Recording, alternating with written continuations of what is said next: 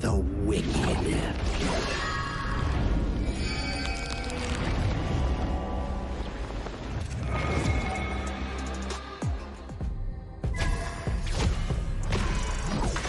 Only after enduring all 81 trials did I see how this world's hardships never end.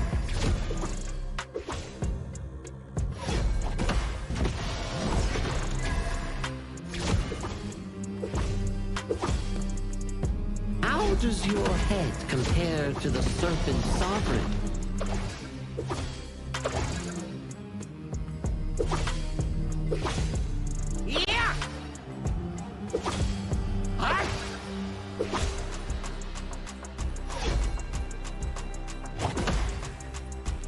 Divine form renewed!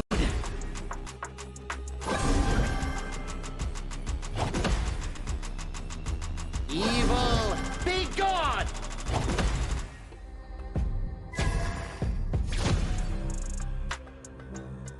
All forms fade!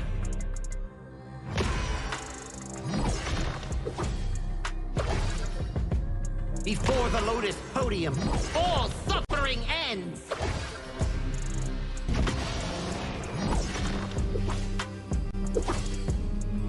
Mercy and wrath unite! I return from the West to dive back into this chaotic world. Little ones of Mount Huaguo, do you still remember me? The great sage, heaven's equal? I'll be back in a flash. Don't let any demons sneak in while I'm gone.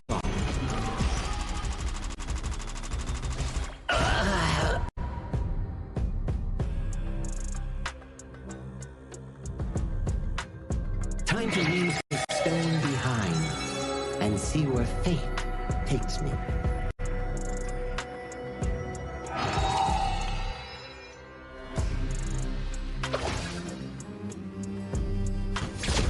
This land belongs to Mount Huaguo now.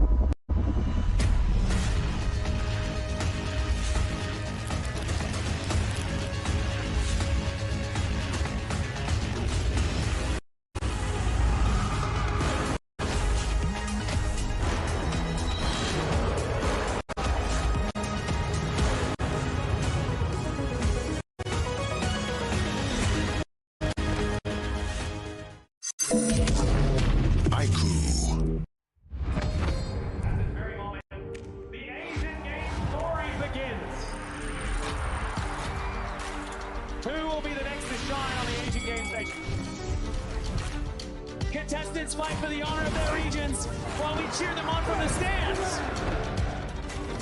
Double kill.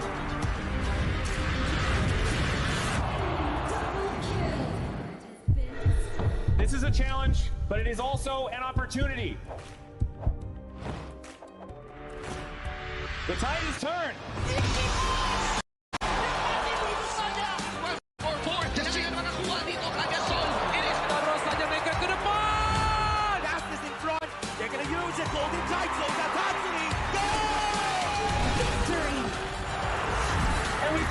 Together, we share the same voice, the same radiance. This moment of brilliance belongs to all of us.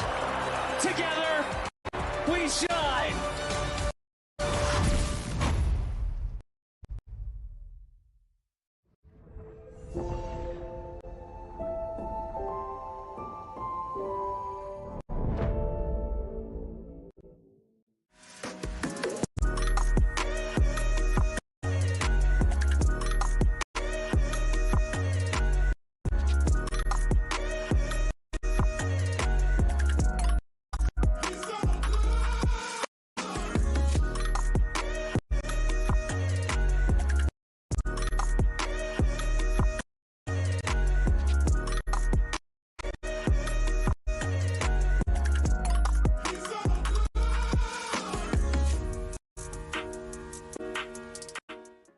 The new Honor of Kings version is here. Let's take a look at the two major areas of updates: hero control adjustments and battlefield balancing improvements. Basic attack targeting rules have been updated. If a player is crowd controlled for too long while using a basic attack, the attack command will now automatically be cancelled, preventing heroes from continuing to chase enemies after the crowd control ends. The movement wheel's dead zone has also been adjusted. After the improvements, there's no longer a dead zone in the center, helping prevent input interruption issues. After improving basic attack and skill targeting logic, even if base attack target priority is set to lowest absolute health, you still prioritize nearby epic monsters, and targeting will feel more intuitive. Next up is an overview of the battlefield balance updates. In the new version, the true damage value of the Crimson Golem buff has been adjusted, with the minimum value slightly reduced. The tower destruction slow effect has also been improved. When a tower is destroyed, nearby enemies will now be slowed. The teleportation portal cooldown has been reduced from 45 seconds to 30 seconds, allowing for more flexible tactical choices. A new lizard platform return mechanic has also been added. When a lizard leaves the platform's area, it will automatically climb back onto the platform. There are even more battlefield improvements waiting for you to experience in-game. See you in the Gorge.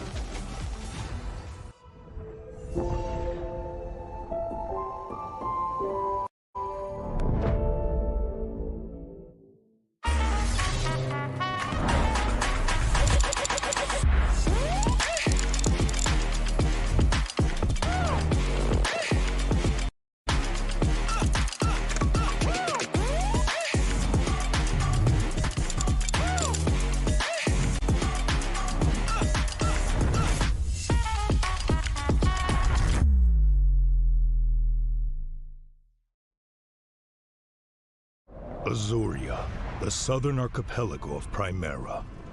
Here, humans and great beasts live in symbiosis. How this came to be traces back to a never-ending catastrophe. 2,000 years ago, Azuria's mightiest great beast, Anita, merged with the power that fell from the Sky Dome. That power amplified Anita's strength, but shattered its sanity. Driven mad, Anita transformed into a massive vortex, the world devouring everything in its path. Where it passed, great beasts were torn apart, and islands were destroyed. This was the disaster that would define Azuria's history, the Eternal Calamity. In its wake, Azuria stood on the brink of annihilation. This catastrophe became known as the Great Desolation. In despair, the humans and great beasts, once mortal enemies, became each other's only hope of survival. The great beast Devita and humanity's greatest champion, Devara, abandoned their conflict and chose to work together. The great beasts sheathed their fangs, and the humans let go of their hatred. All surviving life grasped at one final power, the churning. Deep beneath the sea lay Amrita, a force brimming with boundless vitality. Through the combined efforts of humans and great beasts, it was awakened, restraining the calamity at the center of Azuria and restoring life to the world.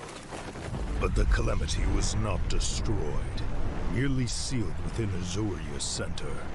It erupts from time to time, bringing countless disasters to the land. Devara collected his knowledge and power and passed them down through the generations, hoping that one day, the calamity could be ended for good. And so, this has continued for 2,000 years. Chief Elder Devara! The calamity has erupted again! It seems trouble has returned. The secret to life is to just take every punch and keep going.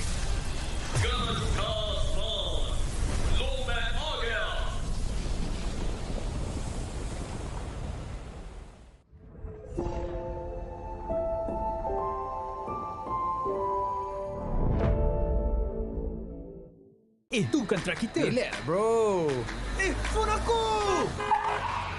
Jom kembali. Mountain View, langkahkan pengembaraan. Kau boleh. Jangan berani. Maju terus. Kasih boost. Adventure. Dapat pun. Steady bro. Rancangkan kekuatan gengmu. He catches three. Can he finish the job? Jumping up here. Welcome to the 2026 Asian Games Esports Qualifiers. Honor of Kings. 20 regions, one stage, and only the strongest 9 teams will earn the right to shine above the rest.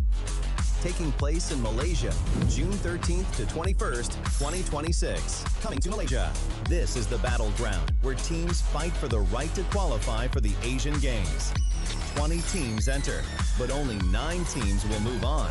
Apart from the 20 regions, there are 3 regions that have direct qualification. Here is the 2026 Asian Games Esports Qualifiers Honor of Kings format. First, the 20 teams will split into 4 groups of 5. In each group, every team faces every other team once in a single round robin, with every match played in a best-of-3 format. That means every match matters. Every game matters. Every single point matters. The point system is simple. Win the match, earn 1 point. Lose the match, earn none. At the end of the group stage, teams are ranked by the total points they've collected. And from there, the road begins to shine. The top 2 teams from each group qualify directly to the Asian Games main event. That gives us 8 teams advancing straight out of groups. But for those not through yet, the light isn't out. The teams that finish 3rd in each group still have 1 more shot. They move into the last chance stage.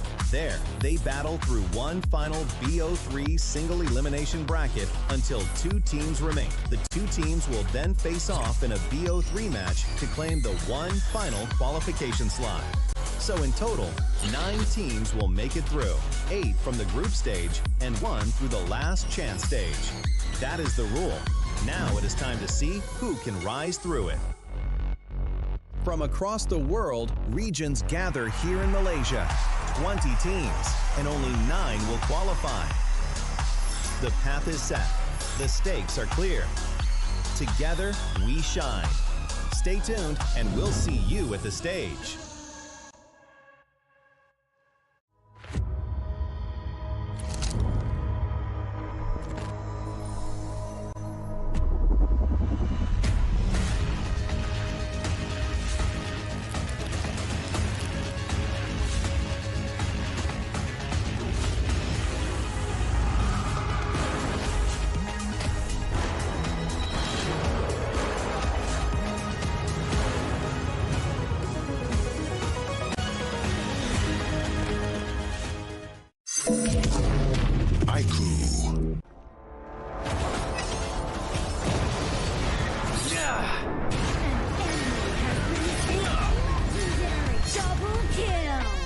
Shall I compare thee to a summer's day? Flame. Don't engage. Flame. Don't crush us like insects. Flame an enemy. Defend our base. Our high ground tower is under attack. Amazing. Unbelievable. Ah, the fragrance of romance. An ally has been slain. Rampage. Double kill! Triple kill! Spectacular! Pentakill! Lady Fortune is on my side.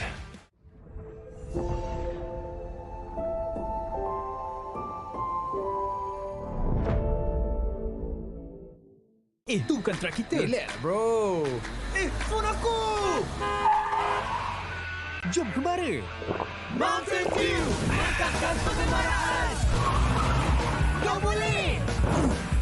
Kat mana pula ni? Maju terus. Kasih boost! Adventure. Dapat pun. Steady bro. Rancangkan kekuatan gengmu. You have been slain.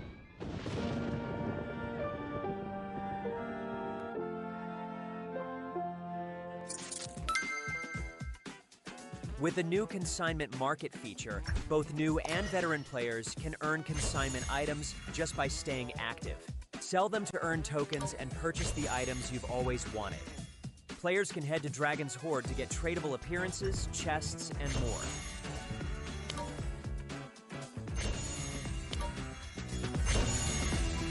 Players can list tradable items on the consignment market to earn curio tokens. During the initial launch period of this feature, all item listings will have their listing charge waived. Use your curio tokens to trade on the consignment market or purchase skins that were available before June 17th directly from the shop. With the new consignment items, players can complete events to earn tradable chests. Choose to open them yourself or list them on the consignment market for sale. Tradable skins can be obtained by opening tradable chests or by redeeming them in Dragon's Hoard. Tradable spritelings can be obtained by opening tradable chests. Tradable cards can be obtained by opening tradable card chests. If you bought an item but did not use it yet, you can still relist it on the consignment market.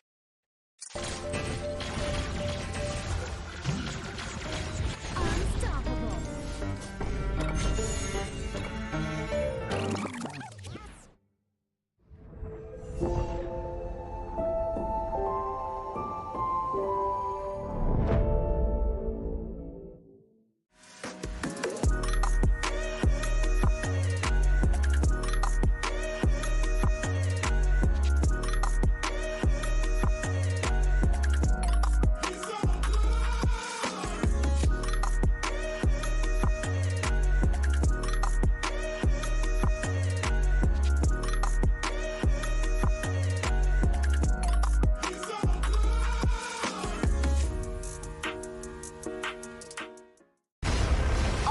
Not ready yet.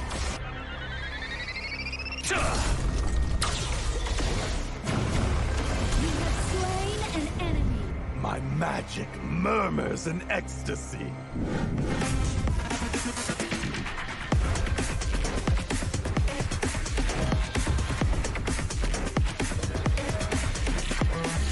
Amazing!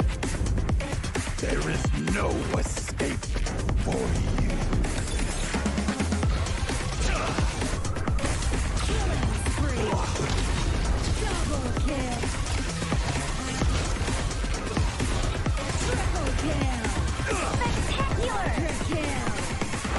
Don't worry.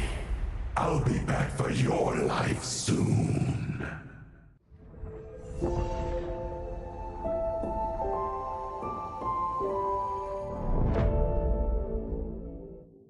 If you've ever wondered how to go from HOK player to HOK top influencer, this one is for you.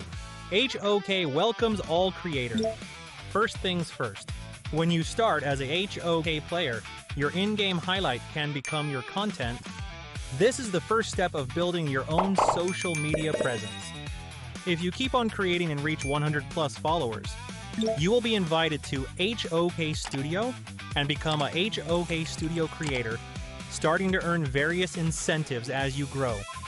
You'll get token and cash incentives for your creativity. Stay in the loop with the latest game updates and get exposure on HOK's official media and website. When you keep pushing and reach 10,000 plus followers, you will become a HOK advanced creator. Here's what comes with it: fixed quarterly contracts, steady cash coming in. We will also offer you exclusive creative guidance to level up your content, regular track.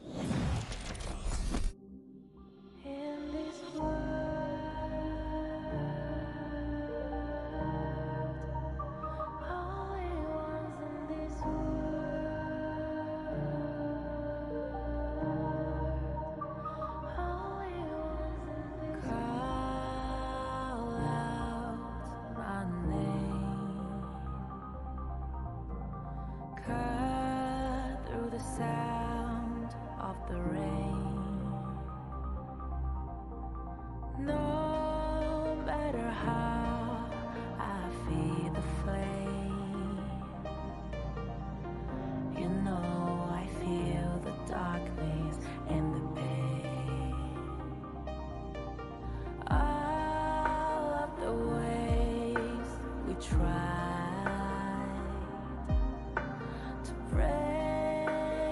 free from the night. You know we made it out, we found the light. I fly so high, light of the skyline. Let's do it this time, like it's a whole new vibrant world.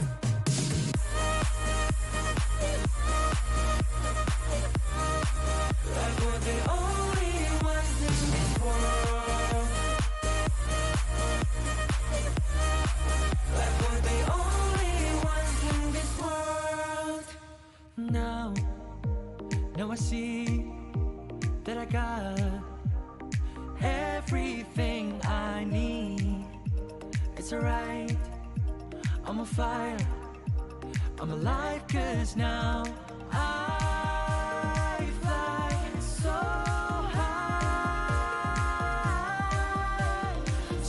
high, light up the skyline. Let's do it this time, like it's a whole new colorful world.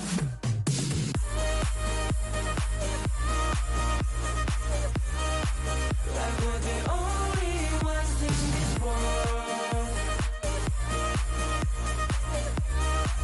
Like we're the only ones in this world. Never thought we'd get this far, burning like the stars. How we get this far, like we're the only ones in this world.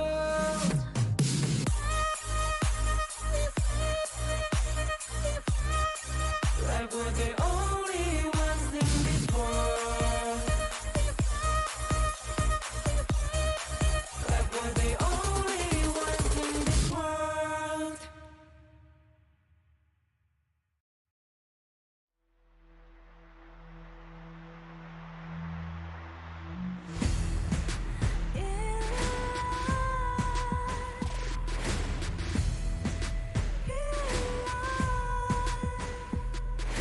What's a life without its worth? Compromising with what hurts inside.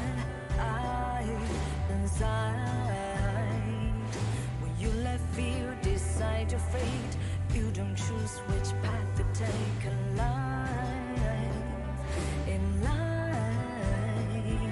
I'm finally letting go of everything that still holds me. I'm against all odds, but I won't give up, 'cause it's my time to shine. Standing in the spotlight, and no one back me down. Destiny is calling high. I'm not afraid to fight for everything I love. Victory's on my side.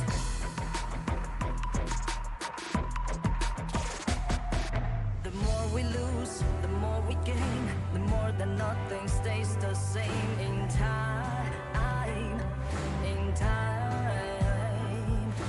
Can't love ever, can't forget.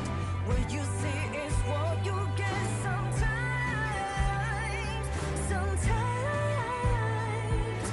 Gonna show the world tonight, the light that shines inside us. We're against all odds, but we won't give up, 'cause it's our time to shine.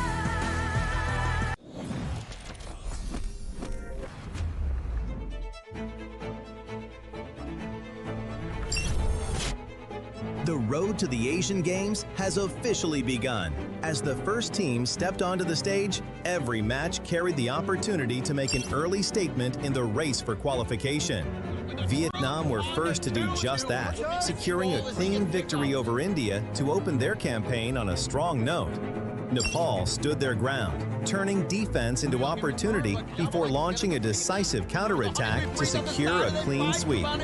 Syria also secured a hard-fought victory over Sri Lanka in one of the day's most competitive matchups. Indonesia showcased the coordination and discipline needed to secure a strong victory. Closing out the day, the Philippines delivered a disciplined performance against Pakistan, controlling the tempo throughout the game. 5 matches, 5 winners, 5 statements made. Day 1 has shown that every team has arrived with the same goal, earning the right to represent their nation on the Asian Games stage.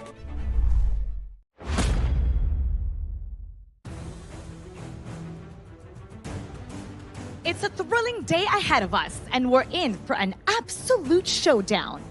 Once every 4 years, Asia's finest compete for a spot at the biggest stage in sports. And today, we get the front row seats to all of it. Welcome to the 2026 Asian Games Esports Qualifiers for Honor of Kings. Yesterday, we got a glimpse of what's to come. 5 sweeps in all 5 series, with Indonesia delivering the fastest game in this tournament at 7 minutes and 19 seconds. And well, for some of the teams, this is deeply personal, with that record just sitting there, waiting to be broken. For some, this is their first time on the international stage, their first time carrying the colors of the region in the world in front of everybody. And it's a chance to show why they belong here. And for the others, expectations are already high, and they know it. But regardless of where they come from or what they carry with them, they have their eyes set on one destination, the 2026 Asian Games. So the question is, will we see another record-breaking performance? Or will another nation carry themselves and rise to represent the region on this very stage? And now it's time to find out. This is what makes it more crucial, as the top 2 from each group advance. The third placer gets another chance, and the rest, their dream slips from their hands. It's time to start the day 2 of the 2026 Asian Games Esports Qualifiers Honor of Kings. Casters, lead the gorge.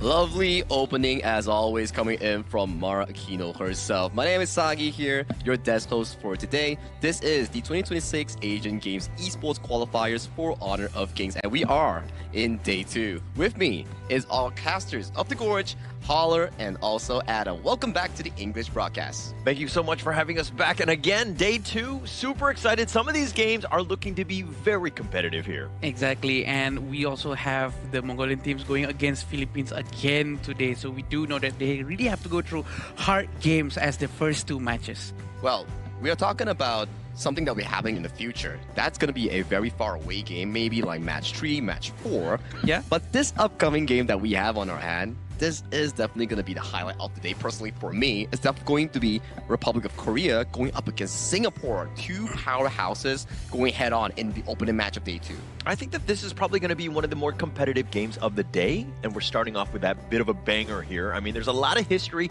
There's, both of these guys have squads from pro teams in the Honor of Kings scene, so this is going to be a fireworks of a game. And are we expecting more Tyrant for today? Sorry, more Tempest, because yesterday we actually saw the Syrian and the Sri Lankan team actually went through a Tempest game, and can we expect from the same from Korea and Singapore? I think Syria had like what? They were losing in the first few moments in the game 1, and then Abdulaziz came in on the Angel Lock with the clutch Tempest steal plus a Quadra Strike to make a great comeback and bring the momentum for Syria into that 2-0 clean sweep. So I think definitely making these important big plays brings a lot of momentum coming in, especially you are representing a region this first time. Yeah, and actually for like day 1, Abdulaziz being able to steal that Tempest Dragon, get the quadra kill to secure the win, but through that entire time though, he had been waiting in the wings for that moment. And this is why this Asian Games qualifier is so amazing, because you have that time. Are you going to be able to stand up and hit that moment when you need to? Exactly. You'll never know what's going to happen with these teams, especially with our first match today. Although we do have the standing coming up, Sagi. Yeah, we do have to check out what exactly went down after day 1. who and what teams coming in from respective regions are sitting currently in their respective groups. As we can see in Group A, Indonesia and Philippines are sitting comfortably with a tied score both for first place, and Mongolia and Pakistan still looking for their first win to equalize out their score. Group B, Nepal is sitting at first place with Jordan, Myanmar, UAE still haven't yet played their first game. And Kyrgyzstan, they will have to find a comeback way to potentially find for that first win coming in for Group B. And Group C, we only had one series yesterday between Vietnam and also India. It was a fantastic match, and Vietnam definitely showcased that they are one of the strongest group contenders coming in from Group C. And finally in Group D, that's where Abdulaziz came in yesterday and stole the tempest on the Angela, which sent Serbia all the way to the top of the group. Yeah, I mean, if we're looking at Group A there, Indonesia and Philippines, they were playing games like they had dinner plans. Like they were running things out, and they wanted to close out the series as quickly as possible. But again, you're kind of seeing a little bit of a discrepancy in some of the teams. But again, we have a lot of unknown teams here. Exactly, I agree. And we do know that the rest of the teams don't really have their data up online because they don't have their own leagues in their respective regions. So I do believe that it's going to be very interesting to see all of these secret metas that might come out. Yeah, and these will be the 3 matches coming in for day 2 of our 2026 Asian Games Esports Qualifiers here. Starting matches, like I told you guys, Korea versus Singapore. This is definitely going to be the hottest match of today, which will start in a few more minutes here. And coming in for the second match, UAE takes on Myanmar. Coming in for another Group A match, Philippines will take on Mongolia. Coming in, India, Kazakhstan, and finally, Indonesia taking on Uzbekistan here. So as you can see, there's going to be a lot of Group A matches today, especially for Philippines, Mongolia, Indonesia, and Uzbekistan. A lot of good games ahead of us. I think that a lot of eyes going into this is going to be back on India. How do they bounce back after that loss against Vietnam? This is still a team that we think that has a lot of potential in Group C. So we're going to see exactly if they're able to, again, bounce back here.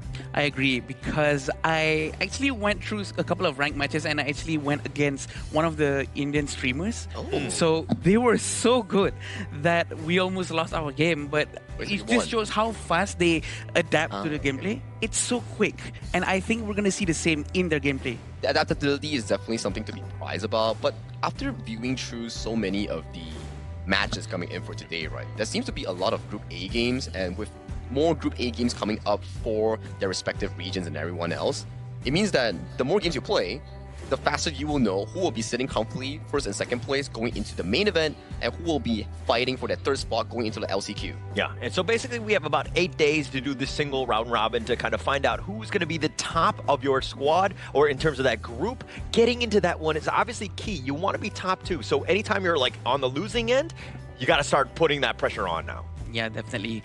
And I do believe that they really have to give their best, especially early on this stage. But we do have a new Baichi skin participating in the event, Sagi. Oh yeah, it's definitely going to be the Playground Hunter. It's already live in the official server of HOK.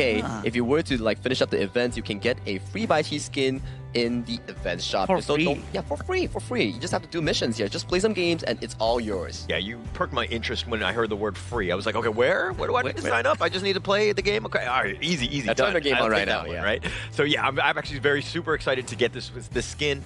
Being a new Clash laner myself, I'm kind of evolving and I need all the skins here. Oh, you're joining the Clash laning role now. Oh boy, I do have a competition. Oh, you're changed man. What were you previously? I was previously a roam. A roam, yeah. Okay. So you were competing with Cloud, so you decided, you know what? Cloud has his own roles. You're gonna. Yeah. I see that. Now I see why.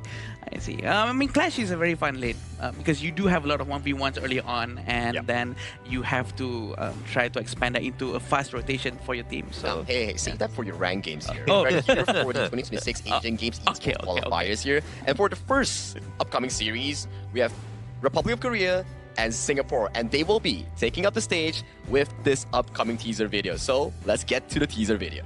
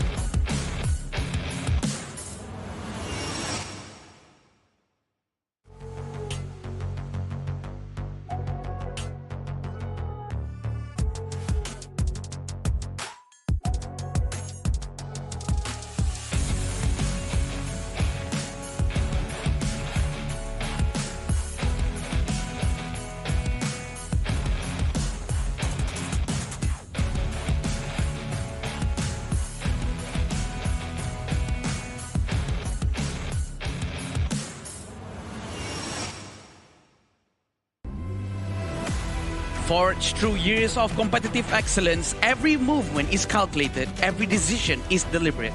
One of the tournament's strongest contenders has arrived. Please welcome Republic of Korea!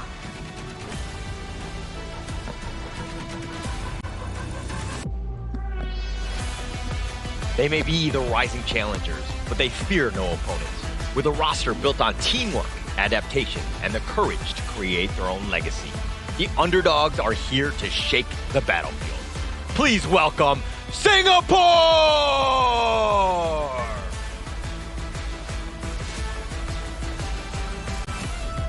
I'm actually super excited for this upcoming match because I do feel that we're going to definitely have a pretty 50-50 matchup between these two squads coming in from the respective regions here. Singapore, we know a few familiar places here. Those players, they have been in the esports scene for quite a while now, and for Republic of Korea, they are no strangers if you are following HOK Esports Global. And this is the lineup for Republic of Korea, coming in with Yuno, Jihoon, Sungbin, Hunmin, and Sungun. And this is a squad that's mainly residing from, obviously Republic of Korea, but it's going to be the Nongshim Red Force squad. A lot of familiarity with this team, and going into this, they've been playing well with one another. This has been the new roster, and I think that, seeing as they qualified for the EWC later in this year, this is definitely a roster that you need to fear here. Oh yeah, so much competitive experience this year. Every time you count them out, they somehow find a way to make it back into the main event and almost defeat everybody. And their recent performance, I think they were second place in the previous tournament here, so they're definitely one of the hot ones coming in from the respective groups. Definitely a lot of consistency, right? And I think that there's gonna be a lot of history between this team and at least one player on this one, and I'll point that one out. But it's gonna be Yenchi, Yuming, Yuha, Kaiyang, as well as Weecat. And Kaiyang is Raven. He previously from Visaka, who had previously beaten Nongshim Red Force at KC 2025. So there's a little bit of a history, and I'm sure that there's a revenge story somewhere in here. Yeah, and I do believe that they have a lot of competitive experience in the background. The team actually shows potential through coordination and adaptability. We do know that a Singaporean team is not going to go down easy, and I'm not surprised if we actually see 3 tempers in the first game. Sagi, are you excited about that? 3 tempers is a long way to go. We only had one yesterday, but judging from two teams' respective playstyle, that may be a possible outcome, judging from the fact that Republic of Korea, their playstyle really resembles slow and steady, winning the race, pacing towards those power spikes, wanting to fight those big objective fights. So maybe, Adam, maybe we might see those Tempest Dragons that you're referring to. Delicious. I don't know if you're going to will it to get the Tempest Dragon. Obviously, we want to see a lot of drama. I think that it could definitely be there. But, I mean, look, if we're going to look at the side of the Republic of Korea, Sungup is definitely one of the guys that they want to kind of look into. Previously known, I mean, his alias IGN is going to be Haku. So yeah, he has a lot of history of being aggressive. He wants to take over the game. So, again, eyes on this guy in terms of just how he performs and takes over the map. Now, I have a different perspective on this. I think it's more on the farm laners here. Kaiyang and also with the farm laner coming in from Korea, both of them have a very similar playstyle where if you give them their favorable picks, they can definitely scale up and put the weight on their shoulders to carry the team towards victory. And the Korean teams, right, we do know that they have been playing together for quite a while, and the cohesion between the teams, the team bonding, well, they go eat together, they go to the cinemas together all these while, so we do know that it's going to be helping them quite a bit in terms of chemistry amongst the players. Compared to the Singaporean players, I am not sure that they have this bond as strong as Korea. I'm pretty sure they need to adapt quick for this. Is that why I'm losing my ranked games with my stack, because I'm not going to the cinemas with them? Is that what you're trying to say? Yeah, probably. You have to, you know what I mean? You have to spend time with your players outside the game to have this unspoken chemistry. You don't need to call out your shots in the game before you do something. Yeah, it's like something like what we saw from Team Philippines yesterday, that everything was so well coordinated here. But the first thing that we have to coordinate is the draft coming in for Game 1 between Singapore and Republic of Korea in this BO3. And it looks like they're going to go with a Yukio to kind of start things off. Singapore will just kind of ensure that they lock this one in. And this is funny because this is kind of carrying over from day one, right? Where the Yukio had been picked quite a bit. It seems like they're trying to look more for like a counter pick. It's a very an all-rounder, I would say. And it's a very smart choice coming in from the Republic of Korea on their drafting phase here. You can see yesterday we had more on the bans coming in from Maestro Nui, Dolia coming in for the red side. But this time around, Korea knows for the fact that, okay, Singapore, you have a hyper carry farm lane player. And what's the meta revolving around this entire Asian Games version? Channel, Arlie, both removed from the pool. Yeah, they really do focus on his hero pools, and at the same time, we do know that Dolia is still open. I'm not sure if anyone's going to pick it up, but I do feel that this is going to be a very different playstyle. If they do pick Dolia from any side of the team, they really have to find another hero to go with the Celestial Melody to make it useful. And this will be the third hero pick from Korea. I am assuming they're going to take something for their jungle. I like the fact that most of the teams have kind of honed in on the Atta pick. I mean, Korea's going to go with the Angela, just locking down that mid lane. I mean, it does quite a bit in terms of the stun. Yes, it's a little immobile, but I think Sungbin in that mid lane will be fine. But Atta, man, the ghost ships have been amazing thus far. Amazing, I would say, especially when against an Eren of all heroes that doesn't have a solid dash that can cross walls. Once the Eren loses the flash, and then she gets locked up by the ghost ship, it's done for here. So I can definitely see the idea coming in from Team Singapore in trying to use the Atta to mitigate the laning phase against the Byron while also amping up Yuming on that Ukutachibana to go for those early aggressions here. Still with the Dolia being out in the open, and I do agree with the Singaporean teams actually bringing out or taking out Guan Yu and Mai Sharnoi from this game, because it has been such a big problem for anyone who's able to play these heroes very well. And Liang has also been taken out by Korea, probably because they want to play something like an assassin at the jungle. Yeah, and you want to kind of target Sungbin in that mid lane. I mean, that's kind of why they banned the Mai to begin with. That's one of his signature heroes. On the other end, you kind of don't want to...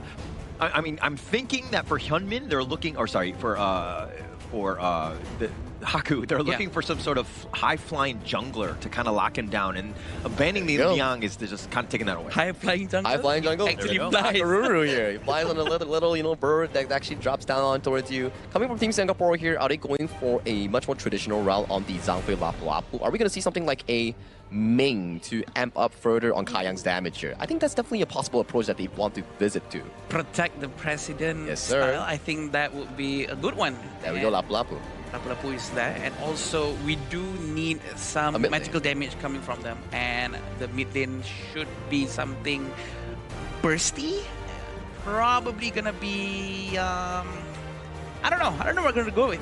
I think figuring out whether something like Ladyism will be pretty comfortable, especially when you have a Byron coming in towards your face and leaving towards Korea side. There's not a lot of Romans left available. Potentially the Zhangfei is their only option here to finalize it. But oh my god, this is something that we call a Longshin Red Force Special, which is Team Korea's official team, their club. It's a Quay. We're seeing another Quay today. When in doubt, go with the Quay, right? I mean, it's all about those hooks, all about that control. Plus, when you have that ghost ship there, you can potentially pull somebody back into you. So it kind of plays around it. So I really like this in terms of the draft. This is very smart coming from them. It all depends on the execution in the end, on how the Quay is going to try to grab someone towards his teammates and make sure it goes down. But again, we have to remember the hook hitbox is actually quite small. It's coming down to precision here coming in from the Republic of Korea. So Holler, talk to me. Who do you give the edge to in this game one? I mean, it really comes back to the Quay, right? How many hooks is he going to hit? Is he going to hit like everything? Then they're going to pretty much win every single team fight, right? Because they're going to isolate somebody, get that man advantage and take over. But if he's not able to hit it, so Songgun, if he's, again, just not able to kind of, connect with them, they're going to have a rough one in this one. Yep, and they will try their best to clear as fast as they can early on in this game. It all depends on how fast they rotate to help the teammates on the side lanes. Having Wikiat opening up the vision up front is going to be very good for the Singaporean team. And we do know that Songyeon hasn't been too aggressive yet as of now. He's not going to be hoking the buffs away from Yuming, but he's going to be helping his farm lane. Yeah, and actually one thing to take note of, just fun fact, Singapore, Lady Jean and the Lady Sun, both of them ladies, right? This is the lady draft that they were looking to go in. A lot of flexibility, plus the Lady Sun, you're going to do some serious damage come mid to late game. And we do have the Atta still up top without too much of a problem going up against Yuno.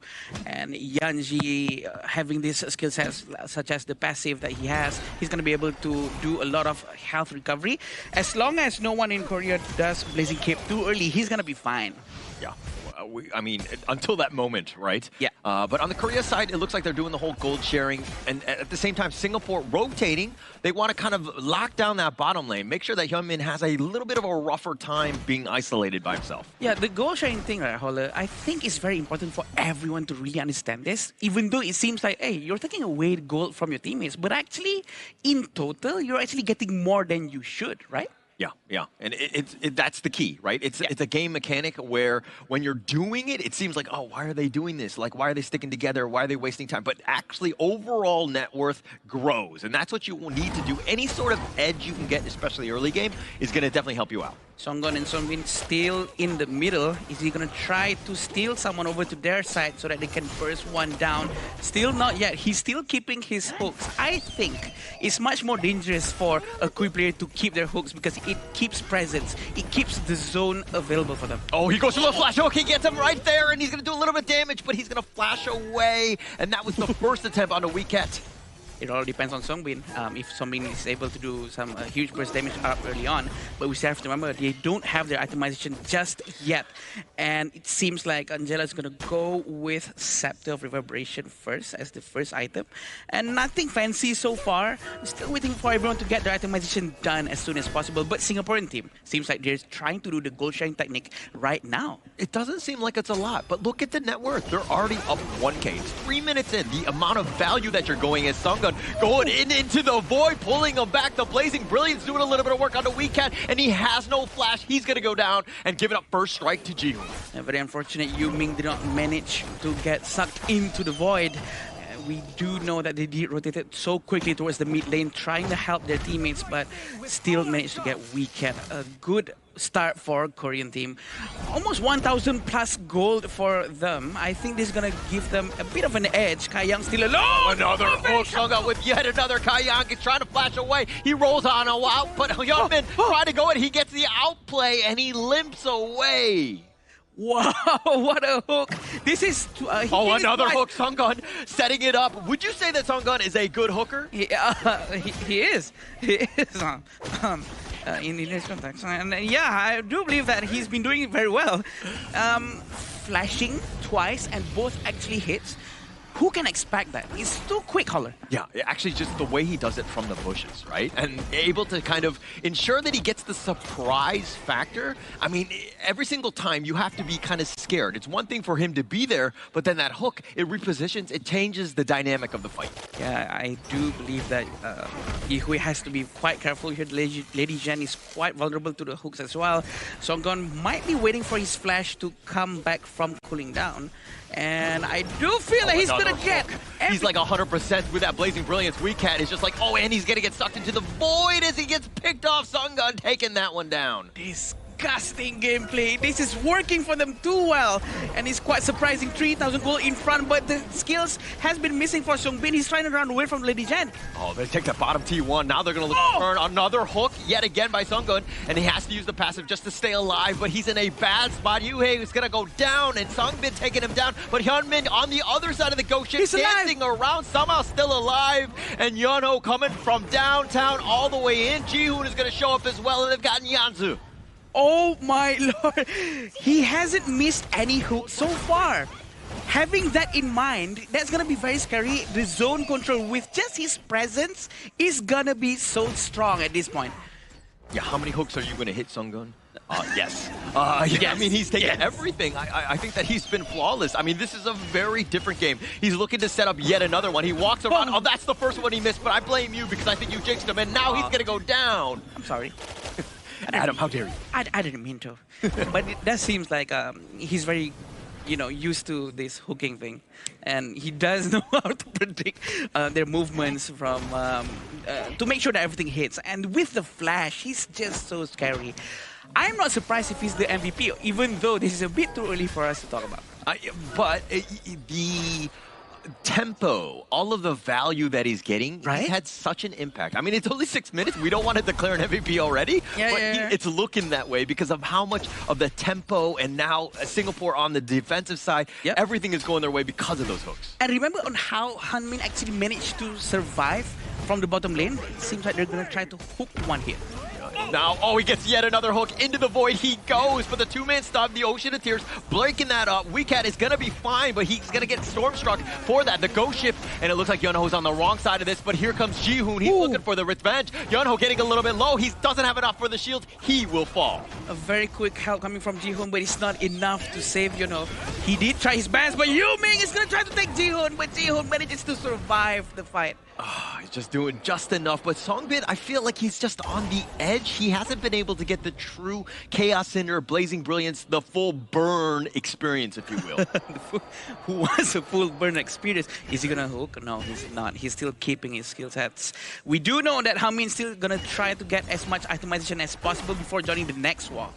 And now he's just like on the prowl. Like they know he's nearby. This is scary, right? Because you know that at any moment you might get hooked. You got to be super careful and play a little more timidly than you normally might. And Kayang also trying to get as much itemization as he can. And we do know that the Korean team is grouping up. They're trying to get a lot of the objectives up here and make sure all the resources is stolen from their side.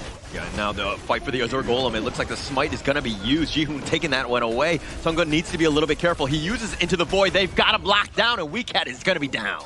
He doesn't care if you're a tank or not. He will just pull you away, make sure that you go down as soon as possible in a distance where no one can put us. Oh, yet another hook. Kayang flashing away. He's going to rolling right back to safety, but it's basically anywhere you go, you are not safe. Yunho is going to just limp away from that one, but they didn't get any pick off there. What are we witnessing, Holler? The amount of sharp hooks that actually hits, it all connects. That is just so scary. If Soundfinder, we could have a stat popping up showing how much hook that is hitting on, it will be very great. Yeah, we need like a counter. Yeah, like how many times he's hit versus the miss. Yeah. Yeah, I think that his hit rate is definitely much, much higher in this one. 80% for sure. Yeah, for sure at this point. He's done so much, and now, again, we're just waiting. Goes for the hook, gets the Crimson. That's going to be great for them because they're going to take that one away. And now they have almost all of the buffs on their side. Cheeky, very cheeky. 5,000 gold in front for the Korean team, and they will try to suppress at the bottom area. We still have our eyes on Sunggun, where he is, and he's going to pull everyone towards him, and maybe they're going to burst down anyone. Anyone that he gets, even if you are a tank, you are going to be melted with the presence of Songbin, with the Angela. I mean, it's the backup, right? I mean, it's about that repositioning, pulling them away, and then you have the rest of the team. This is the easiest thing for Songbin, using that Angela, because you can just literally burn everybody down. It just makes things so much easier when you have the guy right in front of you locked down. I feel so bad for Yuming right now. It hurts as a jungler when you're not getting your buffs, you're not getting your resources. You know that's your only source of food to be economically okay to get your itemization. And he's not getting that right now. Yeah, actually the way you said it, with no food, that just sounds very depressing. Right? I think I need a new term. You could have gone with many different analogies, but you went with a food one, and that one hits home, man. Well, we do see that he's struggling right now. Okay, good idea from him. He's actually trying to cut the bottom lane, make sure that the team has a breathing space at the base, because now Korean have to send someone to defend their bottom lane. Yeah, but they sent Jihoon. It's probably going to be a worst case scenario for Yuming, is he's trying to get away, and the dash across, the Eagles are being thrown, and Yuming is going to be down for the count yet again. Yes, he tried to pull the tank, but he does know that his teammate is not nearby, so he pulls it off and cancel it out.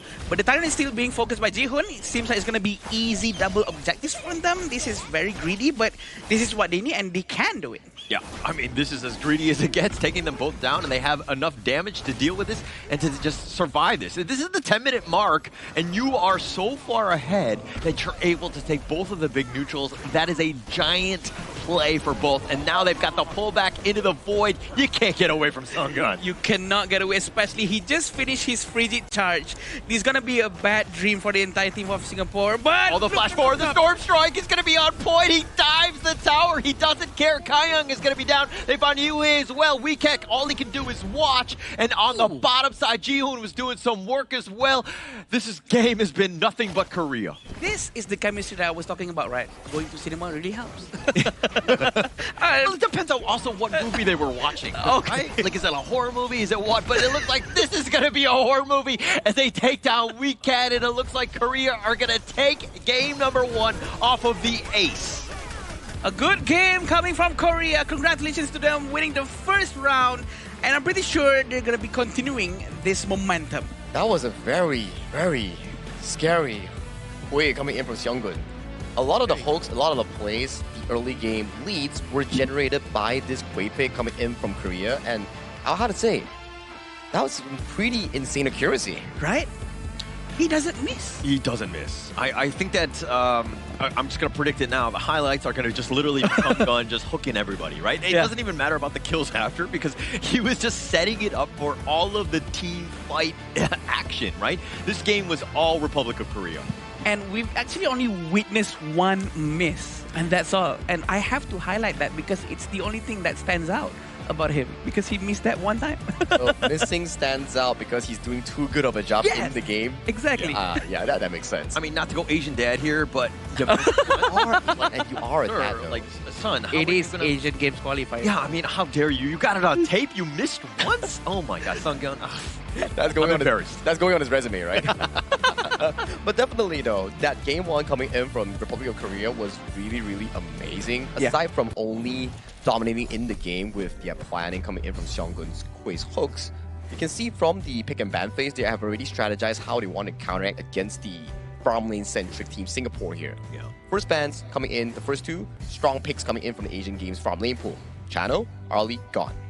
Yeah, taking that away, right? Yeah. You also made it very difficult for Kayang to really get going. He is probably the star on Singapore. And anytime you're putting pressure on and he's not comfortable, doesn't have that space, and constantly getting hooked left and right, you're going to have a rough time. And I was actually expecting for the Quay to focus down on Kayang because they are the backlines, they're the one who deals damage.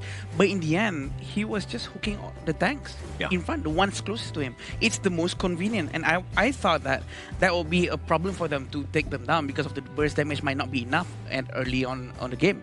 But it works out, and they managed to steamroll from hooking tanks. That's where the Angela comes in, right? Once you get the hook in, that Blazing Billows drops on towards the side of Weeket's Lapu Lapu, and he gets disintegrated, burns down. So I do think that in terms of planning, of understanding the Asian Games version, so far Team Korea, they have shown a very high level of mastery. Yeah, definitely of mastery on that one. It also comes back, you're like, maybe it's like a draft issue and all that stuff. But when Songgun is literally hitting every single hook, it doesn't matter what your draft was at the end of the day.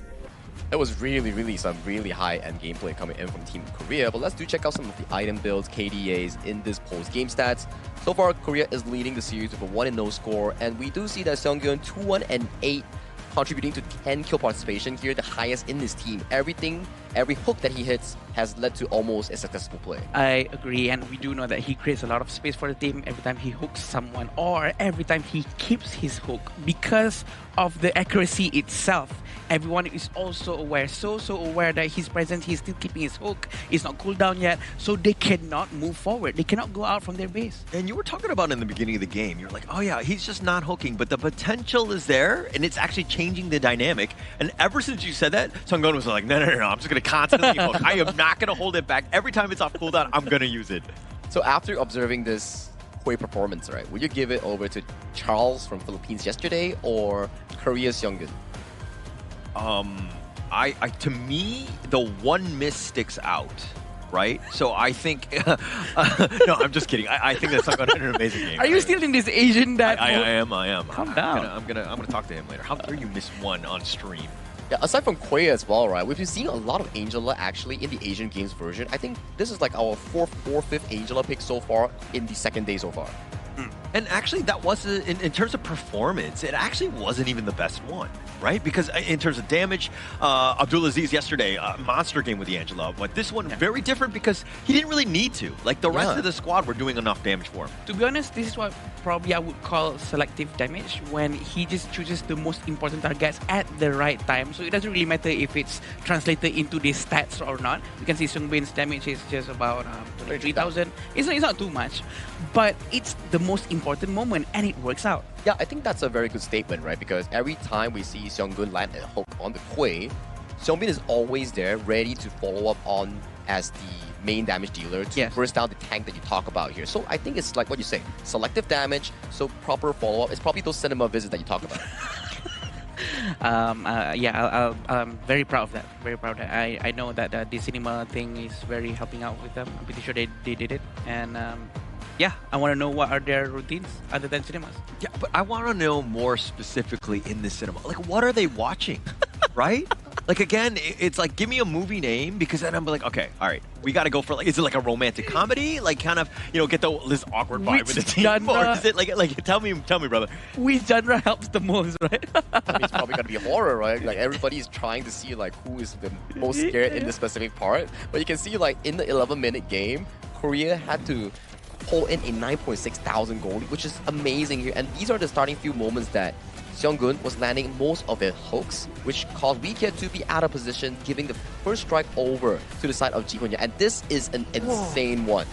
He mind gamed Kayang into walking into the hook direction, and then even if Kayang were to burn the flash, Hyunmin was really fast in following up with the play to capture off for that solo kill on towards the farm lane 1v1. And this is also another one. Like you say, highlight reels? No, this is the Seonggun reel.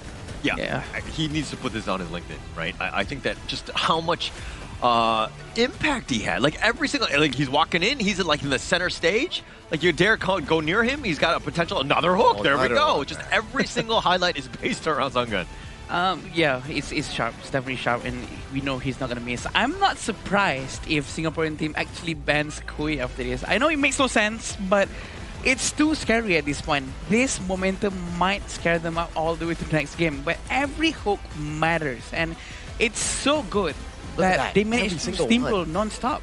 Every single highlight reel is crowd control into a hook, or hook into a crowd control. Very beautiful, I would say, teamwork coming in from the Korea squad, which really allows them to make such great plays in pulling the goal gap into almost 10,000 at a bare 11 minutes. Yeah, just the last highlight was one where Seonggun just missed the hook. Hey, I think everybody needs to kind of point that one out, because everything else was great, but that one miss. But Seonggun is going to be your clear MVP here. We got to remove this Asian dad from the seat right now. Get him off the casting bed. 218 and 13% damage. For the Kui, 13% is actually quite a lot, to be honest. Even though he's been hooking tanks, but he's doing a lot of work, definitely. And damage taken is also 22.7%. Seonggun, he deserves this one. Definitely deserving, right? So much presence in the game. From start to finish, he was making plays after plays after plays, building leads, shattering the hopes of the Singaporean squad in trying to make a potential comeback, in trying to drag the game into potentially like Tempest Dragon that you mentioned just now. So well played thus far in Game 1 coming in from Team Korea. What can Team Singapore do to actually make a 1-1 coming in for the remainder of the series? I mean, Bangui is definitely something that they might need to consider. That's how, dire things are right now, because I think it just has so much impact. Plus, we're not playing global ban, so it's always going to be available. And when you have a performance like that, you're kind of thinking, like, what can we do? What are our options? How do we avoid this altogether? In terms of picking maybe different heroes to deal with Kui, that might work. Maybe heroes with more mobility, hero with a lot of dashes. But, Sagi, I do think that banning Kui might be the right decision. There's no shame in this, okay? There's no shame in this.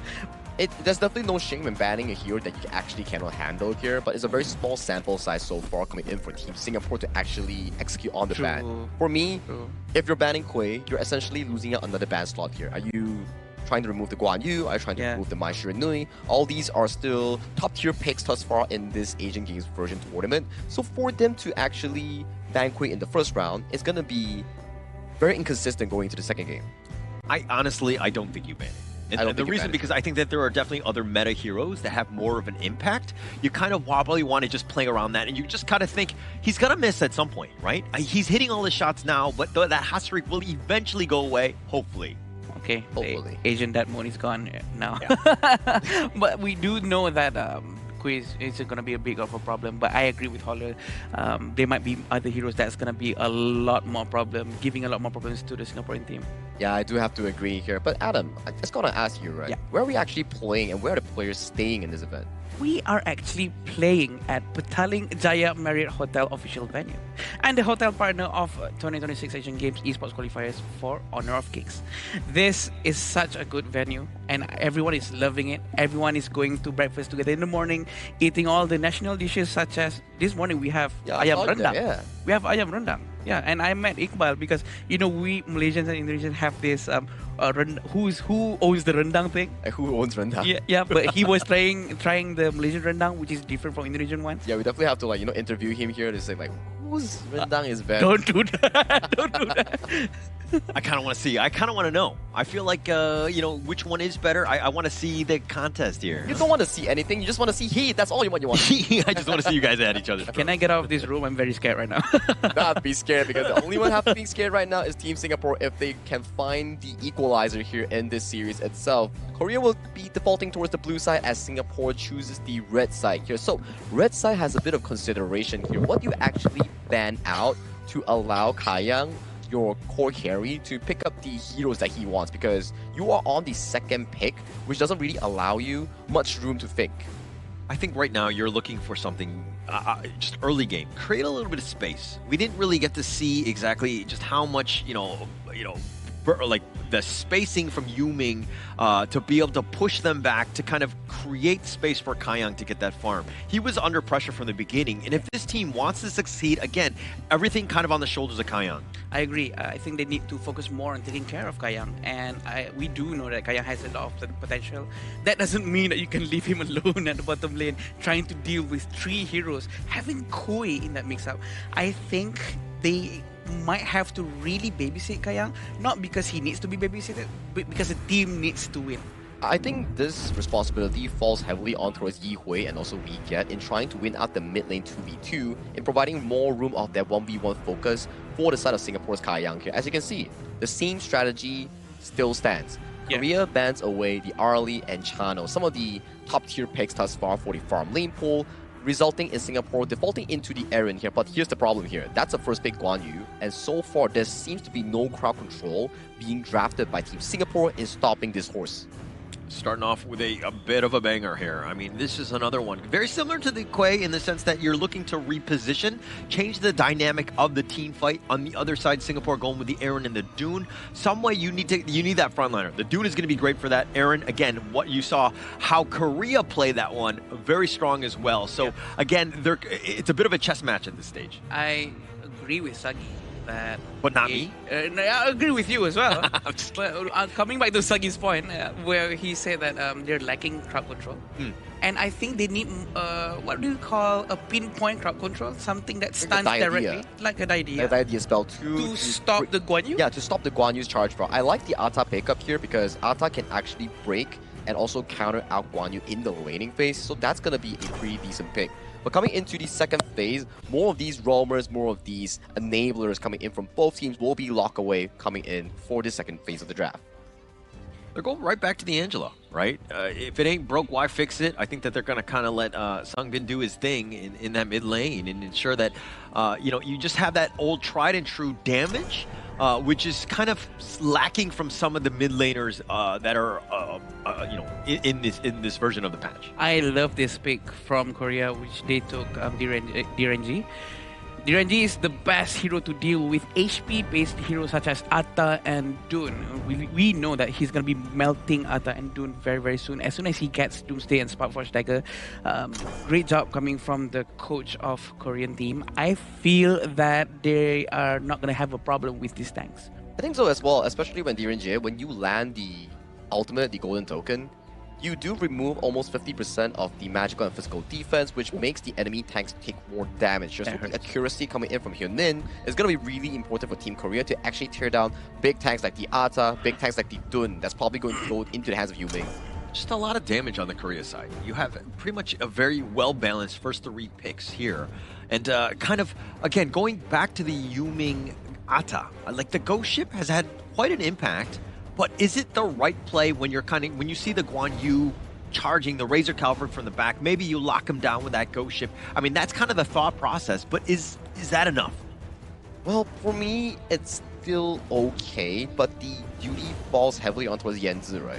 If he misses one, flank coming in from the side of on that Guan Yu, things are going to be really, really difficult coming in for the player itself. And to me, I feel like the ghost shape is might backfire the team if he position it in the wrong way. The Guan Yu might make good use of the wall and just smash them against the wall, which is gonna be a big problem. But Dahlia has been picked, I think. That's our first one. The first time. Yeah, I think it's gonna work very well with Dun, resetting the Unruly Blade a lot of times and hopefully being able to stop the Guan Yu. Yeah, the Dahlia Dune combination, just these double the combination that you have, very strong, really setting it up. And I mean, this is something that we were kind of alluding to yesterday when we were talking about how the Dahlia would always be a power pick, right? It just adds so much impact. Plus, there's a lot of great ults that you can refresh. This is a good lineup thus far. Hang on a moment here. That Guan Yu seems to be going into the jungle coming in from Team Korea. That's a Byron Clash lane. Huh? Wait. That seems to be a jungle Guan Yu coming in on the hands of Ji-hoon that will be played in this exact version. And then, yes, in some versions of this game, especially regions coming in like Vietnam, they do play the Guan Yu in the jungle here. So I'm interested to see how they actually pull this off. Instead, it's going to be a Byron jungle coming in from Ji-hoon. Yeah, I think Byron would make more sense because Guan Yu is a hero that really needs to run around and charge up before he can attack. That seems to be the case here, but this will be game 2 coming in from Team Singapore and also Team Korea. We have a niche pick so far coming in as Byron Jungle on the hands of Ji-hoon. So Holler, how do you think this will unfold? I think it's gonna unfold. I mean, hopefully, it really comes back to, Sungyup in terms of the jungler, this Guan Yu, just how much impact he has. If he's able to, again, reposition everybody, they win all the team fights, like kind of what you saw in the last game. So it really comes back to him. Yep, and it seems like the Singaporean is going to try to do a better rotation this time. We're going to try to catch Hunmin early on and really try to help Kayang. The stun really connects towards Yihui, and it seems like Yihui is going to do okay so far. They don't have enough heroes to help them out to get the Firehawk, but they managed to try to defend at least. Smart, right? Singapore, you got to if you know who the all-star is on your team, Kayang is the guy. Not to say that the other guys aren't, but I think that he's kind of the man, right? He needs his space, he needs his farm, and especially, any sort of support you can give to him, you're doing a good thing. Yep, he's actually outside the brush. I'm not sure if he realizes this. Yeah, probably he knows. He's trying to freeze the lane here, so he's going to take a little bit of damage because he's just going to wait it out. I mean, and it's outside of the tower range, so it's going to be perfectly placed so that, now it's way more difficult for Yan to kind of to get those last hits because it's so close to that tower. I see. Very smart from him. A lane manipulation 101. 300 or 500 gold in front for now for Singaporean team. Seems like they're doing well in terms of the economy. We do know that Yu Ming is ready for war at this point. Is he gonna jump in as soon as he sees the Angela? So, while he's technically ready, I think that you still kind of want to wait. You got to pick your moments. Kayang here taking a little bit of damage there. Weecat was there on the side, but Korea looking to, again, pressure Kayang. He's the guy. Make sure that he has a rough game. Ji-hoon is still trying to defend mid lane as fast as he can. Songbin is on the way. The gold sharing will be done soon. And we do know that Hamin is trying his best to farm as much as he can. It seems like this time there's not going to be too much aggressive gameplay early on. But we do know that Korean is usually starting to come online around 4 minutes and above. Yeah, they'll be ready. I think that they kind of set themselves up. In terms of the lane, right now they're doing a lot of gold sharing, making sure that Ji-hoon's got that farm for that 4-minute mark, which is, of course, a key milestone in this one. Yeah, and we know that Yihui is using Garuda. Garuda is going to be a big problem for them as well because the Wings of Judgment is going to be so painful for anyone in front of him. I think in terms of scaling, maybe Singapore might have the edge. A little bit of an edge. I mean, if anything, this draft is a little better because Yuhei, the wave clear is real. It wants space, right? Yeah. The last game, pretty much Korea got those pickoffs, and then they had no answer to deal with the constant wave pressure because they were down a man. This is a little bit more stock sturdy because you have the tanky frontliners as well. Yeah, and are we saying that it's better off if they pick Kui again this time? They should have picked Kui. Are you saying that, Holler? No, I mean, I think they could have gone back to that but this is also good. Sunggun is also a sniper with these cannon blasts on the moats. He's definitely going to have an impact in almost the same way. Yeah. But one thing I've noticed about Korea when they were playing with, Nongshim Red Force, the KML, they have a really deep hero pool. They are not scared, to kind of, see what else is out there because, again, they're able to play everything. All Wings of Judgment, they're really trying to find the damage, but Angela is protected from the hits because of the minions in front of her. Yeah, no real chance there. And plus the Blazing Brilliance, the Peacebringer just knocking 3 members back. He's going to do a little bit of work, and he gets a little bit low, but Ewing Unruly Blades on out. Kayang is meeting up with Hanmin at the bottom lane, but he will be safe. They're gonna get a tighter without any problem whatsoever. Yuno's gonna rotate back towards mid lane once more. It's quite scary seeing Guan Yu and Byron in the same team. Actually, I mean, they're very tanky frontliners, plus they're able to reposition you. Right. I mean, Jihoon is going to be a problem. He's always great with, he's so good with all of the different junglers, but on the Byron, this is an interesting wrinkle in the lineup from Korea here. The amount of crowd control coming from them is a lot, because we have Guan Yu, we have Byron, we have Angela, a lot of crowd control coming up from Korea, and it's going to make it a lot easier for Hanmin. I think that's the whole point of this, Holler. Just to create space for Hanmin to be able to do a lot of basic attacks at the end of the game. Yeah, Korea rides on Hyunmin's play. Like, I think that once he gets going, he is that finisher. The Storm Strike is going to be real. Kayak taking a decent amount. He's got the homing missiles, but he's not doing enough. And now with that think inside the box, they got him in the wrong side. The Unruly Blade, Yuming, he's going to get on back. Wind Slash just to ensure that he gets that space and he gets on out. I'm quite surprised that Songgon actually missed his Cannon Blast. I was, hoping for him to channel his inner Kui into this Moza. But maybe it's a bit too early. He's going to, be angry if he hears what I said. If there's anything that I've learned, it's okay to let them miss once in a while. Oh, okay. I know it's a little weird, and he should be hitting all of his hooks, but, the Cannon Blast, we'll let him go a little bit.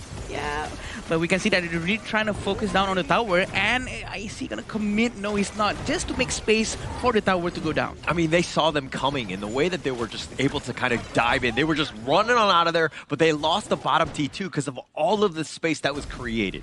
Yuming is still up front, opening up vision for his entire teammate. He is committing into this without the help of his teammate. They has just arrived, and they're gonna do it now. Yeah, now with that Wings of Judgment, but how much damage can they do? Jihoon looking to fight 1 versus 5. He gets Wind Slash, but he's continuing on. He needs to be a little bit careful. Sungbin is going to be down as well as Jihoon, and it looks like Hyunmin, he tried to go in, get it onto on top of Weecap, but that might not have been the right play. Double strike going the way of Kayang before he gets taken out. A very good fight. Yuno has just arrived from the top lane. He wasn't inside the team fight just now. I think that they're going to try to play around him next time. They really need his presence because he just used his ultimate down at the bottom lane, tier 3.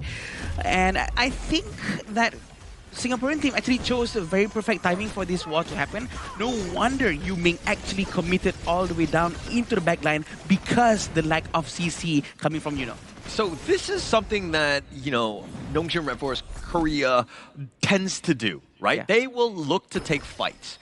If you're looking at what just happened, even in the last one, Yeonho was nowhere there, but they were willing to take the fight 4 versus 5, and you can kind of bait out Jihoon at moments. He tends to be a little bloodthirsty at moments. And I guess he's supposed to buy some space and time for his team, but apparently it's not enough, and his teammate actually lost a lot of space and heroes at the back. But we do know that they need Yuno in the next team fight. They need Yuno no matter what, and Yuno really needs to be at least nearby. Okay, you just said like many a time, so I'm like, he needs that to be needs to be there. Got it, I'm on play. Okay, all right. It took a little tracking, my bad. It's still a little early. Stop the Asian diet, please. But here we go. The Blazing Brilliance, he's been stuck on the wall. Sungbin, he's just trying to just stay alive, but he gets picked off. Yinuo making him pay for sticking around. The Wind Slash is going to be on point. They find Hyunmin as well. The Cannon Blast slowing him down, but I think Singapore are going to be very happy as Jihoon goes in with a force field suppression. He wants at least Weecat. He tries to go for that Storm Strike, but he's in a bad spot. He too will fall. A hot streak going the way of UA. He actually tried to chase Dolia. I thought that he was going for different targets, but actually going for the Roma is a very interesting choice coming from Jihoon.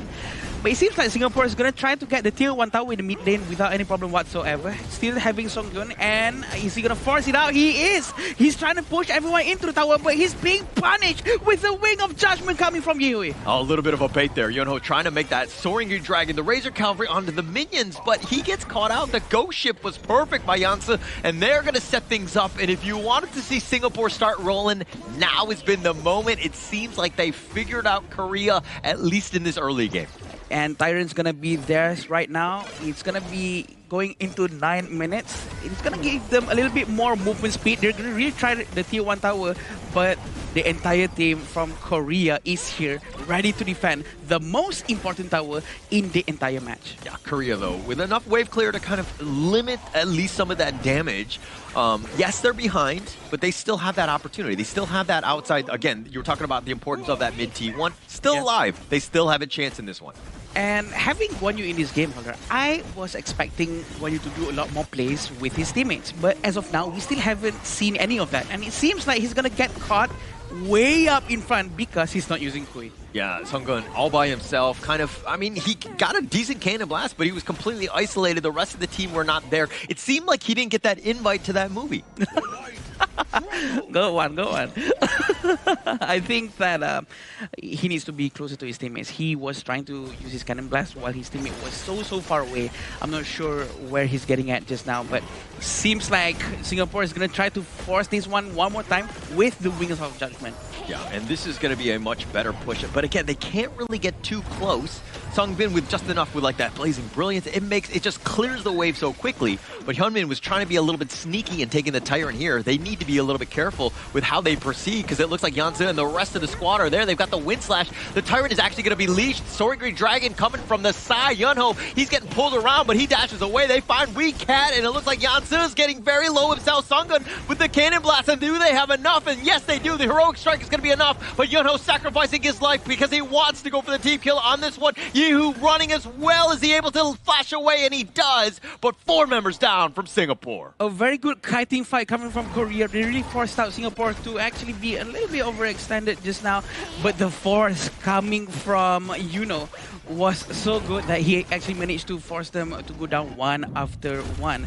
And this is what happened just now. They're trying to get the Tyrant, but look at him. Yuno was so ready at the back. He actually went in, knocked them out, and he keeps on pressing in, even though his HP was actually quite low. This is where they need to stick to. Like, this is the composition. It revolves around the Guan Yu. It was the first pick for them, right? Yeah. He needs to set things up. Every team fight thus far that they lost was because he was never there. So now that they know the play, hey, we got to stick together. We need to ensure that Yuno is being the initiator. Yeah, this is going to be very interesting to see how Singapore is going to start to deal with this problem. Are they going to start to use the Ghost Shape? But look at how Yuming got melted so quickly under his own tower. They're going to try to dive into the tier 2 tower hauler. Yeah, Jihoon not scared whatsoever. They're going for the side. Yunho just trying to push him back. They find Yue, and it looks like Yansu just trying to run away. But again, just set up properly. Jihoon is an absolute monster on this Byron here. He quickly rotated to the bottom lane. He's going to be pushing that lane, and he's going to try to pressure them into the tier 3 tower at the bottom lane. 2,000 gold in front. It's not too much, but it's enough for them to start pressing in. 2 members down. No way to defend on this one, right? Yuming will be up. Yue in just about a couple more seconds after him. But this is a tough situation. Korea now looking to flank, taking the mid T3. Jihoon needs to get on back. He's a little bit low on the side, able to get away. And now the Blazing Brilliance says, hey, you want to come for my buddy? Come through this first. A very good zone control usage of that ultimate from the Songbin. They're going to start to pull back just a little bit. 2,000 gold in front. And it seems like Singapore is trying to press them away because they know Jihoon has no HP. So they are lacking tankiness. And Yuno is not really okay with his HP as well. Oh, the Blazing Brilliance. They find Yuming, and he's in a bad spot. He gets completely decimated. Yunho is on the side. He's just trying to bait them off, but the Razor Cavalry is going to be used with that heroic charge. They're pushing him back. Yue, he's getting knocked around like a pinball, and he gets taken down as well. Weecat is getting a little bit low himself. Hyunmin finding him out. Yunho does fall in the end, but I think he did his damage as 4 members down yet again for Singapore. Hyunmin actually managed to flank the entire team from the back using a DRNG, which is very, very very crazy because of the help of his teammates. Look at how they're diving into the tier 3 tower. They know it's only one hit left, and they're going to try to end this right now. Yeah, the Blazing Brilliant Jansu is just going all in. Think inside the box is going to be on the side, and it looks like Korea are opening it up. They take the ace. Yuming just trying to hold it down, but the crystal at half, and he too will fall, and Korea will take the series and the sweep. Another amazing win coming from Korea. 2-0. Is that convincing, Sagi? I would say it's very, very convincing here coming in from Team of Korea. This is exactly what we expected coming in from start of the day here. But Game 2, Singapore actually fought back really well up until the 10th minute mark. But coming in with the Razor Cavalry on that Guan Yu, found the first attempt, soak up all damage, kited away to the right side, and then found the finishing blow on towards the backline. That's what exactly set up the pace for Team Korea to find that comeback in the mid-game. It seemed like Yunho was the guy, the reason why they were losing, and then also the reason why they won. Because once he started getting in those team fights, the dynamic of the entire game shifted. I agree, and I was expecting them to do the same from the beginning of the game, to use Guan Yu to actually try to flank everyone from the back early on, but apparently probably he was trying to get his itemization first, trying to get all the minions, trying to get all the golds ready for him to do enough damage, but yeah, he actually managed to pull it off 10 minutes forward. I think the early game was very well played by Singapore, especially you see that Yanzi on the Ata was like successfully blocking the flanks, marking down the Guan Yu's attempts, which we saw in the mid lane before 10 minutes. Was actually having a really difficult time in accessing those teamfight angles that we talk about. But coming into the late game, where objective is like your main approach in the Shadow Tyrant, it starts to see that the focus coming Team Singapore started to waver. They didn't really put a mark on towards Yuno's Guan Yu, which allowed him to go in, disrupt the battlefield, escape for a while, and find another flank angle, which successfully brought Team Korea back from the brink of a comeback. Yeah, this is a game where if you're Singapore, you're not so discouraged. You definitely had that chance. You had a great opportunity at the start of the game, as you rightly pointed out, Sagi. And going into this one, I think they need to continue that momentum. It was the mid-game where Yunho started to get online, and they weren't able to tag him. And then that was kind of when he was able to kind of turn this game on its head. I think the biggest problem for them is to continue that momentum, trying to find how do we maintain this consistency, this pressure. I feel that the answer has been cut off just because the Guan Yu has started to come online and he's going so aggressive throughout the entire map. And aside from praising Yuno on his Guan Yu, on how much flanks that he actually did, I want to put our focus to Seongbin on that Angel here, because in the later stages of those fights, he was successfully taken down Yuming, who has been having a fantastic early game with the double of Lily Blade Dolia doing combo. But this Angela successfully found those opportunities when Yuming was starting the objective, when he was crossing a river and taking down the primary front line, which is that Dun. And actually, it's funny that you point out Yuming, because you would see him and he would just constantly get burned down, right? And he was not really tanky enough, and this net worth speaks volumes here. Well, he was 4th place in terms of his own team's net worth. There's a reason why he, again, was not tanky enough to survive as that frontliner. But to be honest, early on, he actually managed to get like a couple of kills alone at the back because his team was so busy handling Jihoon in the mid lane. But afterwards, he couldn't continue that momentum again because of the lack of damage coming from the entire team, and he cannot find that chance. I think it was more of an opportunity that Seongbin actually found out, that they bursted down Yuming in removing a 5v5 in up front. And afterwards, you can see the damage coming in from Korea. It's coming mainly from Seongbin and Hunmin. And it goes back to what you said during the pick and bans. If Hunmin gets to land the golden token, it allows Seongbin to simultaneously burst down the tank even quicker than expected here. That's why we see Yuming. Although he got taken down a few times, you can see a very high damage taken percentage of both the Singapore's clash lane and also the jungle. Actually, I'm not aware that the golden token actually reduces magic as well. It's okay, now you know. I thought it's just physical just for the DRNG, but apparently it helps Seongbin too, so that's very interesting. And looking at these stats, I mean, like Yunho, 50% of the teamfight rate, right? Again, they were losing because he was not there. Yeah. And then once he started showing up the other 50%, and then that's when they started to win. So stats speak volumes about how a team fight or a team game actually went. And it just being able to show up at the right time, it's got to be key as the class laner. And honestly, I thought that Songgun's Mose was it was okay, but definitely not as angry, not as furious as the Kui just now, because he was sometimes off position in the mid lane. He went in alone. He'll never do that with Kui, right? Probably because Kui needs to stay away from the enemy so that he can pull them further away. I think it's also because that in this game itself, we do see Singapore finding more opportunities to fight back, which really decimated Seonggun's occasional bad positioning, which we saw that there's like a difference between there. But you also can see like Seonggun, he tanked 70,000 and he also did 69,000 here. So he was actually doing a lot on this Mozi compared to what he did on a Kui. Kui, yes, he did land all those amazing hooks, but on this game itself, he's also a pseudo damage dealer on that roam pick. Yeah, and also because, you know, the Mozi has the Peacebringer, so he has a little bit of more mobility. He would probably, you know, just be a little bit further ahead as opposed to the Kui, who's a little bit more static, where you know when you're going for the hip, you need somebody to back you up. So I'm sure that they were on the same page a little bit more with that role in mind. But again, the Mozi is a little bit different here. I agree, and this graph really aligns with what both the three of us have expected to happen, which is a very close fight between the two teams. And Singapore actually shows that they are able to take down Korea, but they did not manage to continue the momentum. The graph really shows that a roller coaster. Once it goes to Korea, goes to Singapore, and all the way back to Korea. Yeah, it's about consistency in team fights and their decisions at those big few moments, right? You can see this graph early to mid game before the 10th minute mark. It's really back and forth, almost a 1,000 to 2,000 goal lead between the two teams. And afterwards, at the 10th minute mark, is where we saw Yuno and Seonggun start to find those amazing crowd control in the team fights, which led to the demise of Team Singapore in this game too. Yeah, and you're watching this one, you're thinking, Korea just completely blew them out. It's like, no, actually not so much. It was very competitive.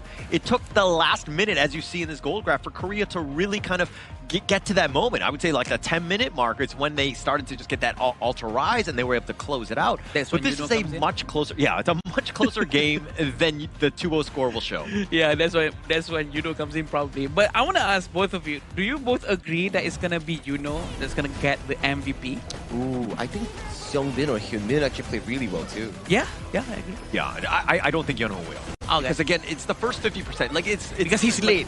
It's the entire average, right, of how you played in the game. If you just show up for the fourth quarter, it's a very different ball game in that sense. But you know, I think that going in, it's going to be a much tougher decision to see who's going to be the actual MVP from production. Good help. I think we'll find it out later real soon. And as of now, you can see in these highlights here, the first 10 minutes actually went super duper well coming in from Team Singapore, isolating their targets here, picking off those key moments, building that goal lead into a steady even here. But take a look at this upcoming 10-minute fight here. This is where exactly where we saw the 50% that Paula mentioned here. Jumps in, Bridget charge pops it, everybody takes the crowd control coming from Ji-hoon, and then re-enters the team fight to capitalize on the escaping Yan Ziyan. As of this point, Kai Yang is already too far forward, gets caught by the golden token flash coming in from Hyunmin's Yoonjae, and that's all it wrote. And these are the moments. Yumin getting knocked up by the Overlord, getting chunked down by Seongbin's Angela, and then it's a 4v5, and it leads to the destruction of Team Singapore in this game too. And this is where Hyunmin actually comes from the back. Exactly. Which is not expected, by the way. He actually rotated so far trying to catch them. And such a nice game being played by both sides of the region. Yeah. And we want to see a little bit more, but we're going to find out who the MVP is actually going to be in this one. I think it's going to be a close one, but it looks like Seongbin from the mid lane off of the Angela. Your thoughts on that one? I called it. Definitely. This is a very good performance coming in from Seongbin. He was really connecting the damage, the crowd control well, and this is back-to-back Angela game. And so far in this tournament, in the Asian Games qualifier, Angela seems to be a pretty popular pick. Yeah, I agree. I was just about to say that because even Abdulaziz managed to get the MVP yesterday. So we do know that it's really working well for most of the teams. And I thought it's going to be only working and effective only for the teams that, don't have their own leagues. But apparently even Korea are showing up with a very good Angela gameplay and managed to get the MVP. I think it just adds a lot. I mean, it has a stun, it has a lot of damage, it's sustaining, right? And if you want to just stand and fight, where a lot of the other side, if we're looking at junglers, they tend to be tanky, right? Yeah. So the Angela just burns through it, right? So it's like the perfect counter, and so it's just playing into the meta more than anything else. And then in the early game as well, Angela is one of the rare mid laners in this Asian Games version that allows you to clear the wave fast with like 2 spell ones. 2 spell ones, wave is done, and then you immediately rotate to the side lane to assist your teammates here. So definitely well done coming in from Republic of Korea, getting a clean 2-0 to start their journey here in Group D. One of the most difficult groups that we actually have in the Asian Games qualifiers here. The most important thing to me is hands down the best Kui gameplay today. And or not just today, for the entire qualifiers for now. Or are we gonna see a lot more Kui gameplay like this afterwards? We don't know, but hopefully there is, because he has been proven on how Kui can be so effective today. And hopefully there's more Kui, because I love Kuis. Yeah, I love it. But I also think that there's only Sungun is one of one, right? Yeah. Let's be very honest. I think that the way he was today, he was all right. I'm gonna tell Charles after this. Yeah, please, Oh, tell okay, him that Moba Blam was telling him that. Yeah, it is definitely a very good gameplay from everyone today, and we want to see what's coming up next. But after this, I do believe that we're gonna have a bit of an interview. Oh yeah, we're gonna be having Mara. Interesting. Lovely Mara that's gonna be interviewing one of the representatives coming in from Team Korea to find out how they feel after that match. It's their first match in the Asian Games qualifiers here, so it's definitely always good to start on a right step coming in for Team of Korea. So without further ado, let's pass it over to the Mara so she can actually check out the interview and review with them what exactly happened. So take it away, Mara. Team Korea opens the day with a 2-0 sweep. Congratulations, MVP in game number 1 with Kui. In fact, that Kui-Angela combo was so effective, with Angela finding ways to initiate and Kui with that crucial follow-up. How did you manage, and what makes this both pairing, what makes it so powerful, the Kui-Angela combo? 우선 너무 축하드립니다. 그래서 오늘 첫 승에 엔젤라랑 쿠이 이 조합이 선택한 이유 굉장한 좋은 조합이라고 생각하는데요. 그래서 이 조합을 선택한 이유이 무엇인지 말씀해 주세요. 지금 메타에서 안젤라가 미드 중에 굉장히 영향력이 큰 미드 캐릭 중에 하나이고, 안젤라를 썼을 때 또 종규와의 조합이 생각보다 괜찮다고 생각해서 안젤라랑 종규를 같이 픽하게 됐습니다. So I think that this is, I'm so happy that this combination worked out, and then because after we have used this combination of Angela and Kui before, and then due to the experience, and then we choose this combination again for this first win.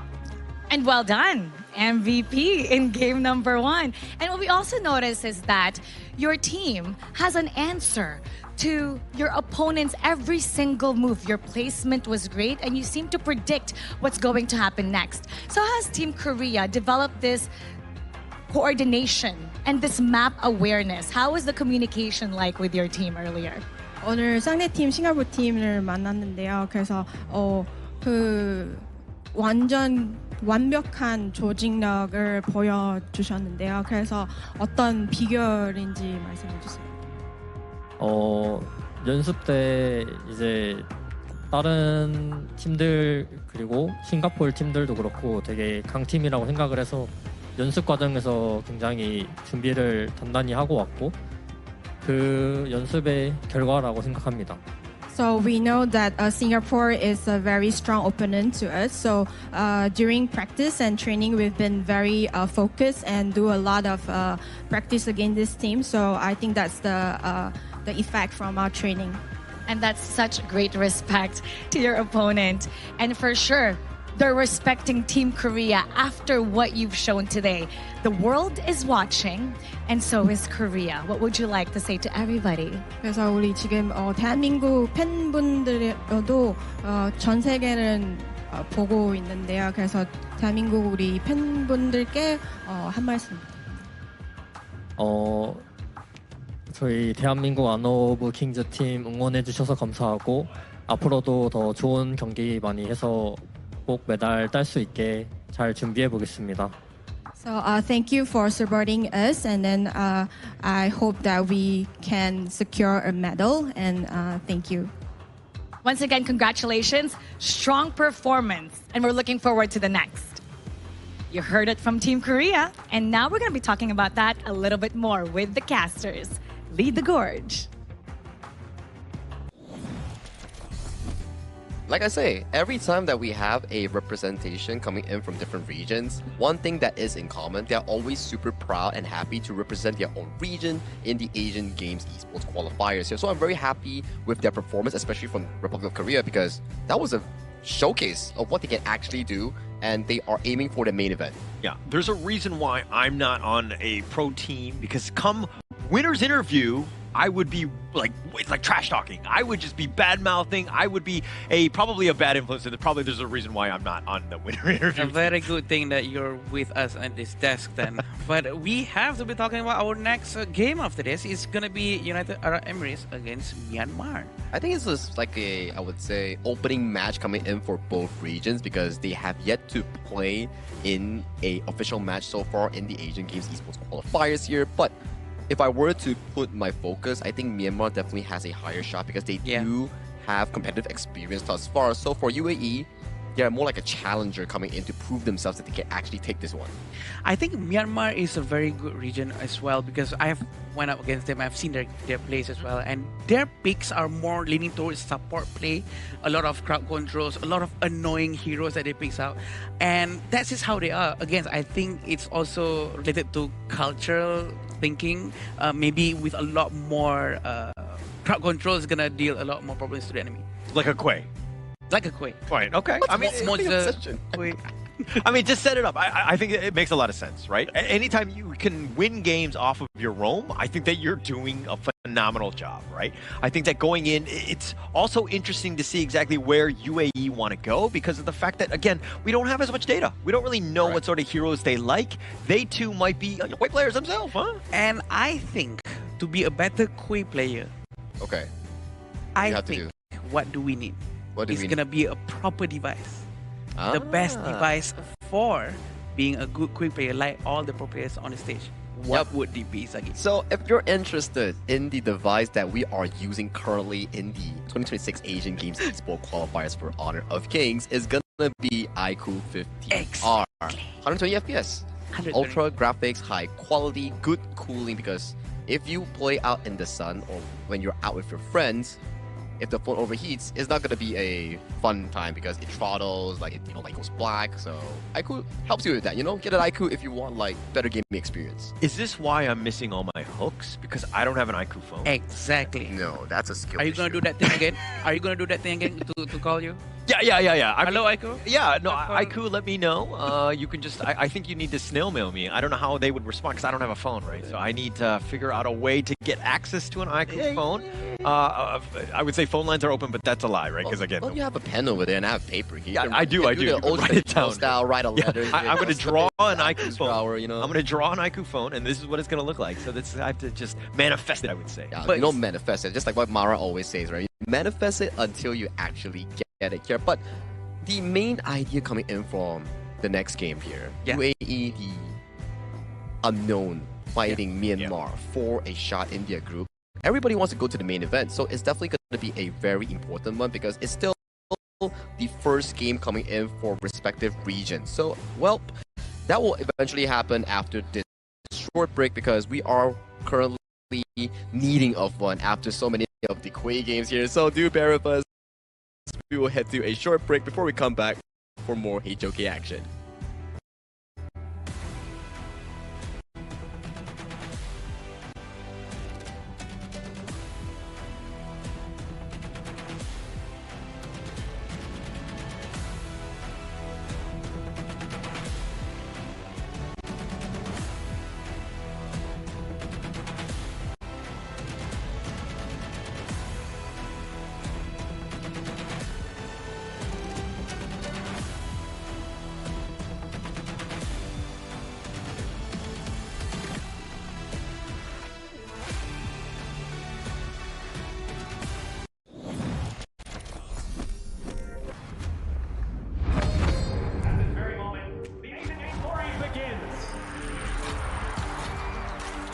Who will be the next to shine on the Asian Games stage?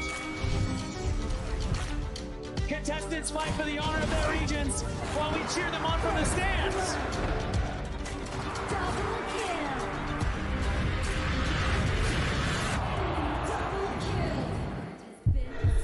This is a challenge, but it is also an opportunity. The time's turned.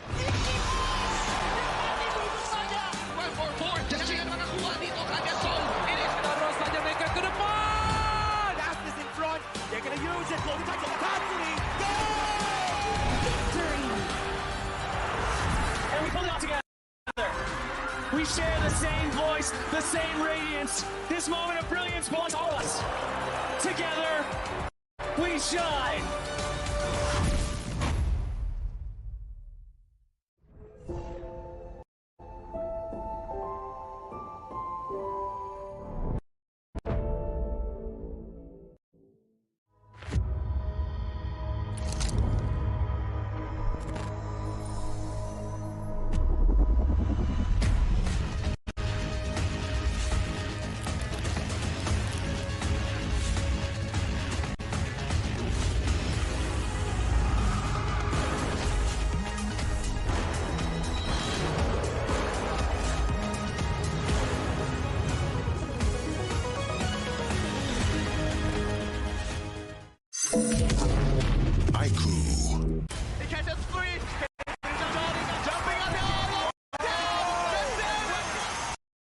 Welcome to the 2026 Asian Games Esports Qualifiers, Honor of Kings. 20 regions, one stage, and only the strongest 9 teams will earn the right to shine above the rest. Taking place in Malaysia, June 13th to 21st, 2026. Coming to Malaysia. This is the battleground where teams fight for the right to qualify for the Asian Games. 20 teams enter, but only 9 teams will move on. Apart from the 20 regions, there are 3 regions that have direct qualification. Here is the 2026 Asian Games Esports Qualifiers Honor of Kings format. First, the 20 teams will split into 4 groups of 5. In each group, every team faces every other team once in a single round robin, with every match played in a best-of-3 format. That means every match matters. Every game matters. Every single point matters. The point system is simple. Win the match, earn 1 point. Lose the match, earn none. At the end of the group stage, teams are ranked by the total points they've collected. And from there, the road begins to shine. The top 2 teams from each group qualify directly to the Asian Games main event. That gives us 8 teams advancing straight out of groups. But for those not through yet, the light isn't out. The teams that finish 3rd in each group still have 1 more shot. They move into the last chance stage. There, they battle through one final BO3 single elimination bracket until 2 teams remain. The 2 teams will then face off in a BO3 match to claim the one final qualification slot. So in total, 9 teams will make it through, 8 from the group stage and 1 through the last chance stage. That is the rule. Now it is time to see who can rise through it. From across the world, regions gather here in Malaysia. 20 teams, and only 9 will qualify. The path is set. The stakes are clear. Together, we shine. Stay tuned, and we'll see you at the stage.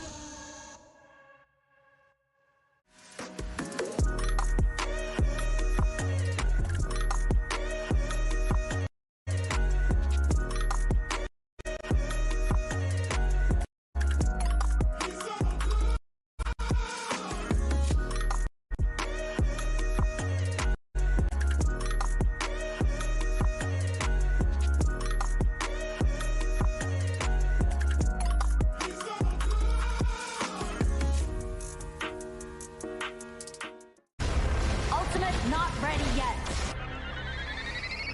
You have slain an enemy. My magic murmurs in ecstasy.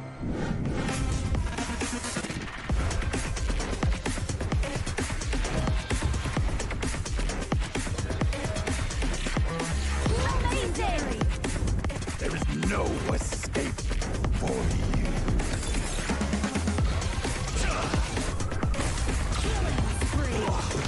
Double kill. Triple kill. Spectacular. Kill. Don't worry. I'll be back for your life soon.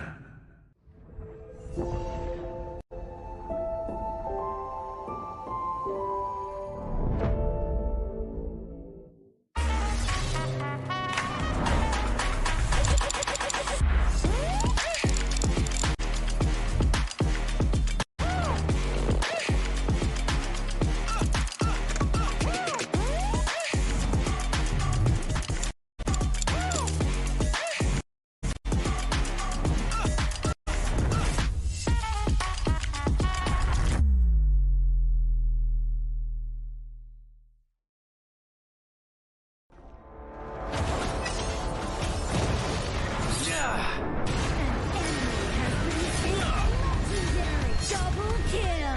Shall I compare thee to a summer's day? Slain. Don't engage. Slain. Don't crush us like insects. Slain an enemy. Defend our base. Our high ground tower is under attack. Amazing. Unbelievable. Triple kill. Ah, the fragrance of romance. Ally has been slain. Rampage. Double kill. Triple kill. Spectacular. Pentakill. Lady Fortune is on my side.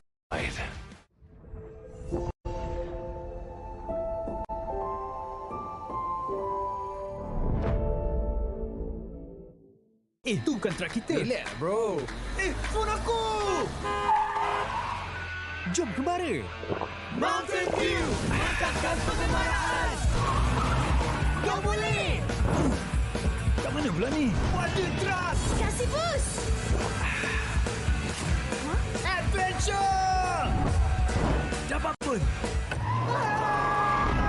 Steady, bro!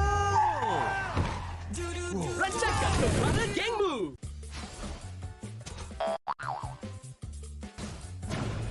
They tried.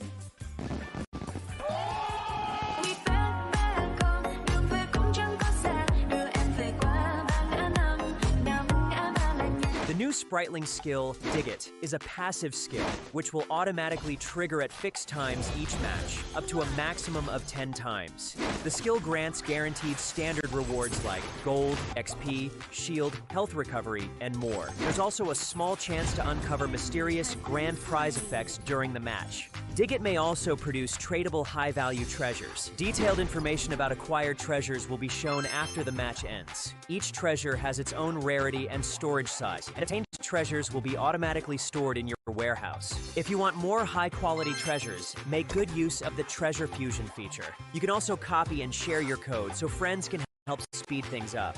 Treasures in your warehouse can be sold for event currency, which can be used to redeem skins, items, and other rewards on the event page.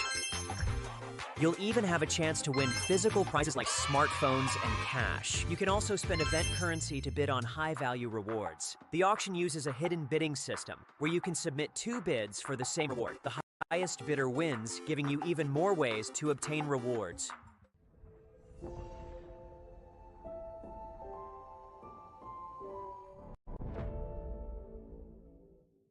If you've ever wondered how to go from HOK player to HOK top influencer, this one is for you. HOK welcomes all creators. First things first, when you start as a HOK player, your in-game highlight can become your content. This is the first step of building your own social media presence. If you keep on creating and reach 100 plus followers, you will be invited to HOK Studio and become a HOK Studio creator, starting to earn various incentives as you grow. You'll get token and cash incentives for your creativity. Stay in the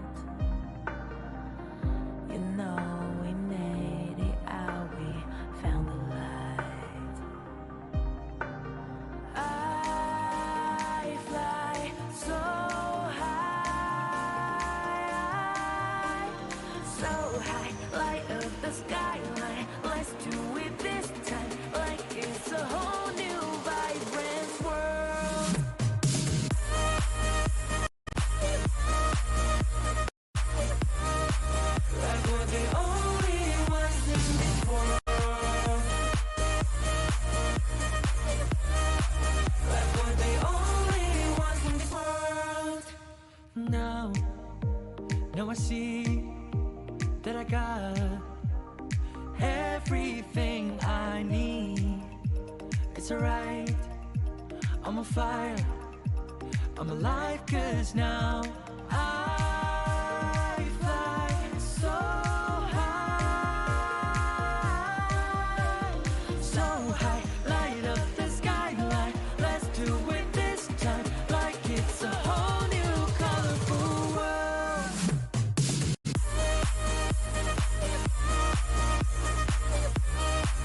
Like we're the only ones in this world. Like we're the only ones in this world. Never thought we'd get this far, burning like the stars. How we get this far? Like we're the only ones in this world.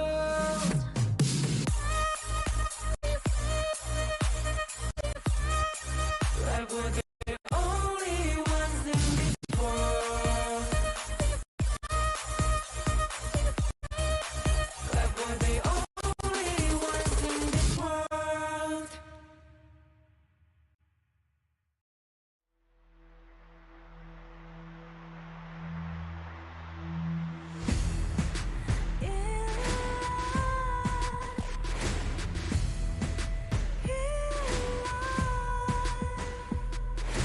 What's a life without its words? Compromising with what hurts inside. When you let fear decide your fate, you don't choose which path to take in life. In life, I'm finally letting go of everything left to hold me. I'm against all odds, but I won't give up, 'cause it's my time to shine. Standing in the spotlight, and no one let me down. Destiny is calling high. I'm not afraid to fight for everything I love. Victory is in my sight.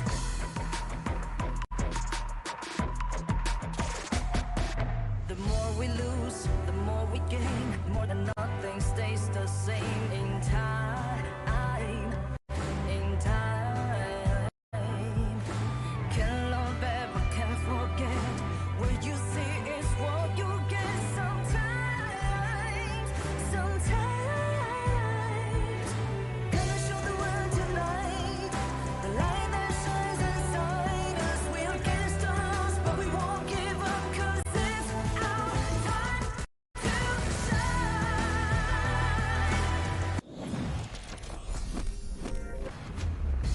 Welcome back to the 2026 Asian Games Esports Qualifiers for Honor of Kings. This is day 2, and we have witnessed just now Republic of Korea taking down Team Singapore in a quick 2-0 fashion here. So Holler and Adam, what do we have for this upcoming series? I think we're going to see a lot of drama, right? UAE and Myanmar, you can hear some of the players in the background, right? They are ready to go, and I think that they're fired up because, again, this is the first time they've been on stage at the Asian Games Qualifier today. This is going to be very interesting because Myanmar has a lot of experience in this as well, and you know, they often use these unorthodox heroes that we rarely see being used in our league sometimes, and I think it's going to be very interesting for us too, because it's going to be very refreshing for sure. I do have to agree with you, especially if you were following the previous edition of the KML region or the WKS region. Myanmar has always been a strong force to be reckoned with, and right now representing their region as the regional team, I do think that Myanmar might have what it takes to actually be one of the group leaders coming in towards their group. Definitely one of the favorites. Correct. I mean, it's just that more that we've seen them on the international stage. I think UAE on the other side, you're kind of like, oh, how good are they? It was like, well, we haven't really seen too many games, so we can't really judge in that sense. But I think that it's still, you know, to their favor, right? They could be a dark horse. They could pop out some picks that we haven't seen thus far. It could be very interesting as we move forward. I agree. United Arab Emirates with their picks is going to be fun for us to watch. And will they use Kui again? I don't know. It's going to be a lot of Kuis today maybe, because we love seeing that hooks. When it connects, when it never misses like this now, it's going to be the hottest topic today. Adam, that's just because you like a good hooker, right? Yes, I do. In this context, Yeah, of course. What would you think? Anyways, yeah, I do think that it's very important for them, but they're kind of, it's all about the latest patch that will be coming out on June 17th. It's going to be called the Grand Venture. This is a huge update that will be on across all of the global platform. This is going to be an interesting one here. It's the biggest one that's going to be coming this year. 4 new heroes, many new modes, Super Brawl Full Sprite modes, and then you can also get like treasures with your Sprite Link digging it. So definitely, if you're interested in the upcoming new heroes, new updates, make sure to check out June 17th update here. But let's go back to our discussion there just now on UAE and also Myanmar. Like you mentioned here, there's very little information on the UAE squad, so maybe they're like this dark horse or like this underdog here that can actually make it happen in their group. Because if we revisit back to the format of this tournament, first place, second place, directly qualifying to the main event. But if you're 4th and 5th, you're out of contention. But 3rd place, you can still have a shot to actually go into the last chance qualifiers. Exactly, yeah. Yeah, I think it's going to be fun for us to see, because we don't want that number 3 slot, because you're going to have to play a lot more games than you're supposed to, because you could have rested so way earlier if you get number 1 and number 2. That's correct here, but let's put our focus back into this exact matchup here between United Arab Emirates and also Team Myanmar. So let's start with a teaser video.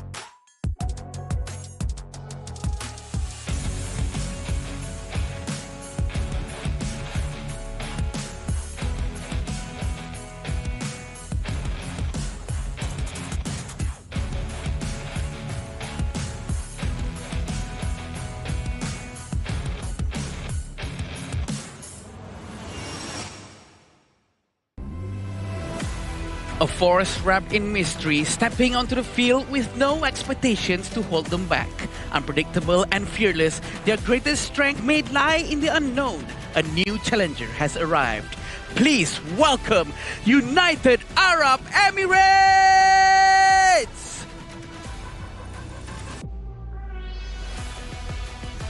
Carrying the pride of their region, they enter the arena with confidence and a style built around taking the initiative.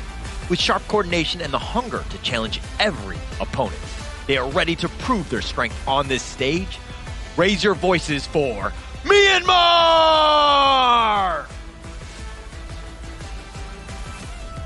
The Battle of Group B. Currently in Group B, with the information that we have, Nepal is sitting comfortably with a 2-0 lead with 1 series win against Kyrgyzstan. So whoever wins this one, they'll put themselves higher in the rankings of Group B, and whoever loses this one will be at the bottom with Kyrgyzstan. This will be the lineup for United Arab Emirates. We are starting off with Abdelaziz, Ahmed, Muhammad, Rashid, and Abdullah. They seem to be mysterious also because there's a lacking of data from online tournaments for them also. This is going to be their surprise, right? The surprise factor is going to come from them, and they have this sort of like an edge to surprise anyone who's fighting against them. Yeah, and it's also kind of like no expectations, right? I think a lot of the teams that have, are deemed the favorite or whatever, they have a lot more pressure. They need to kind of perform. But for them, hey, this is like free money for them in the sense of just being able to play out on the stage, and they're probably going to be able to surprise people here. And to talk about surprises, we do have to check out Team Myanmar on their available roster in this tournament. And they're going to be made up of Min, Een, Sai, Jin, and of course Zai here. And this is a squad that, again, we were talking about pressure. There's a little bit of pressure on Myanmar, and they definitely need to perform because, again, all eyes on them right now. Yeah, I'm expecting them to be able to play this much more easily compared to United Arab Emirates, and we do know that they have a lot of experience in their hands, and they should be able to do well, knowing that the hero pools from Myanmar is a lot bigger. Yeah, I think that's the fun part about HOK, right? Like hero pools, like your depth of the knowledge of the game that pushes you further and further into the mastery of this game. But for the side of Myanmar here, rather than pressure, it's about them representing their regions, just like what UAE is doing here. If you can win, that's the best part about this game. I mean, if everyone can win. I think that, you know, nobody wants to come in here being like, hey, you know what? I just want some lessons. I just want to, you know, learn from them. No, everybody's looking for that win, right? Everybody wants to kind of move on to the main event. Obviously, only 9 teams can out of the 20. So I think that going in, yes, of course, you want to win, but you got to do it. And this game is not easy for some of these teams to kind of overcome some of the obstacles that they might have. Yeah, knowing United Arab Emirates, we do know they are going to be very mysterious, that we want to see a lot of hero picks coming from them that's maybe unorthodox. That's something that we're not used to seeing all this while. We have a lot of heroes still untouched comparing to what we've seen yesterday. We've been rotating around more or less the same heroes because we're not using global bans. Exactly, right? Like, we're not using global bans, so whatever that you find being useful or worked out for you in Game 1 or Game 2, you can always repeat the usage of that specific hero compared to our usual HOK Esports global tournaments. And there's kind of a little bit more expectations in terms of the draft as well, because this is where you've got a set template, right? You pick your best 5 and go. Yeah, some of them might be banned or whatever, but at least you have an idea. I think that, you know, it's kind of a faster pace because in terms of the draft pool, you don't need as many heroes readily available. I agree, and it looks like Myanmar decided to take out Guan Yu and Dolia, while UAE decided to take Arlie and Mai Sharnui. Both are very annoying heroes. And starting off with Ukyo Tachibana, you cannot go wrong with this hero. It's versatile, it has sustainability from his ultimate. And he's also really aggressive in the early game here. Give him an inch and he will take a mile towards you and take all your camps if you do falter here. A very strong snowball hero that has been picked up as the first pick coming in from Team Myanmar. And for UAE, a classic mid-roam duo here. Xiao Qiao and also the Lian Po has been locked in. Just a lot of control, at least from the side of UAE, right? The Xia Qiao and the Lian Po really setting it up. The Zhang Fei in return, very similar to the Lian Po in that sense of just having that big ult at the right moment. Plus now you're rounding it out with the Fatih.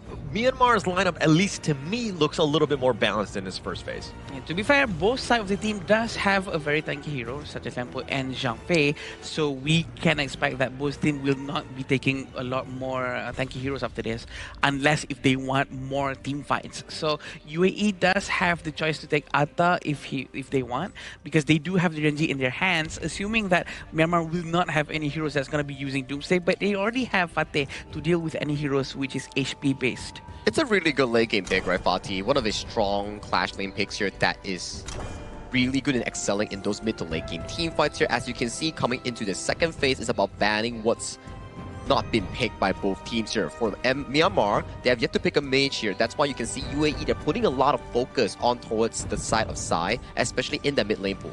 You want to target him as much as possible. I mean, you got the Xia Qiao. You're looking for more of just like the wave clear, then to go and rotate to the other lanes, potentially getting a pick off. But the D-Renje for me is one that you kind of need to look into. I think that it's the all tried and true. It's a very balanced hero. True. It's not the flashiest, but it will get the job done for you. The damage is a lot, especially if he already has his Sparkforge dagger and Doomsday. That's gonna be melting any tanks in front of him. But I think slightly the downside of Sparkforge and Doomsday is that it's not built to fight against fragile heroes, squishy heroes. It's built for tankiness. Yeah, I think it's more on doing mixed damage so that the tanks cannot really itemize against you. Percentage health damage from Doomsday, which does physical damage, and then Sparkforge, which does magical damage here. So it's more difficult for a tank to actually deal against like mixed damage output here. But fortunately, coming in for the side of UAE, they do have the Atta, as you mentioned, locked in here. This Atta is a very smart pick. It can either go Clash or Jungle depending on the situation that arises. I think meta-wise, the Atta has been like 100%, like almost in every single series. It has just so much impact, a lot of the flexibility that you're talking about, even in terms of role. It just provides so much, and it can be very disruptive. But the UAE side, yes, they have a lot of crowd control, they have a lot of, stuns and all that, but it seems like they really need a little bit more damage for me to be really comfortable with this lineup. I agree. They do need a lot more damage than this right now. Still waiting for what their jungler is gonna pick. But for Myanmar, they chose to go with Zia and Chano. Zia is going to be very interesting because it's a long-range mid laner and he can sanctify anyone to give extra EXP and levels.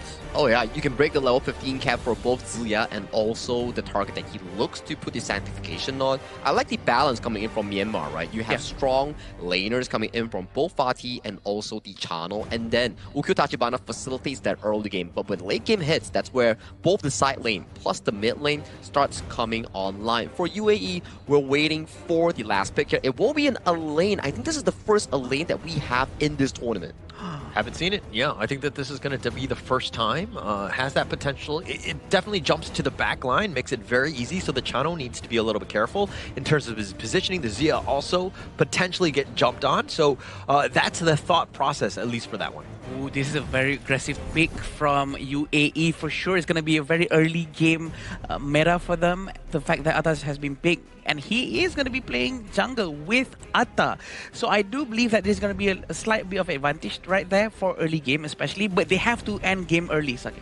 Well, it's for them to actually perform in the game because this is the second match of day 2 in the Asian Games qualifiers here. Blue team, we have Myanmar, and red team, we have United Arab Emirates duking it out for a spot in Group B. Thank you so much, Sagi, as we go into this one. Second series of the day, game number 1.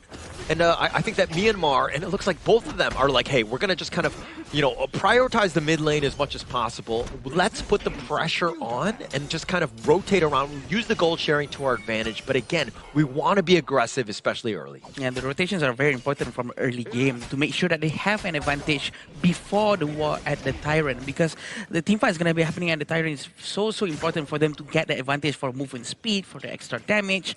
Usually that's what most teams are going to be doing.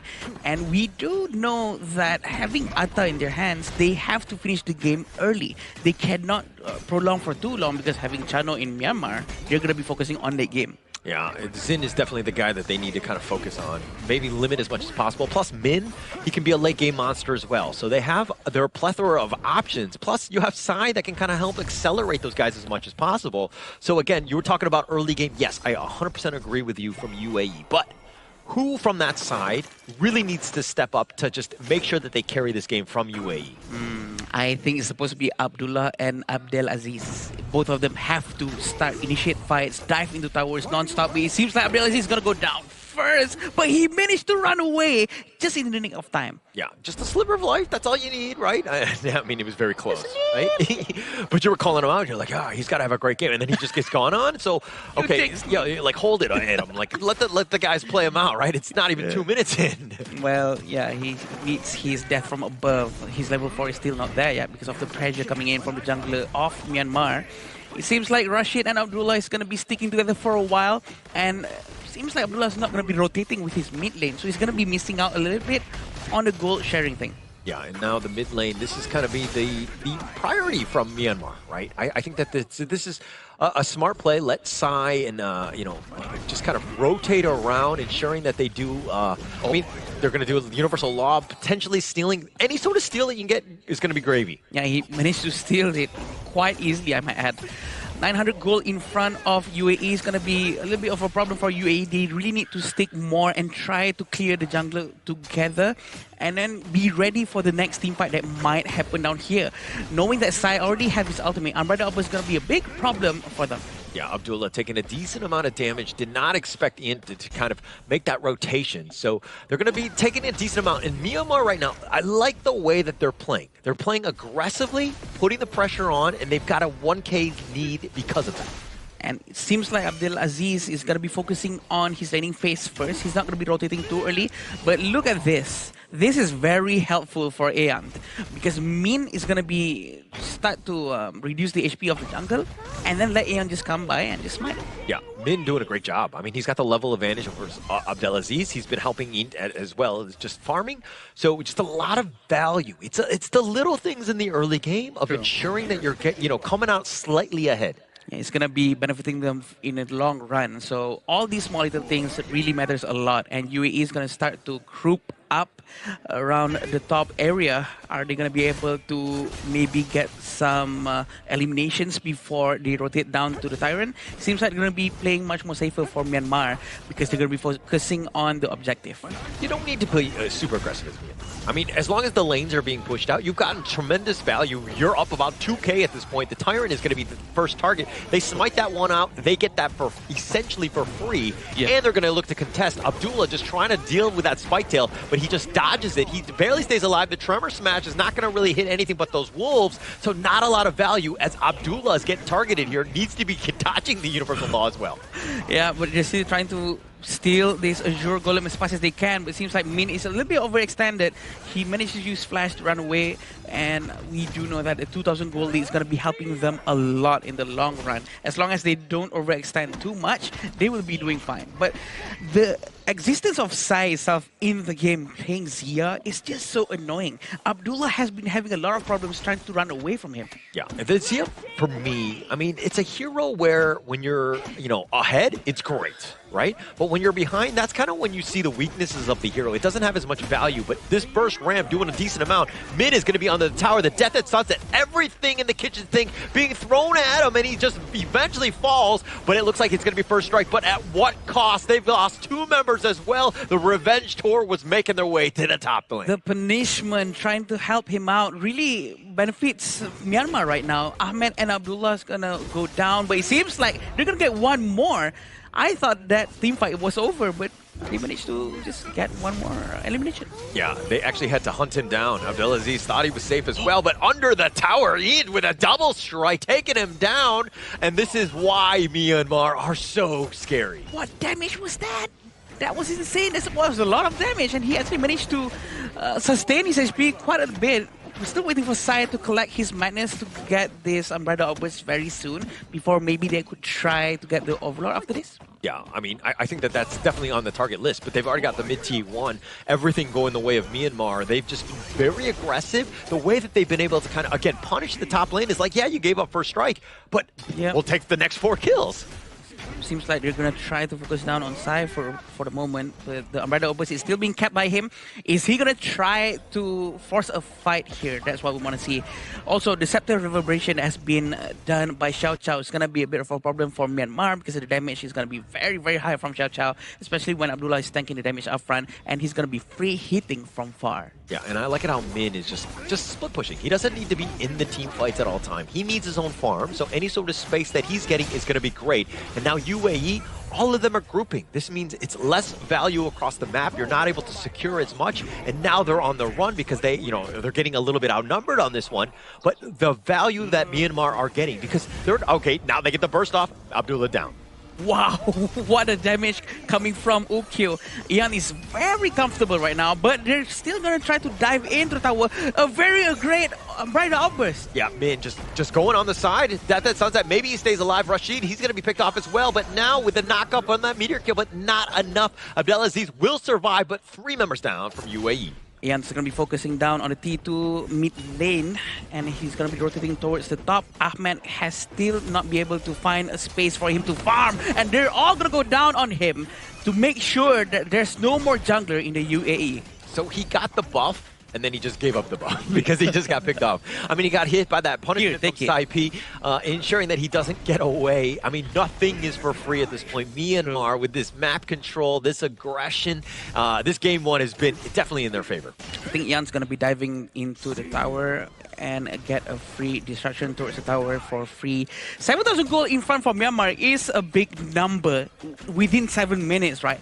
This is going to be helping them a lot to push and what might potentially be the final team fight after this. It all depends on Sai if he's ready to use his Umbrella Obus or not to open out the team fight. Yeah, and now he's thinking about it, but Rashik has bursted on the side, a little out of position. Ooh. The Umbrella Outburst is going to be flawless as they go in. The Tremor Smash is doing a little bit of work, but he's going to fall. The Death at Sunset. They want to go with a meteor kill. He's not going to be enough, and Abdelaziz gets picked off. 3 members down. Myanmar looking to just take this game 1. 5 of them is still up, but double strike has been given to Ian. There's still Ahmed in the base trying to defend, but can he pull it off with just him alone? There's only 2 minions up top, maybe a couple in the middle, but I don't think it's enough. Yeah, no ult as well. Ahmed is just going to be knocked around. He's going to be picked off. Rashid is just respawned, but it's not going to be enough, and it looks like game one going to Myanmar. Congratulations, Myanmar, for being able to get this first game with such ease. And that was a dominant performance thus far coming in from Myanmar's player and on that Ukyo Tachibana. Very demanding early game, utilizing the full extent of the Ukyo Tachibana burst in capturing a lot of single eliminations on his own self. Well, there you go. I mean, we were kind of like, had eyes on Myanmar. We're like, okay, how good are they going to be? What level are they going to bring? Well, you see exactly what's going on. They are ready to play as they came out firing in game one. But there's still a lot of proactiveness coming in from the UAE squad. We did see a very strong dive potential coming in from Abdelaziz and then the Elaine. Everyone just piling on towards the Myanmar for that one solo elimination. But it comes down to how you play the later stages of the game. The tower pushes, the objective starts here. I do think that Myanmar definitely had more of an advanced approach coming in towards this segment. Yeah, I agree. I think Myanmar has been doing great and they are quite confident, comfortable with the rotations. I feel that Ukyo has been doing very great. Usually Ukyo really have to be safe, right? Because he's an assassin, his HP can really go down quite quick. But it seems like he's extremely comfortable using his Sabertooth, making sure that all of the sustainability skill sets has been maxed out. Yeah, and that's kind of what, I mean, they first picked it, right? So they had to have been comfortable. They wanted this because they were going to set the tone. I think that that's the biggest thing. Whenever you pick first, that is the #1 hero. He's going to have the most impact. That's why they wanted it. Exactly, right? That's why, like, Ukyo Tachibana in this Asian Games version has so much priority in the sense. It's not only about damage, it's also about how strong his mobility is, how fast he can clear the jungle camps, how he can take away from the enemy. That's why it makes it such a good pick, especially on the blue side. I was actually hoping for Atta to be much more aggressive early on because Atta is one of the few heroes that doesn't have any mana. He doesn't really use mana and it all depends on the cooldown. So if the skill set hits, he will do a lot of sustainability. Any sort of damage from basic attack, ultimate, first skill, second skill will replenish his HP. Yeah, if you're looking at the draft, you're thinking, oh, they've got a lot of good ults, but it's kind of like they were staggered a bit, like they weren't really kind of helping one another. And so that's kind of where they kind of struggled because, again, they weren't able to kind of have that wombo combo to really isolate anybody. Yeah, they just didn't really have the chance to pull off a great team fight coming in from the UAE side because Myanmar was just finding so much opportunities in those river fights, in those solo pickoffs, in allowing the strength of Ant on that Ukyo Tachibana to fully bloom into fruition here. I gotta say, 704 on that Ukyo Tachibana, almost 8.45k gold in a sub-10 minute game is actually a really fantastic performance coming in from the Myanmar jungle. That's a lot, actually. And also, when we were talking about early game composition from UAE and then late game composition from Myanmar, apparently Myanmar really compensated that lack of early game capability by utilizing Zia at max. He was chasing everyone down from the beginning, chasing Lianbo. Whoever is in front of him will be hit a lot. Yeah, and also Ian, I mean, look at his net worth, 8,500. Like double, literally almost everybody on the UAE side. I think he had a great game, was a 704. He's got to be the clear MVP in this one. Yeah, fantastic performance coming in from Myanmar in game one itself. And I like how you brought up the fact of the Zia because looking at the fact that UAE had like 2.5 tanks, including the Elaine, Zia, when you land the burn effect on the enemy, you also reduce their armor and magic resist. Take away everything, right? I think that he was able to kind of set things up. I mean, he had like second highest damage. Yeah, he didn't have the kills, but he definitely softened it up, made it so much easier for Ian to kind of just clean up when he needed to. Because again, once they're lower and you know the Ukyo is going in, he's gonna just basically just like decimate everybody. Yeah, the first skill of Zia is gonna be slowing everyone down, and it really works well for them. We were expecting also that having Alain and Atta and also Xiao Xiao is gonna be helping a lot towards the early game, but apparently maybe the rotation has to be a lot more close formation rather than spread out throughout the entire map too far away.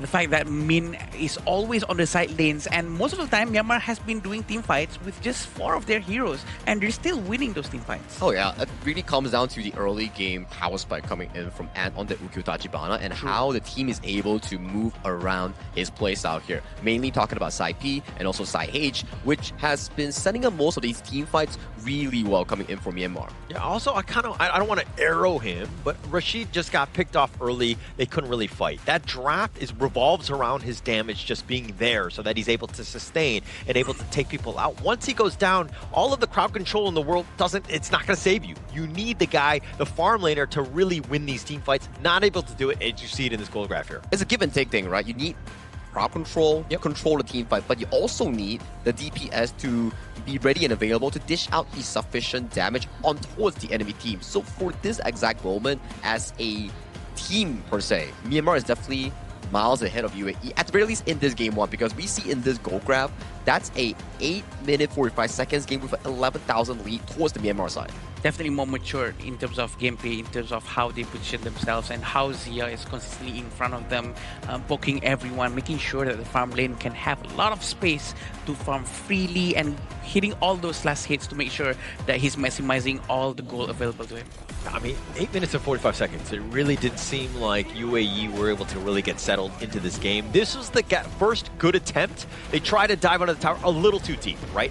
Yeah, they got first strike, but then here come the cavalry. Literally everybody and their moms are there in the top lane, just taking everybody out. You really had no chance, and they made them pay there. It's like a kindergarten visit, you know? It's like time to pick up your kids. I think you definitely know more than me regarding that. So for me, this is definitely how we factor in the entire map movement. One guy getting caught out coming in from Myanmar, and the other four members, they immediately come to the aid here. And these are the moments where Sai-H and Sai-P were so good in setting up those team fights for Ant, Xin, and Min to actually pick up those easy, quick eliminations. Oh, Sai-H with all of these amazing ultimates coming from him. All of the jump phase that we've seen in the Asian Games qualifiers has been performing very, very well. And it's one of the best performing roaming hero that we've seen so far. Totally agree. With probably the highest percentage of win rate, I might add.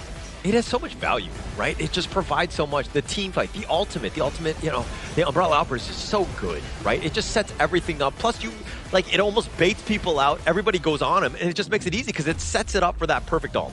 Yeah, the perfect ult, right? Because that play right now that you just mentioned here, everything is set up by the team, but who kickstarted it is Ant. Definitely this guy, 7-0-4, 26% damage dealt on the Ukyo Tachibana here, while also holding 26.3% of the total goal from the team. Not only is he scavenging for takedowns, he's also gathering all the resources here from the hands of the UAE jungle. He's so fast. He's so annoying. It's very hard to catch him. I can see that the UAE was struggling to touch him even.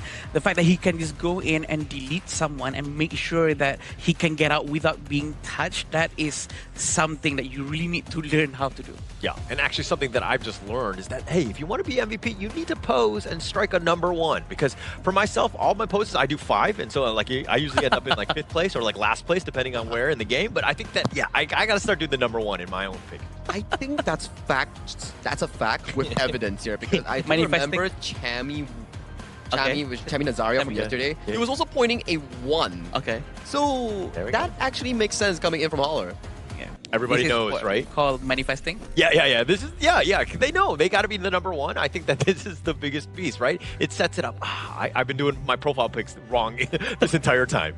All this while you've been raising all 5 fingers? Yeah. I was like, that's why I'm #5. Oh, wait. But definitely one of the great plays coming from Myanmar. I feel that I think that Ukyo has been a good pick. It shows how confident they are with their hero. And it's on standard ban pick, right? You can still revisit back to the pick itself if you want to. And for those who are wondering, where are we holding this exact event for the 2026 Asian Games Esports Qualifiers for Honor of Kings? It's definitely at the Marriott Pataling Jaya here. It's our official venue sponsor and also hotel partner here. So players, talents, and all the coaching staff from across the globe all stay here for the Asian Games Qualifiers. So we bid out thank you once again to our official hotel sponsors. Yeah, just a big shout out to them. I mean, they've been very hospitable as well as everybody here. So the food has been great as well. So being a foodie myself, I've enjoyed it here. So yeah, they have the #1 food. I think that's there we go. #1 on food. Very smart, very smart. Now, that's like everything that we saw in Game 1, right? For UAE and also Myanmar, there seems to be a large skill discrepancy between the two teams. It's the cruel thing about esports, right? It's always about skill, always about mastery towards the game. So for UAE, what's your expectation for them in Game 2? I think that's a little bit of shell-shocked game, right? I think that they were like, okay, now we're on the stage. Whoa, like Myanmar came at them.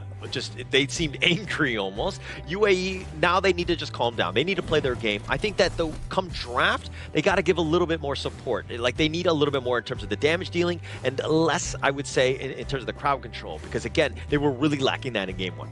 I think the most important thing for UAE right now is to also rotate better. They need to group up better, move together as a team. And there's no harm done if you actually rotate with your jungler, clear the jungles together with the mid lane, with the roamer, trying to maximize the gold train technique as much as possible. Also, being forever ready for what's coming up, because there might be team fights anywhere. Someone might be hiding in a brush and whatnot, but that also translates in a very good rotation if they can do it very quickly. It's a two-way thing, right? You need the teammates to respect the jungle camps available. Let the jungle full clear first, and then let him pick up the minion for the gold sharing that you mentioned, and then you look for plays on towards the crossback. When the minions meet, then maybe you look for a side lane play. Something like that. It's what we call priority. You shove first, then look for a play elsewhere. Finally. For UAE, they did pretty well in game one. They found the first blood, first strike coming in from Clash lane, but it took them too long and too many spells far deep into the tower range. Yeah,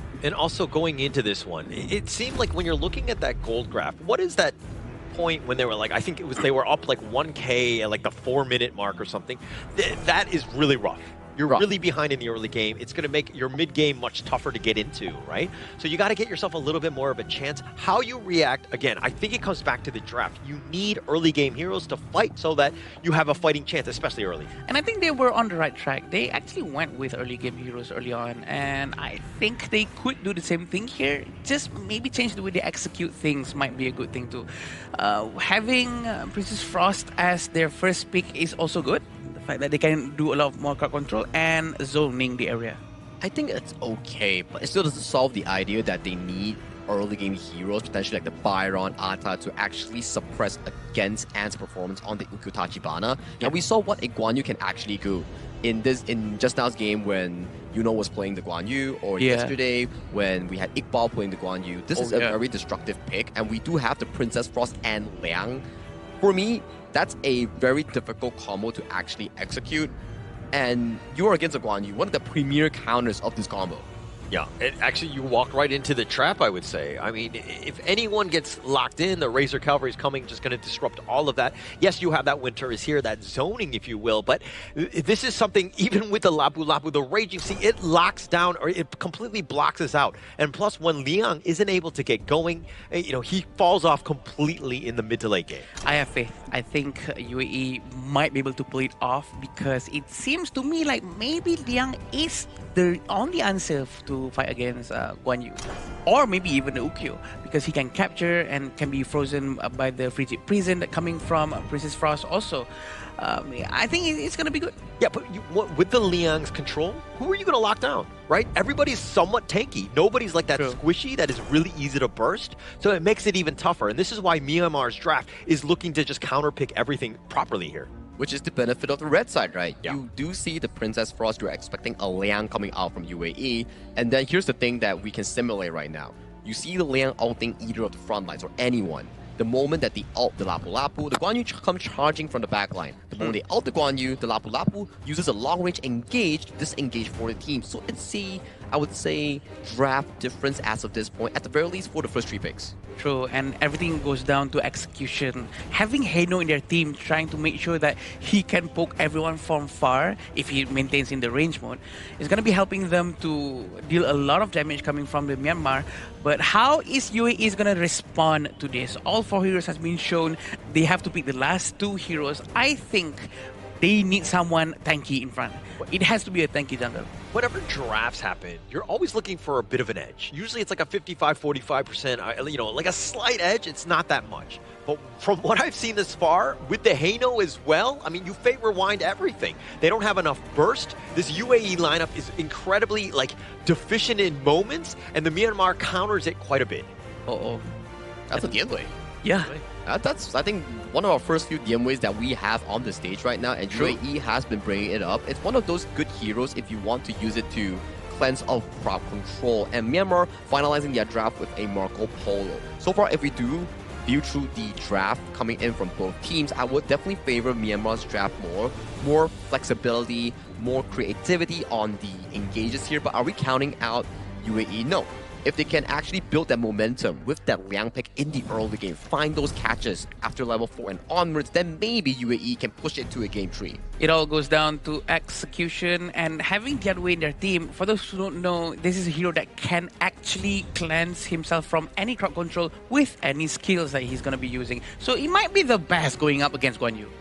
A decent amount of control from the side of Myanmar. I think that going into this one, I mean, I like what I see from this lineup. They have a lot of control, many different ways and avenues, and mobility to kind of get outside of the Princess Frost Winter is here. You have a lot of options, which makes it much tougher for UAE. If they want to win this game, it's right when Abdullah hits level 4 and they start ganking right away. I agree. They need to somehow pump Abdullah to get the level as much as he can. And Abdulaziz is going to be facing against Min. It's not the best hero to go up against Guan Yu, but he can try his very best. Although looking at the bottom lane, Abdullah is going to be helping Rashid going up against Zin in the Marco Polo, which is going to be quite annoying because Marco Polo has a lot of mobility himself. Okay, so one thing that UAE did well was they shored up some of their weakness. They didn't go all in on this early game Liang Princess Frost type of combo. They have the Lady Soon, the Dian Wei also can be monstrous heroes come late game, right? Yeah. So I think that they just need to kind of weather the storm. Maybe they get a bit of an advantage, start things off, get some pickoffs, give themselves a chance. And then Myanmar also, like, you know, if they kind of falter in that sense, then Rashid and Ahmed will be able to clean house. I agree. And what's very important is for Rashid to get all of his itemizations because Lady Sun is considered as one of the latest heroes in late game, I mean, where he can get all of his critical damage in, and it's going to be really problematic for Sai, for Min. No one can touch Lady Stone if he gets his itemization. It all depends on what you're going to be doing during the early game. Yeah, and I mean, they have the Guan Yu, the Lapu Lapu on the side of Myanmar, right? So they have a decent amount, but Ahmed is in a bad spot. It's not going to be able to survive, and he is one of the win conditions. Him going down first right there, absolute travesty to start this one. I agree. Abdullah haven't have his ultimate yet, so he's going to try pushing Muhammad towards the team, and it seems like he's going to go down just like that. Yeah, no chance. These heroic charges. Look at Min. The Fever Barrage is going to be used as well. Abdullah running for his life. He's going to run back to the library. He's got glasses. He's reading a book. Okay, anyway. I get it. You don't have to explain. You know, because it seemed like there was an awkward pause, like ha ha ha, pity laugh. How am I gonna go through the entire day with you, Hunter? It's gonna be a long day. It's gonna be a long day. It's very fun, very fun. 1,000 goal in front from Myanmar already.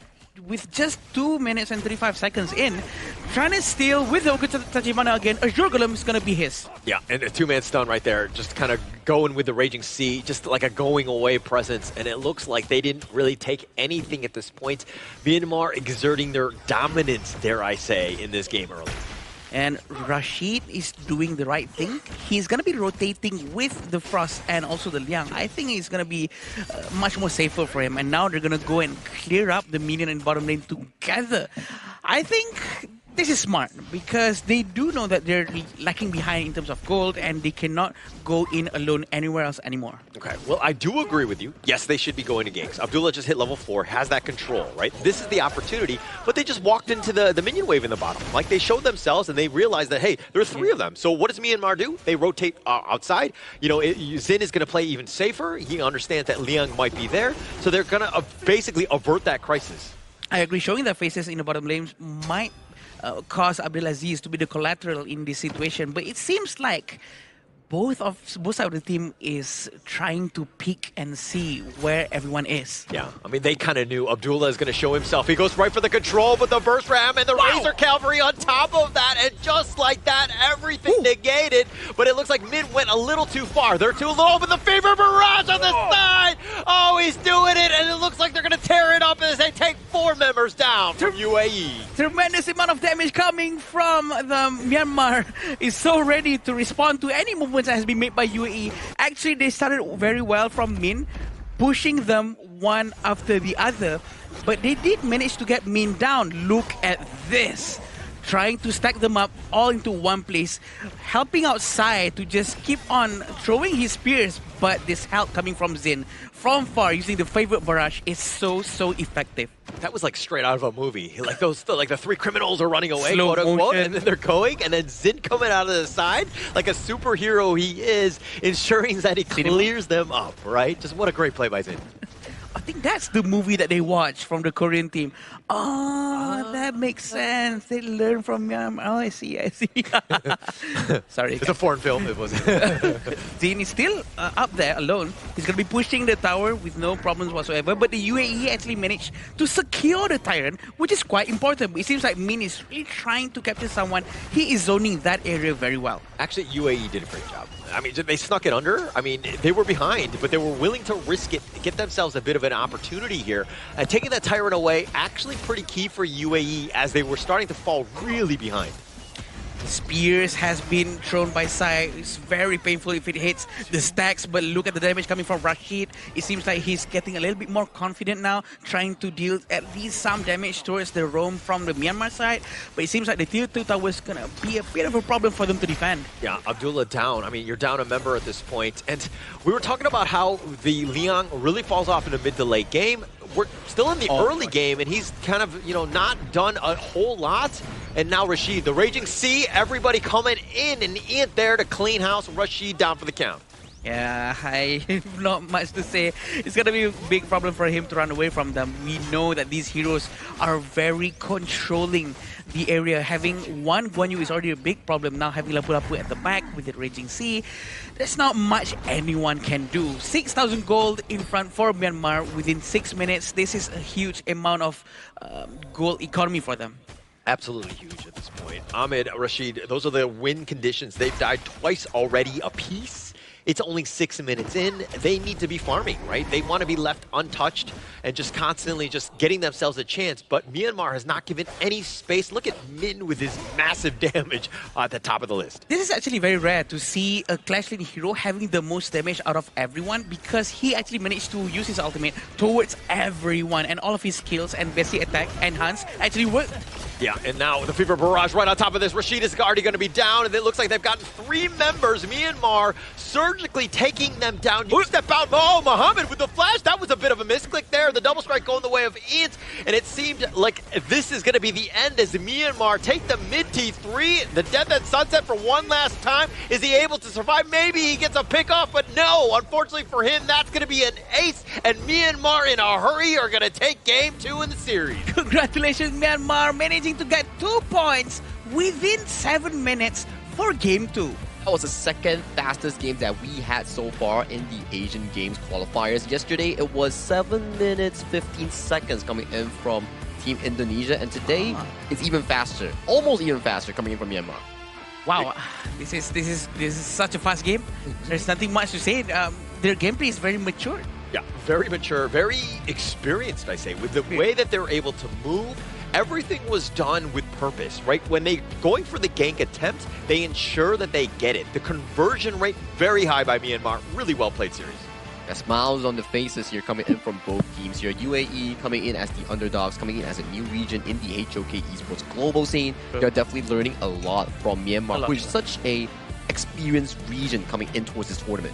Yes, and I think it's going to be very helpful for them going down into more of these group games, because each game they're going to be learning, and for sure they'll be watching the rest of the matches that's going to be happening throughout the day, throughout the rest of the week. I mean, look at them. They're so jubilant right there with their win. Clearly well-deserved. Understanding what the assignment and what they needed to do. They closed this one out in a hurry. Second fastest game. Props to this team. They were really well prepared. I might have to check back my facts here. Was it 7 minutes and 19 seconds for Indonesia? Because for Myanmar, that was 7 minutes 16 seconds here. Oh. It's either my memory. Yes, might be fastest here. So I have to fact check myself real quick later on. But it's very interesting, right? How do they play this now? The way they rotate together, the way they make sure all the crowd control really hits. It's really hard to react from what has been doing by Myanmar. Yeah, just really well played. I was kind of, I mean, when you're in a bit of a hurry, apparently you want to go to lunch or whatever it is, you just got to get your job done and just kind of move on. It's like what you say. They probably have some lunch plans that they have to rushing towards to, and they definitely showed a dominating performance against UAE to back the 2-0 win. And right now, if I'm not mistaken here, They are currently in the grouping alongside with, hang on a moment, Group B. So with a 2-0, they're tied currently first place with Nepal. Myanmar and Nepal tied first place. Yeah, it's going to be hard to pick between Nepal and Myanmar. Both teams are showing very good performance. And I think that there's a lot to be learned from these two teams. Yeah. I think that one is going to be a very competitive series. I think that both of those squads are going to be up to the task. But as we go into the post game here, I mean, Myanmar right now, there's a lot of, a single death from Min. How dare you, right? In a flawless game, how dare you, you get eliminated, Min? I guess the Asian dad is back. we can see definitely an amazing gameplay coming from Min. Min shows up. Everyone goes to chaos from the side of UAE. There's something that they can do, even though probably we were expecting for the power word to be used by Liang towards Guan Yu, but it did not happen that way. You can see the priority coming in from Myanmar's first phase draft. You have the Guan Yu, you have the Lapu Lapu, and also Ukyo Tachibana. All these three heroes did an amazing job in setting up team fights for Xin and also Sai P in those upcoming few moments here. Like the first few fights that we actually saw was Min flanking with the heroic charge, finding multiple members, and then Xin coming in with the Marco Polo with the Fever Barrage and picking up the few eliminations that he got. I think it was a triple strike in the bottom red side. Yeah, and it comes back to just like how you deal with like a Guan Yu, right? You need to space yourself, you need to get that vision, understand where he's going to be. It seemed like UAE were just diving or trying to go for gank attempts without the proper vision. They didn't know the numbers, they didn't know where Min was at times, and they got caught out. And this is a lesson that they're going to learn apparently the hard way. Also, as what Howder mentioned earlier on, the fact that they show their faces into the map in front of the minions actually helped Myanmar to rotate away from them, which sort of backfired the whole idea of moving together. I think the art of going in, trying to catch someone, they really have to learn how to play around the fog and also the brushes. Correct. You need to make sure that you actually have vision, especially when you are against a Guan Yu. Yeah. You need two things. Number one, you need someone to mark him and make sure that the person marking him has the crowd control to stop this Guan Yu. Number two, you need vision as well. Once you establish the marking ability, you also simultaneously get vision, which gives your carries such as Rashid on the Lady Sun or Mohammed and Abdullah on the Princess Liang Frost combo more room to actually shine before they get ruptured by the Sai H on the Raging Sea ultimate from the Lapu Lapu, or a great flank coming in from mid. Yeah, for me it was that that fight in the mid lane, right? When they were both from brush to brush. There was like Red Rover, and like it seemed like UAE was trying to make a play. They saw one guy that was out, and he just kind of rushed out. Abdullah tried to go for the control, but they didn't know the numbers, and they got completely jumped. If they waited a bit, they would have had a much better time. That was very difficult by them because that goes back to the drafting phase, right? That we say like, okay, Princess Frost Liang, very decent combo, but once you meet it into a tank roam with engaged capabilities like Lian Po, Lapu Lapu, Zhang Fei, with a Guan Yu, the moment you actually power control someone with the Liang ultimate, the immediate disengage comes through by the other person. So it's a really difficult game for UAE from draft to finish. Yeah, I think the lack of tankiness from their team really affects their vision a lot because they have no one to be sent out forward to check from brush to brush. I feel like maybe if they have at least one, just a minor little bit more tankier for them to have a better vision, it would really help UAE to make their decision making better. For Liang to move around, to find his target, okay guys, let's go here, let's go there, but they can't make that decision because they have no tank. And also, it just back to the draft, right? The Guan Yu was picked first, second and third in the entire draft. Yeah. And then you picked the Liang on top of that because you went the Princess Frost. You were all in at that point, right? And going in with the Liang to kind of set that up, it's like, hey, that's the counter pick. You should not be going into this. It's a trap. And we can see exactly what went down, right? Like you can see in the early game, it's 3v3 towards the mid lane. Here, the first damage coming from Ant Ukitachi Bana in capitalizing Ahmed. And this exact play led to this moment where Min was hyper mobile. And this was the moment you mentioned, power control on towards the Hano, and the immediate disengage coming in from Ant, Sai H, and also Min in finding the beautiful moment. Yeah, and once again, Xin comes up, swoops over triple strike, easy peasy coming in from Myanmar in this game too. This is exactly like a movie. The way they all come in one by one, doing their job, making sure that they contribute something into the team fight is phenomenal. And the way somehow Rashid has been left alone down here is very unfortunate for him. There's nothing he can do.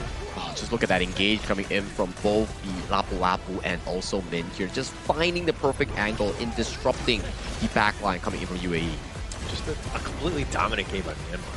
Right? I think that they were able to just outplay it. I mean, the draft definitely gave them the edge, but then going into this game, you were thinking like, oh, how could they do it? And Myanmar was flawless. I mean, I jokingly said that Min was, he died once, but he's going to be the MVP here. And the way he did it, the one time he did die, he set it up for Zin to make that Fever Barrage play. And that's what we call a sacrifice, making sure that his team can really benefit from whatever he's doing. 23% damage and 29% damage taken. Yeah, I only like sacrifices when it's the other people on my team. Like, you like to be the one receiving the benefits of the sacrifice. Exactly. You don't want to be the one that, goes down and you can't be part of the team. Let me explain on this. He came as a roamer at first, then he converted to a Clash main. Okay. So he got tired of sacrificing for his team. For the record, we honor the person that gets sacrificed, okay? It's not like we just we don't write songs about him. So that's why you switch roles, because you want to be sung. Okay. We have to find some cape to put behind our friend right here. Exactly. But you can definitely give props over to Min on this Guan Yu pick. He didn't get any takedowns, but the most important part of his presence in the game is never about getting the eliminations, but more on setting up the team fight coming in for the remaining members here. So what if he actually gets taken down in that one attempt? But the commitment that he did, the presence that he had in those team fights, that was just really amazing coming in from him. The control. Correct. Right? He caught them off guard so many times. The Razor Cavalry is shepherding 3 people at a time, just in a bad spot. The repositioning is key. And what you were talking about the first series about the Quay, right? Just how amazing it was. Repositioning. Same idea with the Guan Yu, but he's able to do it with multiple heroes. It's, again, just UAE got caught out multiple times in this one. Not repositioning one person, but the entire team, which is a lot more devastating, to be honest. And I think the way they're doing it is immensely great. I think that they should keep doing what they're doing. They know how to really make good use of the Guan Yu. I'm not surprised if any other region going up against them is going to take Guan Yu out. Yeah, I think Guan Yu has been a really hard tournament pick thus far, and I really want to see who Mara has on the interview stand to see the fantastic performance that Myanmar had actually delivered us. So Mara, if you may, please show us who you have on the interview desk. Record-breaking performance from Team Myanmar. Fastest game so far. You beat yesterday's record and you finished the game 7 minutes 16 seconds. How do you feel about beating the record yesterday? Bro, many record 9 minutes 16 seconds break လိုက်တာ bro ဘယ်လိုခံစားရလဲ ပြောပါကိုယ့်ရဲ့ပထမဆုံး international first time offline tournament မှာတင်record က break နိုင်နေဆိုတော့မမေ့နိုင်တဲ့ tournament တစ်ခုဖြစ်သွားပါ So he said he's happy. This is his first time international offline tournament, and then he break the record, and he's very happy and he's very proud of it. You know, a lot of people are talking about your Ukyo Tachibana's performance. You were MVP in game number 1. In fact, lots of impressive solo kills. What gives you the confidence to commit to those one-on-one opportunities? Bro, game 1 မှာ MVP ရတယ် bro performance ရန်ကောင်းတယ်ပေါ့နော် bro အဲ့လို solo game ကိုတယောက်တည်း comment လုပ်ဖို့အတွက်ဘယ်ကနေ confidence ရရလဲပေါ့ အဓိကကတော့ကျွန်တော်ဒီ hero ဆော့လာလဲတော်တော်ကြာကြီးကိုယ့်လက်ကိုလည်းယုံနေဆိုတော့ဒီတိုင်းမှာ confidence ရတာ So he's been playing this character for so long, and then he has confidence on himself. Oh yes, a lot of the solo kills that he did actually is needing to know the hero's limits. Now, Team Myanmar barely gave any room for UAE to breathe. How do you guys have that level of control with the map without overcommitting? Bro တပွဲလုံးမကြုံဘဲနဲ့ဘယ်လို control လုပ်သွားတာလဲပေါ့ ဒီတိုင်းပဲကျွန်တော်တို့စိတ်အေးပဲထားဆော့ပြီးတော့နီးပြပြောတဲ့အတိုင်းပဲလိုက်ဆော့လိုက်အောင်ပါတယ် He just keep calm and then play as the coach told him to. Listening to coach is always a good thing, and keeping calm even on your first time here on the international stage, very impressive. For sure, everybody in Myanmar, they're so happy with your dominance today. What would you like to say to Myanmar and to everybody watching? Bro, မြန်မာပြည်သားတွေနဲ့ကြည့်နေလူတွေအကုန်လုံးဘာပြောချင်လဲ မ မြန်မာပရိသတ်တွေနဲ့ကြည့်နေတဲ့သူတွေအားလုံးကိုကျေးဇူးတင်ပါတယ်နောက်လာမယ့်ပွဲတွေကိုလည်းစောင့်ကြည့်ပေးပါအောင် He said thank you to everyone watching please keep supporting him and keep watching the games Oh, for sure, after today, you're going to get lots of support. I wonder who else is going to break the new record now at 7 minutes and 16 seconds. We're going to be talking about that more. And now we're going to head back to our casters. Lead the gorge. Well, I don't know, Mara. So far, that was the fastest game that we actually had at 7 minutes, 16 seconds here, beating Indonesia record by 2 seconds here. So that was the fastest game that we ever had so far in day 2 of the 2026 Asian Games Esports Qualifiers for Honor of Kings. But man, what a series that Myanmar actually delivered. Yeah, an absolute, like a shellacking, if you will. I mean, the fastest game thus far, that speaks volumes about how ready this team was. I mean, this is a little discouraging if you're on the other end from UAE. I think that you need to kind of just like let it settle, like just kind of shake it off. You got to move on though. It's a learning experience. Yeah. Very mature, the gameplay showing off from Myanmar, because it feels like they're very used to playing this, definitely, and the way they play with Ukyo, which is very rarely used in other regions sometimes. Correct. But still, picking up Ukyo as the first hero every time and winning, I think that's the good thing. I think that's the good thing too, because they definitely have a lot of mastery, as we can see from the interview between Mara and Ant. He did mention that Ukyo is one of his most played heroes, and he's happy that he actually delivered a great performance in this match too. But for match 3, we have Philippines going up against Mongolia here. Philippines looking to continue their win streak from yesterday, and Mongolia trying to recover from their defeat against Indonesia that they actually received. Yeah, good news. They don't have the shortest game anymore, right? On the losing side of that, right? Because now that you've kind of seen what happened right here, it's kind of moved on a little bit. By the way, you can find me at Kindofu online, so that if you've got haters, Mongolia, please come after me. But other than that, I think that this is going to be one where, again, they need to bounce back, right? They need to figure it out. But again, Philippines, a bit of a giant, right? They're going to be a tough out in Group A. I think there's a better way to somehow win a game even faster. How do we do it? With a better device, Agi. What's the device that the players use, I wonder? The device would be iQOO, the official gaming phone for 2026 Asian Games Esports events for Honor of Kings Qualifier. It's definitely a 120 Hz screen with a very good cooling system, which is what all the players are actually using up on stage. Yeah, so it's a good device. Great device. And for that to happen, right, we also want to be looking at the upcoming matchup, right? Because Indonesia was also the opponent from Mongolia, and Indonesia is one of the strongest teams coming into Group A, alongside with Philippines, which is their potentially main contender there. So for Mongolia, it's not to say we don't have expectations for them, but it's going to be a difficult route coming in for this upcoming series. Yeah, I think that that's the biggest thing. Again, another giant waiting in the wings. They just need to weather the storm. They played, Indonesia yesterday. They're going to be playing Philippines today. Those are the worst two. As long as they survive, come out with, their heads upright, posture and all that, everything looking good. As long as they have a little bit of motivation for the rest, the worst is, going to be much better as you move forward. It's about enjoying the stage, right? Like, True. You already come so far and come towards the Asian Games qualifiers. It feels good to be able to compete. But you know what feels good too? A small little break that we really deserve before we come back into the next series of the day.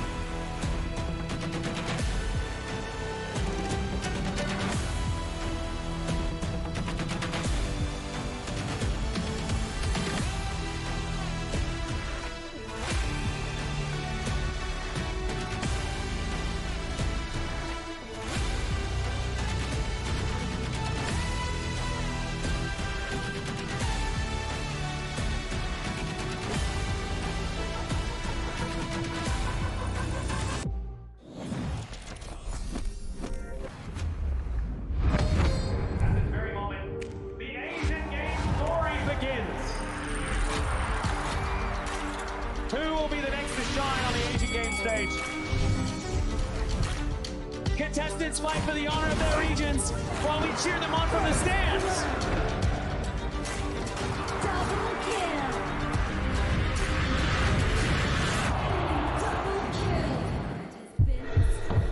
challenge, but it is also an opportunity.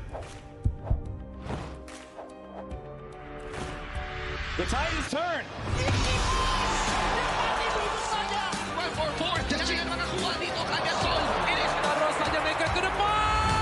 Aspas in front. They're going to use it. Golden tight zone. Tatsumi. Victory! And we pulled it off together. We share the same voice, the same radiance. This moment of brilliance belongs to all of us. Together, we shine.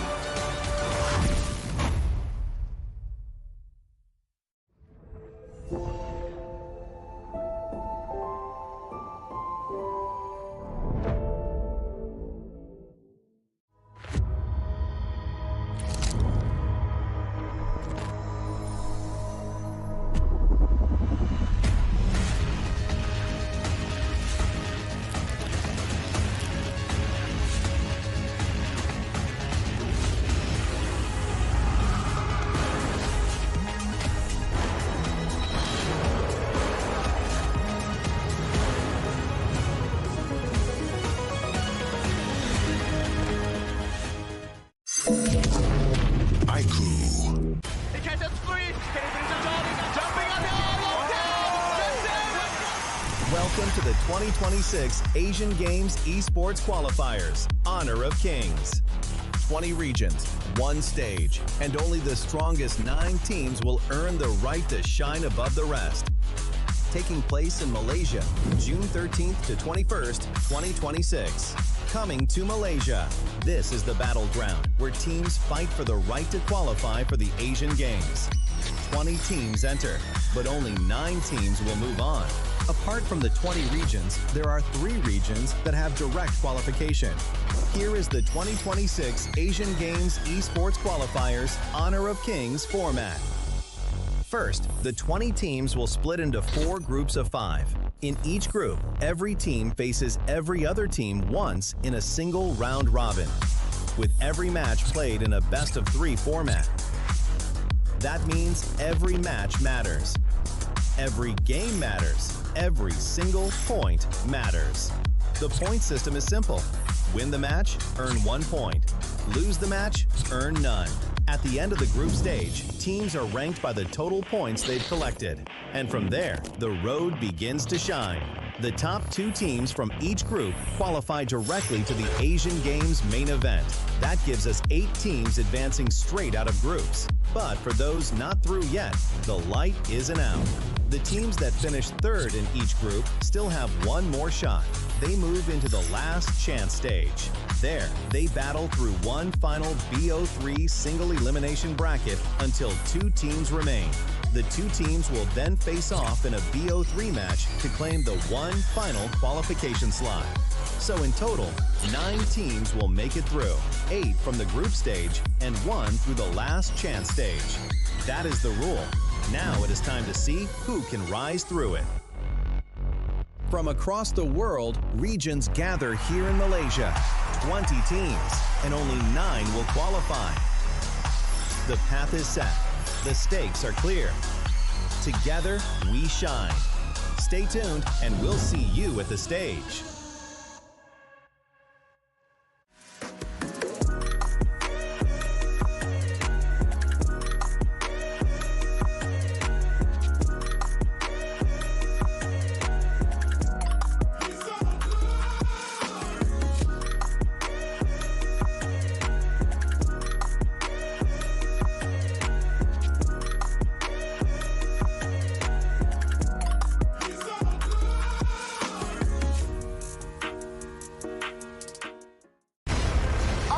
Not ready yet.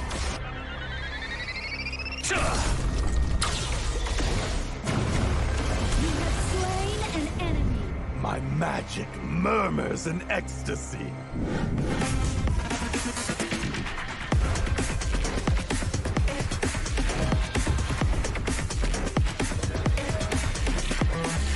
Amazing! There is no escape for you.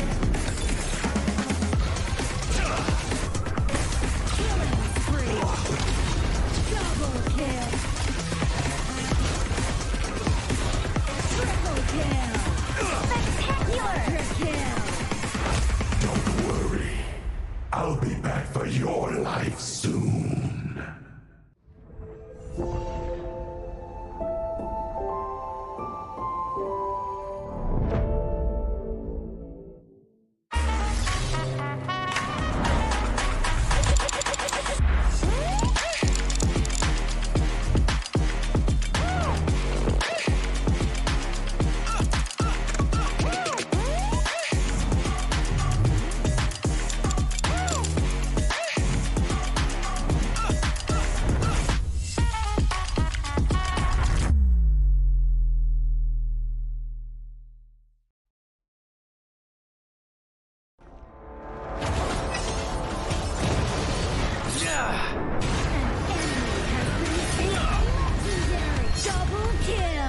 Shall I compare thee to a summer's day?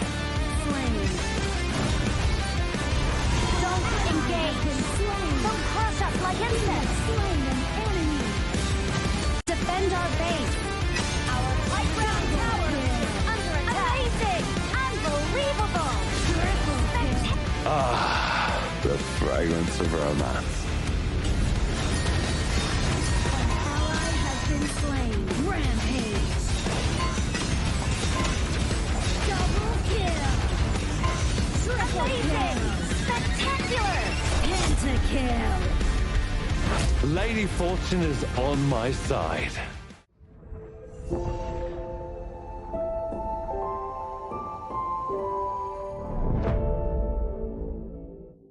Itu kontra kita. Relax, bro.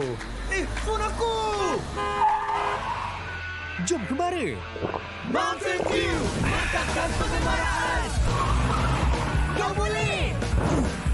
Kat mana pula ni? Water Trust! Kasih boost! Adventure! Dapat pun! Steady, bro! Rancangkan kepala gengmu!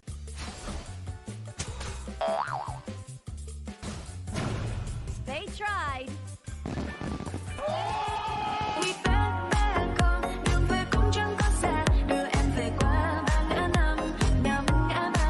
The new Spritling skill, Dig It, is a passive skill, which will automatically trigger at fixed times each match, up to a maximum of 10 times. The skill grants guaranteed standard rewards like gold, XP, shield, health recovery, and more. There's also a small chance to uncover mysterious grand prize effects during the match. Dig It may also produce tradable high-value treasures. Detailed information about acquired treasures will be shown after the match ends. Each treasure has its own rarity and storage size, and obtained treasures will be automatically stored in your warehouse. If you want more high-quality treasures, make good use of the Treasure Fusion feature. You can also copy and share your code so friends can help speed things up.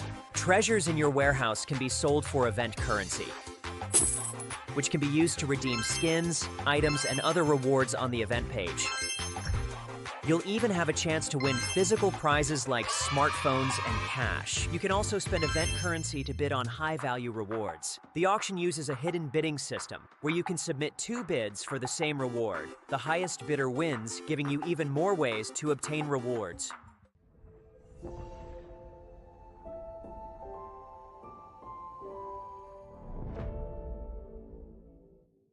If you've ever wondered how to go from HOK player to HOK top influencer, this one is for you. HOK welcomes all creators. First things first, when you start as a HOK player, your in-game highlight can become your content. This is the first step of building your own social media presence. If you keep on creating and reach 100 plus followers, you will be invited to HOK Studio and become a HOK Studio creator, starting to earn various incentives as you grow. You'll get token and cash incentives for your creativity. Stay in the loop.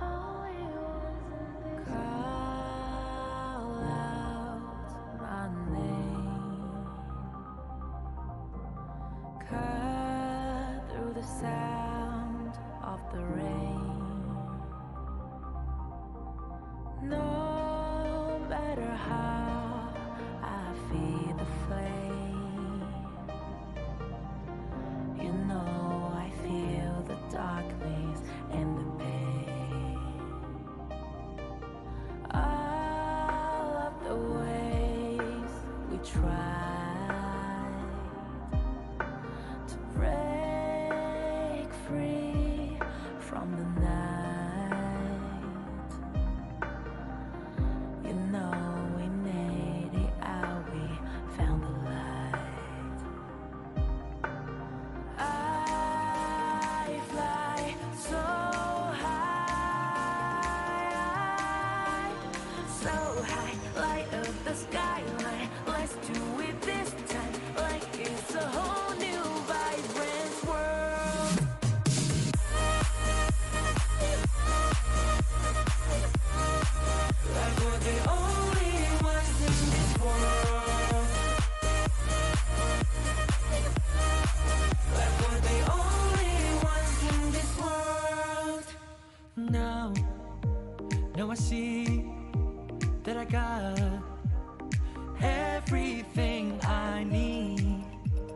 it's alright.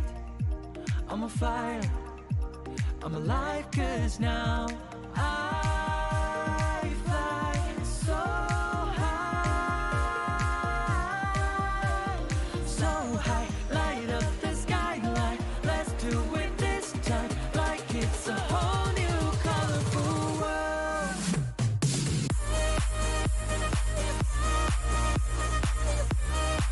Like we're the only ones in this world. Like we're the only ones in this world. Never thought we'd get this far, burning like the stars. How we get this far? Like we're the only ones in this world.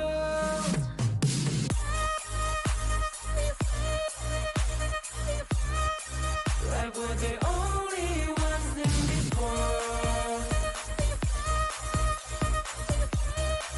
Like we're the only ones in this world.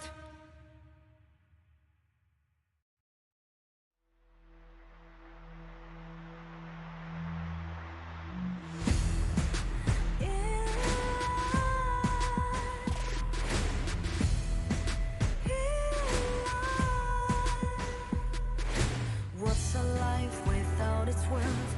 Compromising with what hurts inside, inside. When you let fear decide your fate, you don't choose which path to take in life. In life, I'm finally letting go of everything that still holds me. I'm against all odds, but I won't give up, 'cause it's my time to shine. Standing in the spotlight, can no one let me down. Destiny is calling high. I'm not afraid to fight for everything I love. Victory's on my side.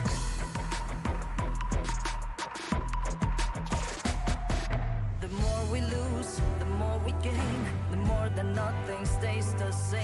In time, in time. Can't love ever, can't forget. What you see is what you get. Sometimes, sometimes.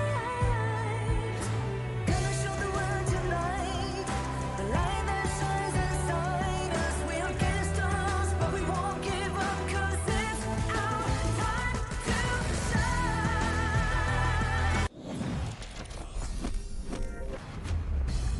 It was a pretty good break, and welcome back to the 2026 Asian Games Esports Qualifiers for Honor of Kings. My name is Sagi, your desk host for today, and with me are the casters of the Gorge, Holler, and also Adam here. And Adam, Holler, so far this has been a magnificent day so far, and we have had very dominant games coming in from back-to-back series.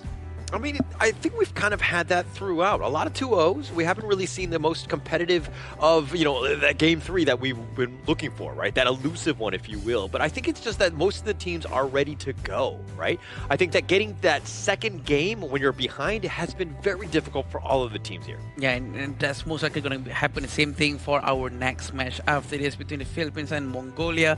It's going to be very interesting for Mongolia because they have went through all the hardest matches, because the first one they went through is with Indonesia, and right now it's with the Philippines. But as Holler have said, it's probably better like that for them to go through the hardest match first and then go through the easy ones.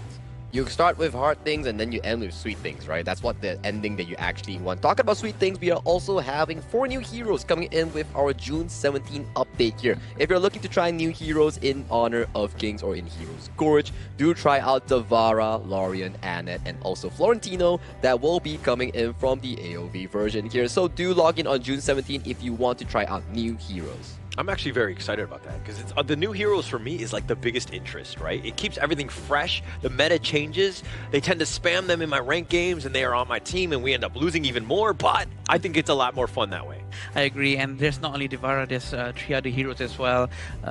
Especially going to be a very interesting one because everyone's going to be trying all these heroes in multiple different lanes, and we do know it's going to be a very good addition to our future tournaments. Yeah, we've been viewing some of the hero teaser videos on their skill previews and everything else. I do think that out of the 4 heroes coming out, the priority definitely falls on Devara in the Clash or Farm lane and also Annette in the roam and mid pole here. So definitely few heroes that may be adding more essence into the honor of King's esports scene. Yeah, I'm actually super excited, right? Because they tend to be, when they're released, they're good to go. And then teams just have to kind of like pivot on the spot. Is like, oh, do we pick this up? Do we learn this? Have we had enough time to really put it so that it's at a level of competitive play? And it makes, again, very interesting here. Yeah, and that's going to be a bit more advantageous for people who have been in AOV before. But sure, getting back into Philippines and Mongolia right after this, it's going to be a fun one to watch. Philippines being one of the most anticipated champion right here because they're quite strong. Well, they are aiming for the top tier team coming into the group itself against Indonesia here, but today they are facing against Mongolia. Both Philippines and Mongolia will take the stage with this teaser video.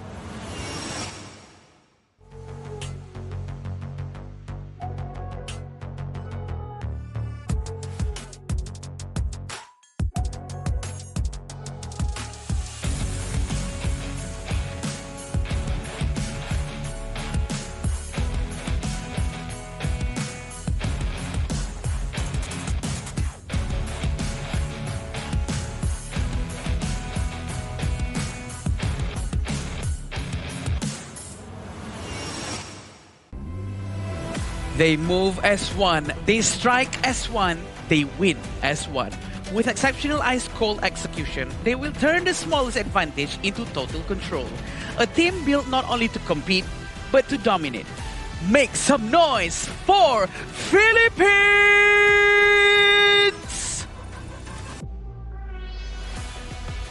Representing their region with youthful energy and bold ambition, they arrive on the international stage unafraid of reputation or expectation with a fearless approach to every single fight. They are ready to challenge anyone in their path. Let's welcome the rising challenger, Mongolia!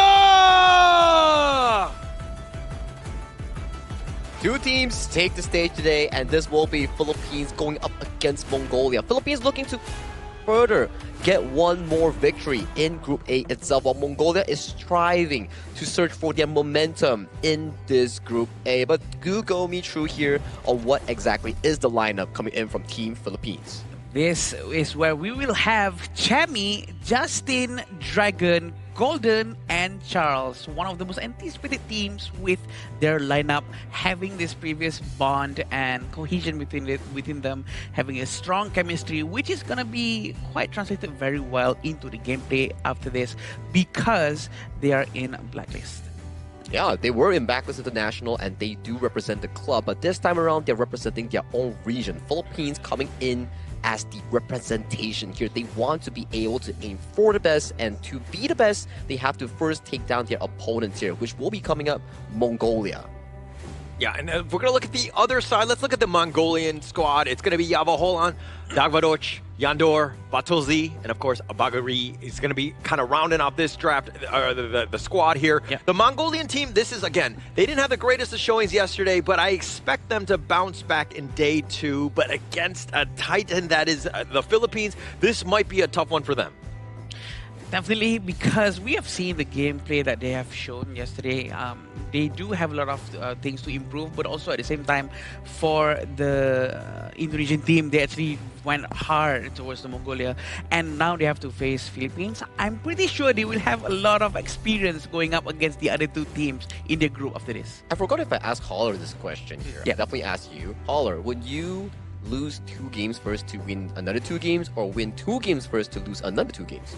I would choose to lose no games. Exactly. But that's just, I think that's the correct answer, right? I think that this is a multiple choice answer. No, because I think that every single one you're looking to, I know where you're going with this in the sense of like, you're playing the toughest teams, losing out 2, and then coming out on top of the other 2. That makes a lot of sense. But for me, win 1, lose 1. I think that balance of just staying like kind of in the middle, that average, I think for me would feel much better. Yeah, that does make a lot of sense here. So they will definitely need to find a balance.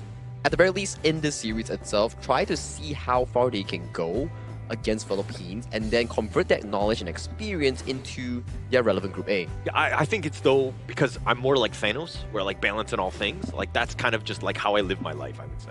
I see. Very, very good answer from him. I do still feel that for me personally, I would choose losing 2 times first and then, slipping off well with the last 2 wins. But again, what Holler said really makes sense. And I do feel that Mongolia will have a lot of things to improve. Sure, they have went through a very hard game yesterday, but pretty sure they will show some improvements today too, from their draft picks especially, because draft picks are so important, especially going up against teams like the Philippines. Oh yeah, drafting is the essence of the game itself. If you have like a 2 50-50 teams going at it against each other, drafting actually elevates that team who comes out on top in the drafting phase. That's why this draft that will be coming out, the pick and ban phase that we mentioned, is super critical, especially for coaches and the team. I have no issues with Gerald TG with the draft. I think that we've learned to just get really accustomed to the way he likes to draft. He tends to put his players in a prime position to just always be able to be successful. Yeah, and this is going to be picked by Philippines, which is very interesting. It's the Fang and the Liu Shan. Okay. A hero with a lot of crowd control. Also, being able to silence the tower is an amazing advantage. I am looking at the Philippines draft in their direction here. They want to look to end the game as fast as possible, because these 2 heroes, they are extremely good at tower destruction, and the Milady also adds the flavor towards it. So you can see the direction coming from the Philippines. It's about pushing towers, it's about snowballing the game so out of control that they can actually make it happen. I actually think it's a little disrespectful, right? They're looking to just mow down towers and just take it over. Basically, they win 1 team fight. Maybe you get a pick off. Literally, 2 towers are going to be taken down. So they're looking to maybe go for the record there, I say. So you can see from the ban itself, Princess Frost and also Haino, those are extremely good wave clears that can actually combat against tower push, because Haino, you can reset the tower damage back to, I think, 3 to 4 seconds ago, and then the Haino is extremely good in jabbing down all the Milady little minion robots here. So they definitely have like a strategy planned out before this game commences. I was half expecting for the Mongolian team to actually take Zia or Philippines to ban Zia, but then again, they already picked up Mai and also Monza. I feel that they lost a lot of potential right there. Also because very smart from the Philippine coach to actually choose Milady in the 3rd slot, which leaves no room for the Mongolians to give any response. This is like my rank games, right? The Philippine, the squad, the Milady, the Liu Shan, and the Fang. Like, this is like literally my rank games, where they're like, oh, we just want to push, we just want to end games. If we're not able to end the game, fine, we lose. We just move on. But this is very similar to that. Again, I find it very funny that Gerald would bring this out, especially in a game 1 here.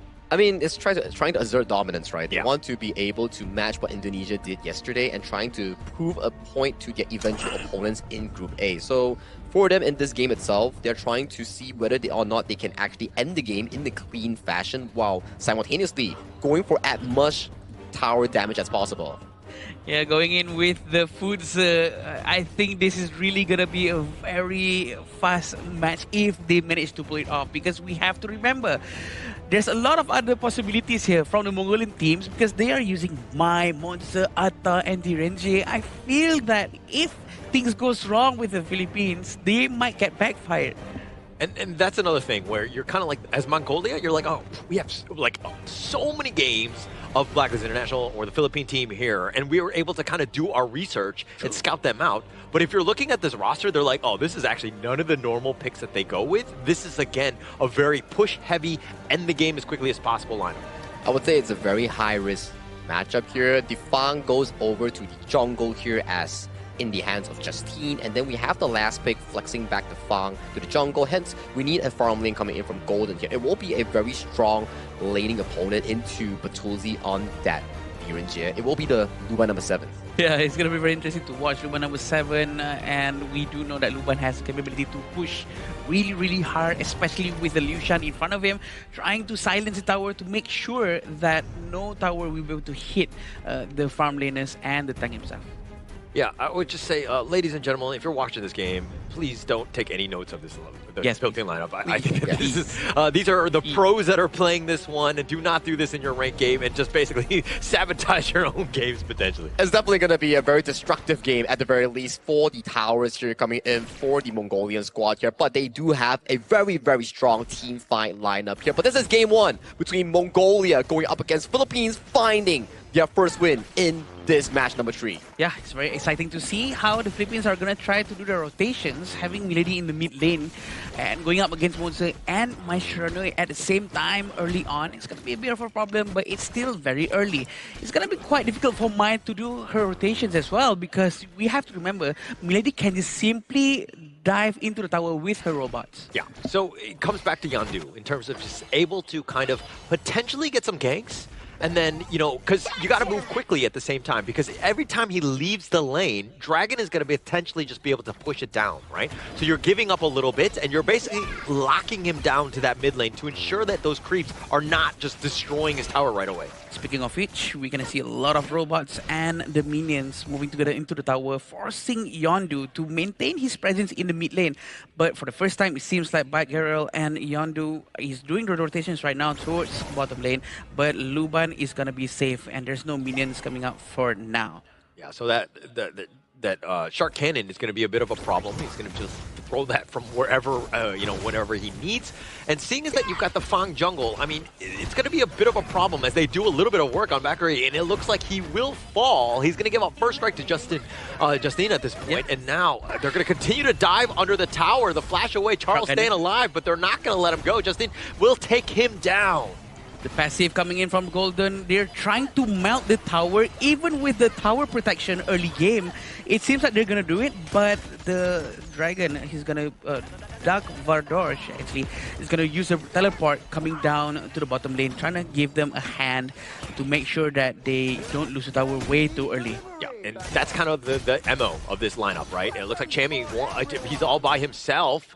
I forgot that he's just Chammy and not Chammy 1 here. Yeah.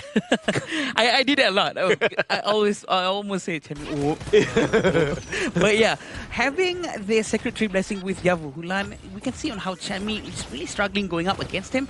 But this is also because the Glacial Buckler hasn't come for Chammy just yet. He really needs the 20% cooldown reduction from Glacial Buckler to make sure that he can keep on constantly using the second skill, reset, and make sure that he can have that damage reduction all the time. Yeah, so Chammy's going to have a tougher lineup. I think the lane matchup definitely favors the Fati in this one. Yeah. So Yavulan will definitely have that advantage. They need to use whatever sort of lane advantage they might have to, again, get some space, because you want to put pressure. You want to lock down Chammy in that top lane so that he's not rotating across, potentially going for some of those games. Oh boy, it seems like the 2,000 gold difference within 3 minutes is too big at this point. And I'm sure this tower is going to go down before the 4-minute mark. The tower potential is going to go back up, but again, with Charles using this hero, he's going to keep on silencing the tower, making sure that the tower is disarmed and not being able to attack anything. Yeah, Watusi was just like literally just watching this, and they're just going to continue on the teleport even in the bottom lane, but at what cost? They have the orbital bombardment just covering them, and this is why this lineup is so tough to deal with. I mean, you have the Liu Shan as well. They're melting the bottom T2, the armor, all you want. It's not even 4 minutes, my friend. there's nothing they can do. They really have to play around with their long-range capability, but it seems like they're shifting their concentration and focus towards the mid lane right now. And it seems like with Chemi 1, they're going to be able to destroy the towers even faster. Look at this ultimate coming from the Funza. They're trying to get the two heroes. Two Mongols are going to go down, and they managed to get another one. 3,000 gold difference. Double strike has been given to Justin. Yeah, taking 3 members down and literally just marching it down mid. You've got the Milady robots. Yeah, they're going to be slowed down, and now they're going to look to go in. The flash away, Baltuzi's going to survive, but the mid T3 is looking to go down. This is not even 5 minutes into the game. They have no chance or no idea of maybe even taking the Tyrants at this stage. They've done everything well. They actually do a fake back. They go right back in. They get the mini stun on. Yes, they're a little bit low. I think inside the box just on the outer tips on this one, but it looks like Chami, he's going to do a little bit of work on this one. Yavanon is going to be taken down. Magdagapoders is going to be picked off as well, but Philippines doing everything, the flash away, and still everyone survives. They want to make sure they can win early. Also at the same time, having 0 takedowns on the side of the Philippines, that's quite important to them, I see. But with the low HP, they're forced to go back for now. But you can see the damage dealt by Justin is so much. That is how fast the scaling comes from Justin with the Fang. All right, in like 99 games out of 100, most of the teams will take the Tyrant first, the 4-minute one, because they want the damage. They're thinking about, like, you know, farming and all that stuff. But they were like, oh, we're going to take the Overlord in this one. We just want to push. We just want to end the game, because off of the back of the Vanguards, it's going to be very tough for Mongolia to hold and repel that attack. I agree, and this is what they're going to be doing again. They're trying to rinse and repeat the exact same thing. Kachosin has been thrown towards Charles, but Charles feels nothing for now. Chami is going to be helping them, going to the front and tank some of the damage and making sure the Sage is going to be used. Yeah, and Baltuzi is going to have to just take a decent amount. They're just slowly weathering it down. Bajrel is going to be taken down, but it looks like Yandu with a nice little charge. Dagvoda, she's going to be taken down as well. Yavalam is going to be killed. They finally find Dragon and Golden, and both of the twins are down, and now they're trying to end the game. And now with no minions, everybody's so low. Might go in. Yandu try to find it, but it's a triple strike going the way of Justine as they get the ace. They're going to wait for this Vanguard. They get the disruption, and of course, Philippines off of the back of that wipeout. Charles get taken down. It looks like Greed has hit them as they've been completely repelled. Somehow, Mongolia holds on. Justin managed to run away from the crystal before being taken down. It's all because of the bad Gerald. You have to remember, if you are severely under-leveled, the advantage is that you spawn so much faster. And maybe they did not do the math very well, but Moses comes out, throws away the cannon, making sure the damage goes in, but the Vanguard was flying very slowly because of...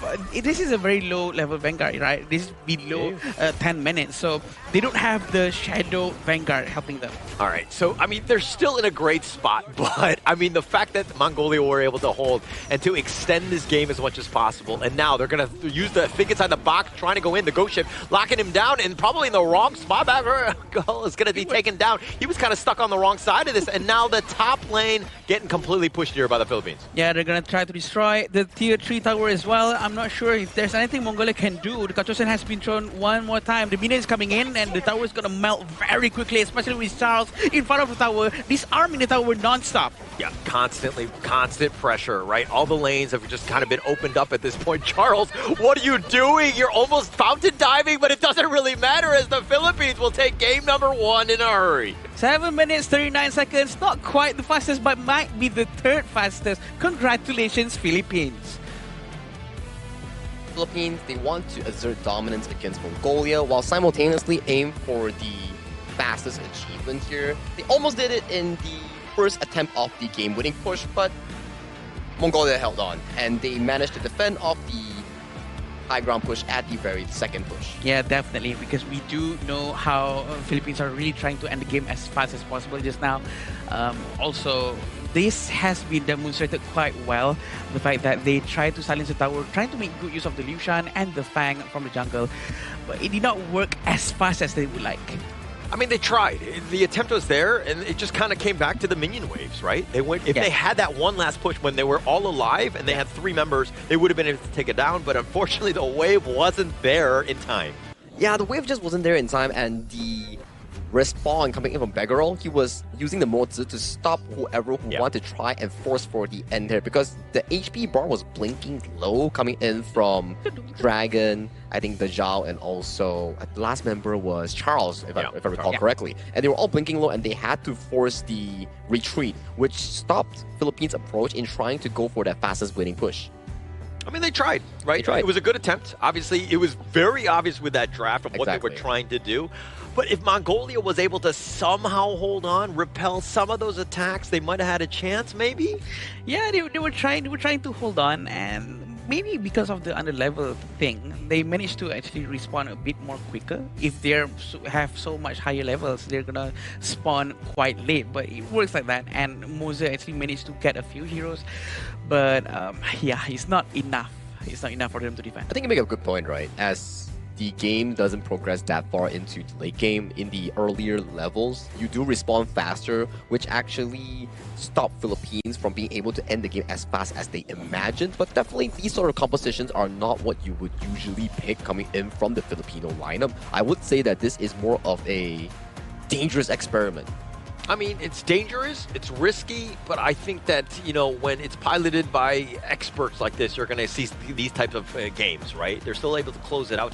Yes, it wasn't the record here, but it's still very impressive. Sub 8 minutes, Justine with an absolute dominant performance, 905, 7,000 net worth. I mean, this is exactly what you want from a Fang jungle looking to close out a quick game here. Yeah, it's a very interesting pick, right? We did get a Fang jungle yesterday coming in from one of the teams, and this one was also a eye-opener, right? High burst damage with a decent mobility, having the option to just one-shot someone before this fight actually starts, and then the spell one coming from Fang also applies towards turrets.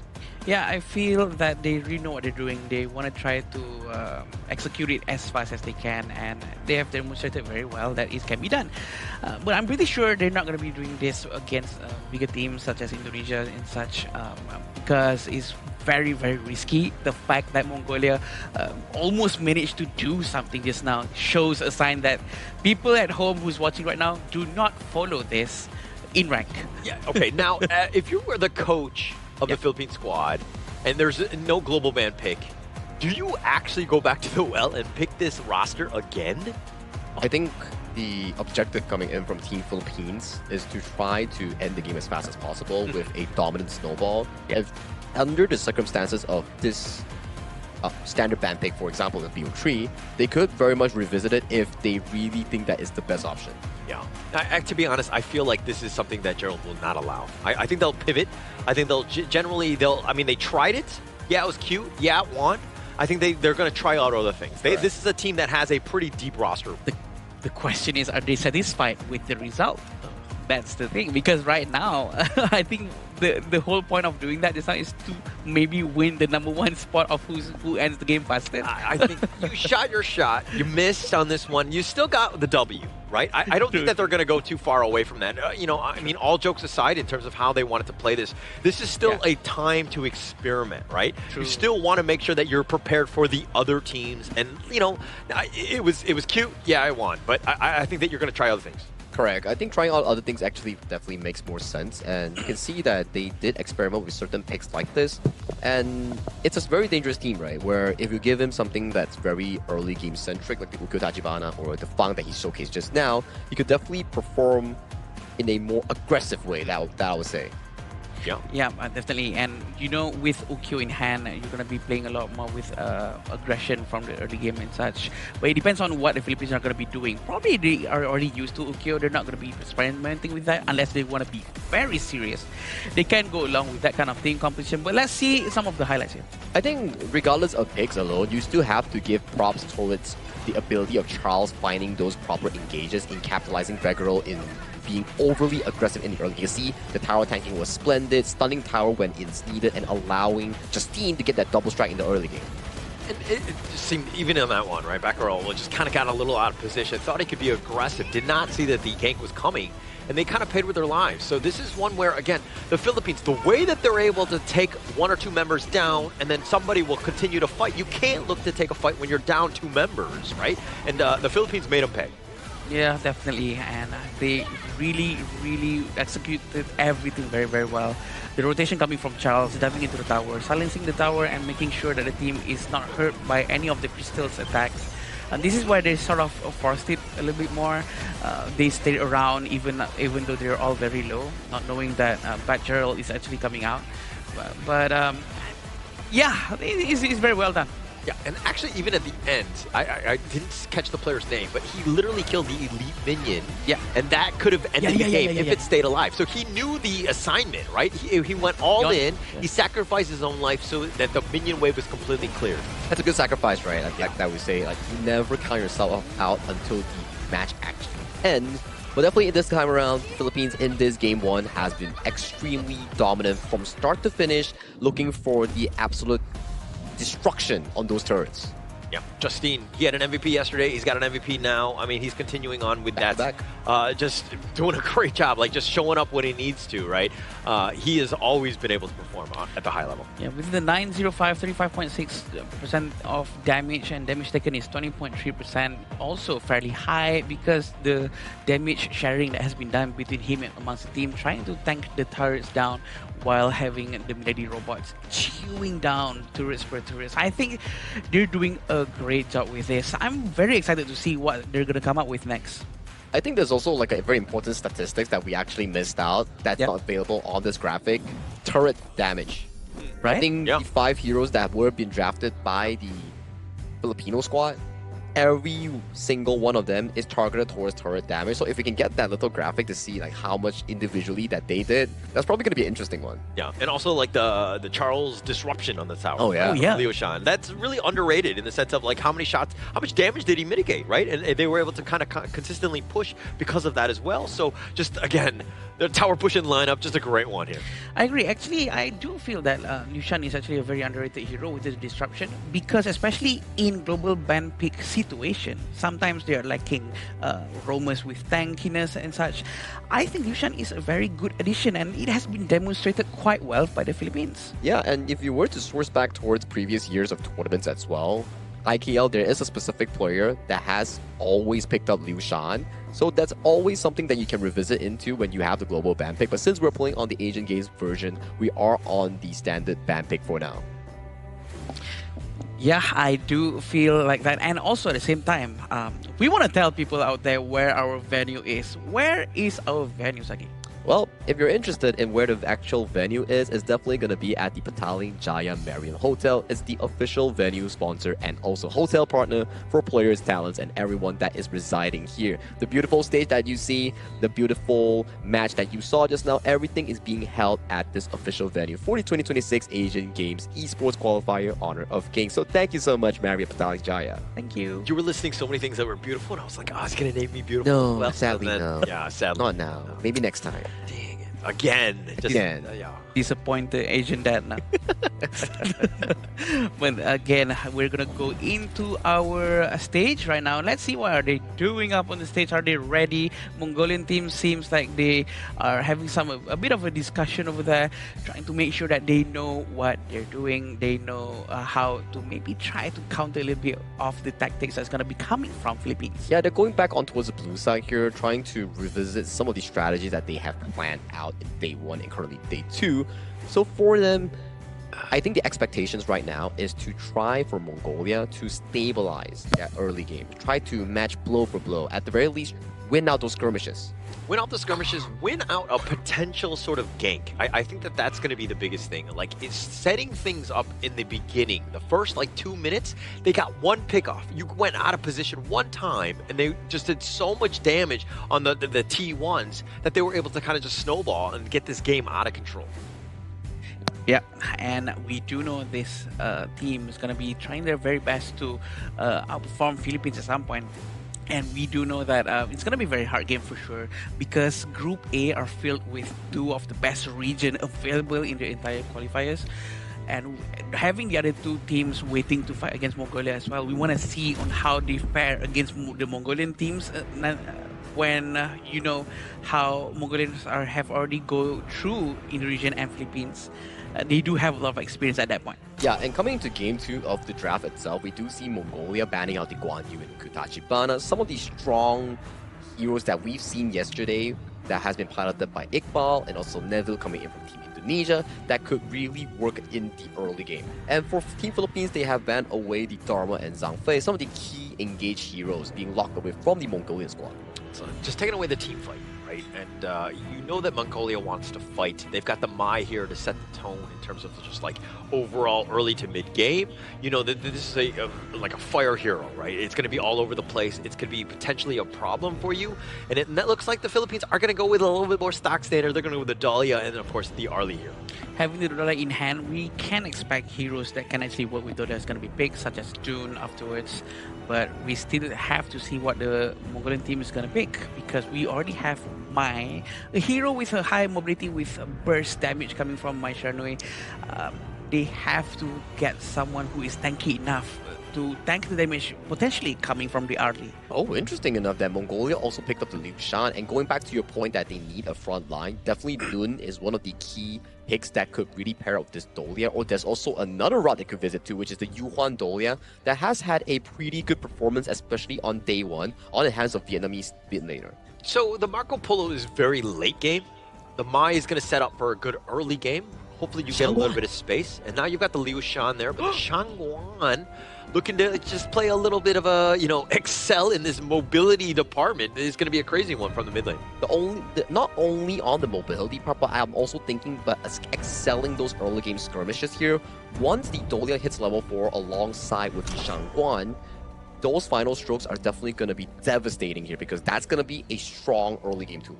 Honestly, I was expecting for Dahlia to be focusing on a tanky hero such as Dune to use the Celestial Melody on, but the fact that they're picking with Shangguan right now and not waiting for the last 2 picks for the Shangguan to come up is a very risky move, and they're taking the risk.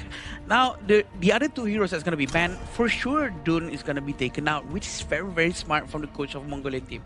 So you're looking at the Philippines lineup and you're talking about kind of, susceptible to burst, definitely on the squishy side, glass cannon type of heroes, but you can't count them out. I think that this is definitely confidence from the Filipino squad in the sense that, like, hey, we know how these guys play. If we're able to get on top of you and just, like, outpace you, you're going to not be able to catch up, because how can you catch somebody that's as elusive as, again, the Shangguan and the Arlie here? It's very high risk, high reward, right? Exactly. High mobility, but then very squishy in the sense of the glass cannon that you mentioned just now. So for Philippines, it's more on how they execute and snowball the game. But for Mongolia, it's about how they counteract against those. It goes back to our discussion pre-draft. How do they survive these skirmishes? Can they match blow for blow against Philippines? Yeah, they really do need someone to really lock the positioning and the movement coming from the Shangguan. Now, Philippines are going with Musashi, which is very, very good hero to go up against Marco Polo and also Mai Sharnui, and to stop any potential healing that's going to be done from them. And also, they're going to go with Liu Bang, which is very good for Mongolian team. A little bit of shields, a little bit of support, just another way. I mean, you've got Liu Shan, Liu Bang, you're just taking all the Lius to kind of help out roster for this squad. But, I mean, I do think that you're looking to save the Marco Polo. Like the Mai, if he gets caught out with that dual death, you're going to have a problem. So the Liu Bang here, it makes a lot of sense in terms of just keeping, again, just people alive. I mean, I like it, right? Considering the fact that the Shangguan Dahlia or the Musashi Dahlia, the aim is to fight as much as possible. And the fact that this Liu Bang allows them for more global map presence, it's actually very helpful if they can actually find those quick saves that you mentioned about. But Team Philippines, they're bringing up another new pick towards the scene. Chami will be on hands of that Mulan. The Mulan is going to be very interesting. She has double formation or double modes, which is the heavy sword or the small dual knife. This is going to be very interesting for us to watch, because Mulan can really hold the lane on her own with the massive damage that she can do, and also the damage reduction coming from her second skill. A lot of different opportunities. This is the high-flying lineup from the Philippines. This is one where they can, like, you blink, you burst them down, you take over, you have a lot of opportunities. But again, we're talking about high risk? Yes, high risk for sure. Yep, going into the match right now between the two teams, who do we think is going to excel better? We can see how the Mongolian teams are using Liu Shan right now. Oh, as what Holger just said, taking all the Lius. can they actually pull it off with this hero? Because they need to execute it as well as what Philippines just did just now. Ooh, very early invasion coming from the Philippine side. Yeah, Dagvadorj taking a decent amount. Baccarel getting a little bit low. He needs to be careful. He's actually trying to flash away. Dagvadorj is low as well, but they're going to lose the Azure Golem as the smite happens. And first strike, Chammy coming out of left field, ensuring he gets that kill. Oh, there's still Yondu nearby. She missed her skill set just now, but still very aggressively going through the front of them because maybe he knows that there's damage output reduction being debuffed towards the Philippines once they entered the jungle side of the Mongolian teams. We can see on how they're trying to find Dagvadorj into the red buff. They're not going for their own buff. They're trying to steal every resources possible. So they know, right? They haven't taken a single buff on their own side, and it looks like Justine will take that one with another one, but it looks like Dagvadorj is going to be taken down. Yondu is on the run. They're going to take Baccarel as well. The Resplendent Revolver, he's under the tower, the bottom T2, and the Philippines right now absolutely rolling. They are really steamrolling into this situation. 2,000 gold within 1 minute and 40 seconds. Justin has not touched a single resource from his own jungle, and he is going to start doing that right now. It's going to be a very interesting and hard game for Mongolian teams, definitely. Having Mulan at the clash lane is going to try to slash her way towards victory. Yeah, and the Philippines, again, just playing off of just like the way that he's able to go. And now Chammy doing a little bit of work, fighting 1 versus 2, almost gets to the pick, and here come the reinforcements, and they coming out angry as Yondu gets that one. That is a bit of an extension coming from the Philippine side for sure, and Chammy is not going to be doing that anymore, I hope. We do know on how Golden has cleared the bottom lane very quickly, and not surprisingly, Philippines are going to be raiding the buff once more. I mean, you got it on timer. Dagvadorj actually trying to go in, trying to defend on this one, but they've got the hits and shield, but it's not going to be enough. He's going to be taken down, and now the dash away Yondu on the run, not able to get away from Dragon as he gets the double strike. The final stroke is just so dangerous. Still waiting for the selection money to be sent from Charles towards him, but still waiting for Chammy as well because he's going to be doing a rotation for the mid lane to the mid lane. And they're still going to try to take the Azure Golem over here, Crimson Golem. I mean, they're up 3K. It's just 3 minutes. This is a tough one if you're Mongolia, right? Yeah. Like, you got to slow the game in some fashion. It starts with the minion waves. Take them down as quickly as possible, clear it out, slow it down so that they have to be forced into, defending their own lanes as opposed to just invading your jungle here. Yes, and the choices have been made by the Mongolian teams. They are sending back Gerald to help the mid lane to do rotations better. Chammy one just managed to get elimination up top, but Tulsi also managed to go down, and Justin survived the fight just by in rank of time. Yeah, Baccarel just tried to go for Justine. Almost got the pick, but there's just too much mobility. No real way to chase. And Dagvadorj is going to be here, showing up on the Dragon. He's going to smite it, but he's going to take the healing dew, and he's going to shake off most of that. Oh, it seems like Dagvadorj have no way to go. He's going to be chased by Golden, and also the final stroke coming in. And Dodolia is the one who's going to get the final strike just now. We do know that the damage coming in from the Shangguan is very, very high. Very high indeed. Plus you're invincible during that time. Baccarel not even able to get away. The Philippines right now invading their jungle. They're claiming it as their own right here. Yeah, but Tulsi is going to have a bit of a hard time for sure. But he's trying to be saved by the Liu Bang. Very good help, very quick decision making from the Yavuhulan. But the Fallen Throw is going to be used, and he's going to fly up high in the sky. Managed to get 2 of them immediately. Yeah, and when you saw the battlefield command in the bottom lane, you're like, okay, actually, that's a bit of a misplay because now you're out of position. Not only Batuzi was kind of in a bad spot, but now you've sent in another member. That's going to be another, dare I say, free food for you. And it looks like they're going to dive in. Baccarel not able to get away. The finishing stroke, shaking that guy off. Oh, the Celestial Melody is just so effective at this point because of the final stroke. The damage is very high, and we do know that the Dragon has a lot of itemization right now. He already has Insatiable Tome. He can always have that lifesteal anytime. Oh, Yondu just barely surviving the walk down. He gets on out of there, but he was literally just like walking him down, but he's going to lie step on back. Philippines doing everything well in this one. Trying to swim as long as they can into the pool, trying to get some HP, but we see how everyone is diving in, trying to get Dagvadorj. Dagvadorj goes down first, still trying to find more. Final Throw is going to be used. Triple strike has been given. Justin getting that last strike. Yeah, dual death on this one. Just going down, taking it down. I mean, Charles, he's gonna sacrifice himself for the greater good, just setting themselves up. But you're coming out on top. You're up 16-3, everything going the way of the Philippines right now. 9,000 gold difference at this point, and this is the force that has been done by them. Even though we have Lucian, back Gerald is already in front, but there's nothing he can do. He's being melted immediately as soon as he shows up.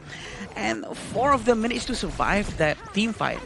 This is going to be a very good game for Philippines. Yeah, for sure, for sure. And Golden really setting it up. I mean, his Autumn Storms have been on point, always pushing people away at the right time, just creating a little bit of space and everybody at the arm's reach. Yeah, talking about Golden, he's going to go into the fight immediately, but look at Dark Vador, very brave diving into them, even though he knows their damage output is extremely high. But Gerald is still very far up top. He has to go back to the base right now, lend a hand to his teammates to try to survive this fight. Yeah, and now Dual Death catching out on 2. They found Dagvador. She's going to be taken down. It looks like they're going to get another Yavahan. It's going to be taken as well. They've taken the T3 and are looking to go in. Baccaral, he's going to be done on this one, but Yandu is there as well. Can they somehow hold? They get the knockup, but Baccaral is going to be taken down. The Fever Barrage is not going to be enough, excuse me, as they take him down in the Crystal, and the Philippines just like that, 2-0. 6:49, that's the fastest time possible for now. They came with a mission, definitely here. Clean 2-0 coming in from the Philippines here as they have found their prize here. They defeated Mongolia in, I would say, the fastest game possible at 6 minutes, 49 seconds. Just a really well-played game, I mean, by the Philippines. Able to weather the storm, like a couple, misplays here and there. Chammy was a little aggressive in the top lane at times, but they were able to find, just the right motions. And this is why when you're going up against an experienced team like the Philippines, you got to play flawlessly. You can't make any sort of mistakes because they're going to make you pay. Yeah, and they managed to pull it off. They basically achieved what they wanted to achieve in the first game by doing it in the second game right now. And using these skill sets that they have, they play very, very well. And having the Shangguan in their team lineup with Dolia Celestial's Melody resetting the final stroke all the time, giving a lot of space for his team to deal a lot of damage. But I do want to give props towards Mongolia as well. It's definitely a much better performance compared to that day 1 performance against Indonesia. Yes, the games were fast, but once again, they did try their best to actually fend down whatever they could. You can see like back and forth. Even in one of the fights that you saw that the Arlie got like a 4-man Autumn Storm.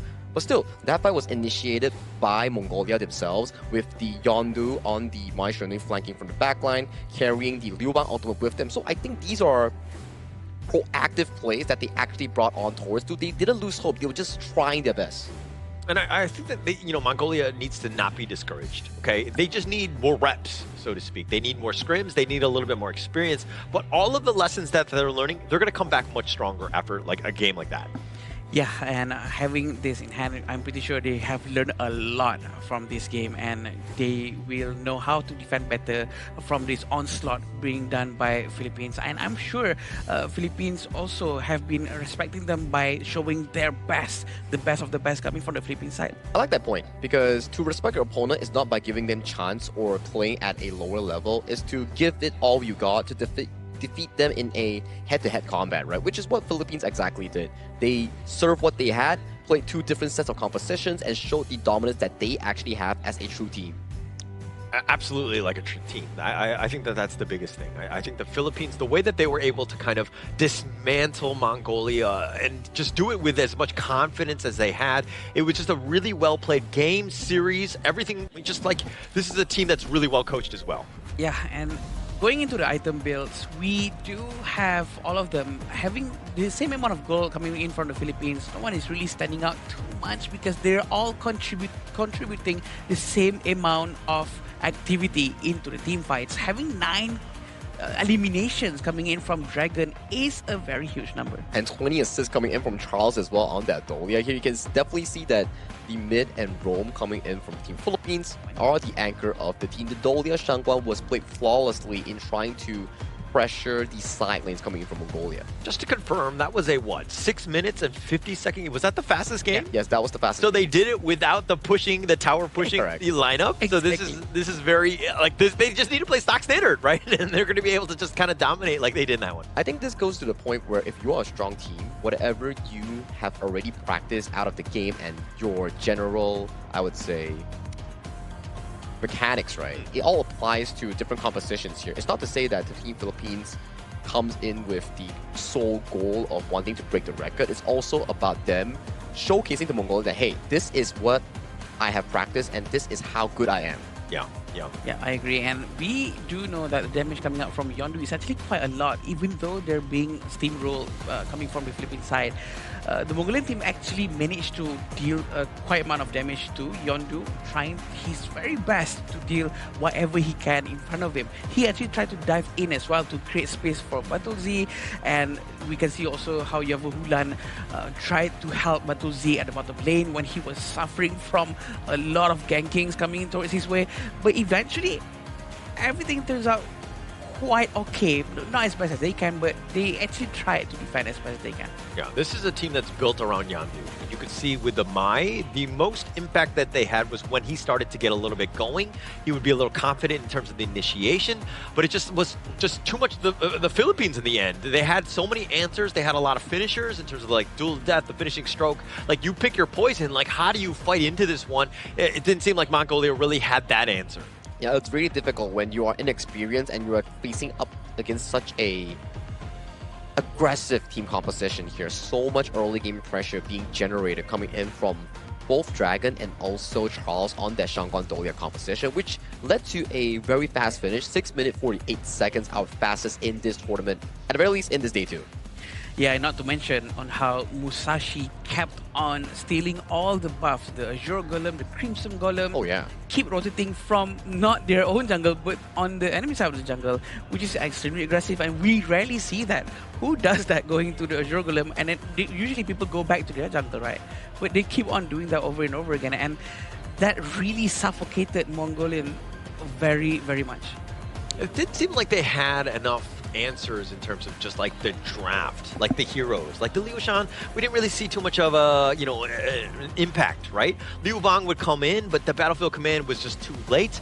It just seemed like there was a little bit of an execution issue in this. Yeah, I have to agree, especially in the early game, like what Adam actually pointed out. It's a straight up level and invade coming in from Team Philippines, from Azure towards the Crimson Golem here. This was an actually decent setup coming in from the side of Beggarel on the Liu Shan, but the follow-up just wasn't there coming in from Yondu, resulting in an easy pickup coming in from Team Philippines, and Chami was making light work here. But I like this play coming in from Mongolia. They capitalized on towards the over-aggression coming from Chami, getting some pretty proactive plays on towards them. They were just so aggressive, right? They were just like taking over the enemy jungle. Yeah, they tried to send a cavalry from the mid lane, trying to help Chami as fast as they can.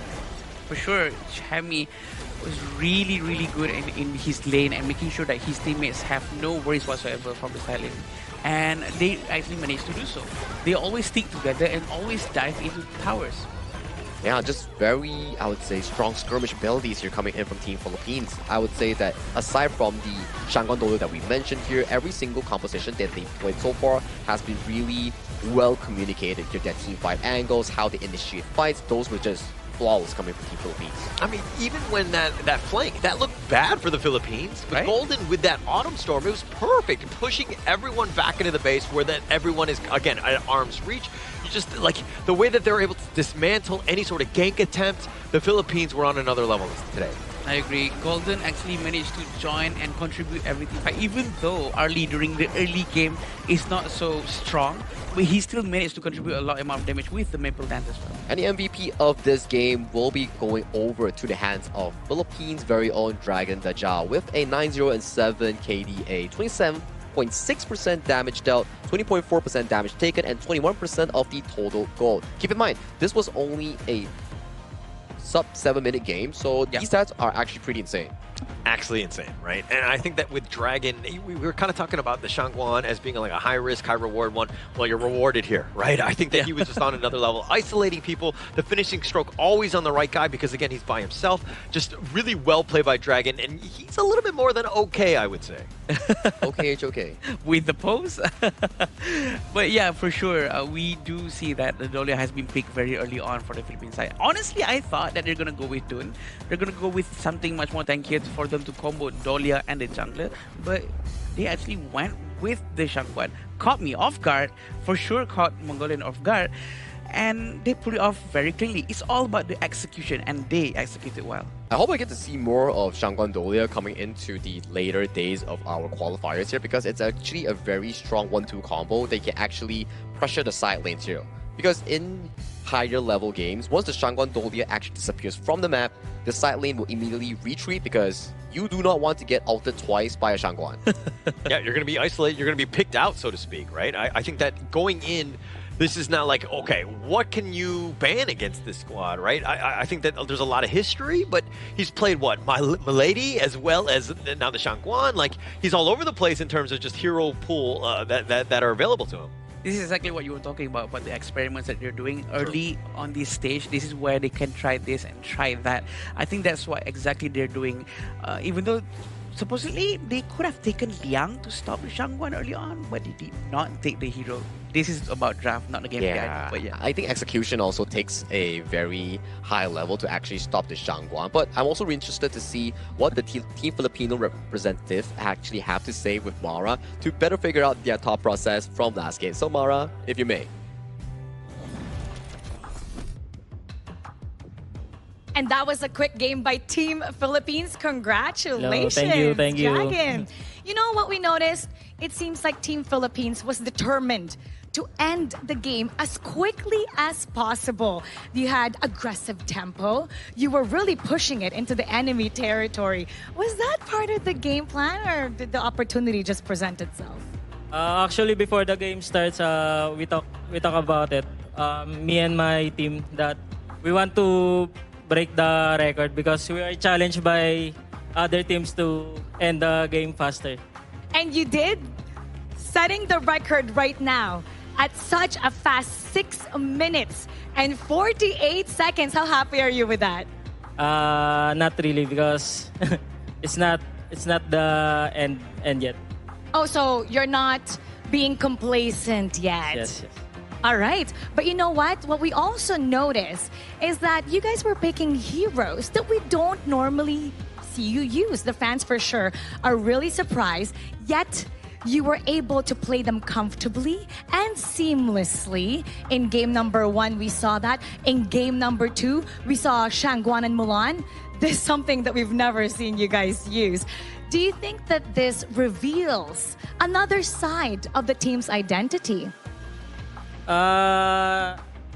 Yes, because we want to show everyone that any Philippines team that can adapt the meta, especially the non-meta heroes. We want to show them that every heroes in HOK is playable. And you adapted very well, for sure. In the Philippines, they're going, wow, 6 minutes, 48 seconds. We see heroes that you guys don't normally use, and you're giving them hope with your performance. What would you like to say to everybody and to the rest of the world that's watching? Thank you for supporting the teams in Asian Games, especially Philippines team. Keep supporting us because we want to show more heroes.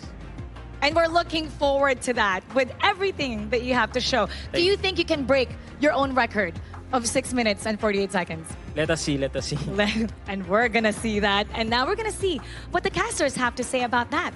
So we're going to go back to the casters. Lead the gorge. Thank you, Mara. I guess our answers and questions were answered well by the Team Philippines themselves. They asked like, okay, why do you pick that? Because we want to show our diverse hero pool and how we're able to actually showcase that we can actually master and perform on these heroes. Per se, that we never got to see Shangguan, we never really got to see the Milady, and the Dolia, for example, played to a fruition. So they showed us, and they actually got very good results against the game in Mongolia. And this is why it's so great. I mean, even if you're going up against a squad where you might want to test things out, right? Like, it doesn't hurt you. I think in the end, it's about making sure that you have those heroes available to you. Now, other teams that are waiting in the wings that have still yet to play Philippines, do they have to worry about the Milady? True. The Shangguan? Like, there's a potential, these hero pocket picks that might be coming out. I think it's very important for them as well, for them to hide their best of the best tactics available for them. which is also why it is sort of fine and okay for them to do experiments right now, to also hide, especially from Indonesia, right? Because they want to make sure that they get the highest standing possible inside their group. I mean, not to say that we are actually predicting the final outcome coming in from Group A, but definitely if there is an opponent coming in from Indonesia or Philippines, it's both of them each other. Yeah. And like you drew it out, right? Somehow, I don't know how you did it so that Indonesia and the Philippines are in the same group again, but the rivalry will continue on. I think that those two, regions have been a lot of fun to watch, and going even into this one, where again, like, this is what we wanted to see. Like some of the best teams going in the same group. Who's going to come out on this best of three? That's later on, of course. It is very unfortunate for these two regions, actually, because in many other tournaments as well, they get thrown into the same group so many times, and I feel that it's a destiny. They're destined to actually meet each other so early on, and going into the playoffs, for sure, they will meet again. It's the fateful encounter, right? Talking about fateful encounters here, we will definitely have to cover up with the upcoming match, which will be introducing Team India and the first game that Team Kazakhstan will be playing in this upcoming match for. Because this is definitely something to stir up in Group C. So far, Group C, we only had one series yesterday, which was Vietnam beating India in a 2-0 fashion. Yeah, and I think that India will be able to bounce back. I think that this is definitely a group that is really up in the air. Who has the advantage? Not entirely sure, but I think that India, they lost 0-2 to Vietnam, but there were glimpses and flashes of brilliance where this is a squad that, again, should be respected in Group C. Yeah, we do know that they have a very high adaptability and improvising within the gameplay itself, and I am pretty sure that India is going to be doing very well. But Kazakhstan has this mysterious gameplay for sure. Maybe they're hiding some of the tactics towards playing against India later. But I know for a fact that both teams will be playing really well because they are backed up with one of the best devices here available, which is the iQOO 15R, the official tournament phone coming here for the 2026 Asian Games Esports Qualifiers for Honor of Kings. If you're into a very good phone and a budget-friendly price, do check out iQOO 15R. 120 hertz and very good cooling system. I think it's something that you will like a lot because that's what the players are using up on the stage, and you might want to try out how does it feel like to playing a device that the pro players are using. Yeah, and I think that going into this one, especially when we have like long days, 5 best of 3s, they're going to need something that's going to be able to survive the day. So something to take note of here. But as we go into India, Kazakhstan, I think that this is going to be a great series ahead of us. Yeah, definitely going to be a great series here. Probably going to be a very close one, especially we have no real data on how Kazakhstan actually plays. But before we bring you the action here coming in for both teams, let's bring it to a short break.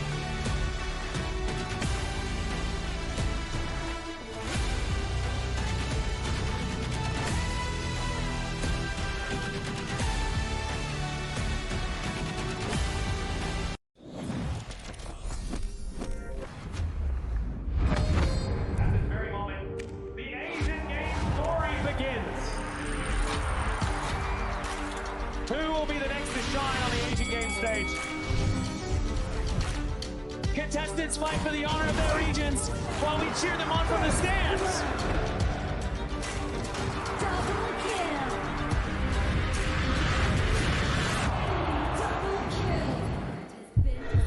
This is a challenge, but it is also an opportunity. The tide is turned.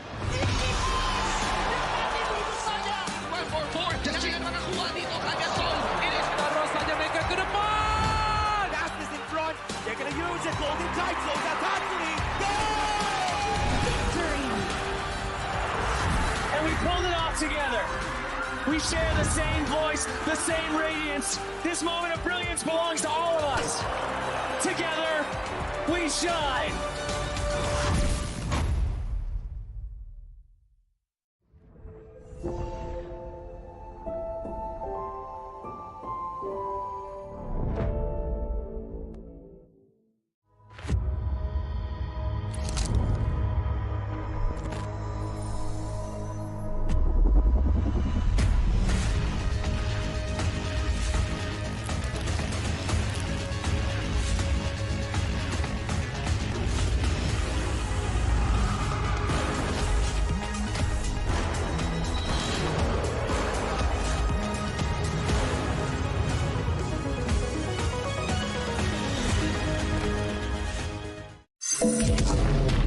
Haiku.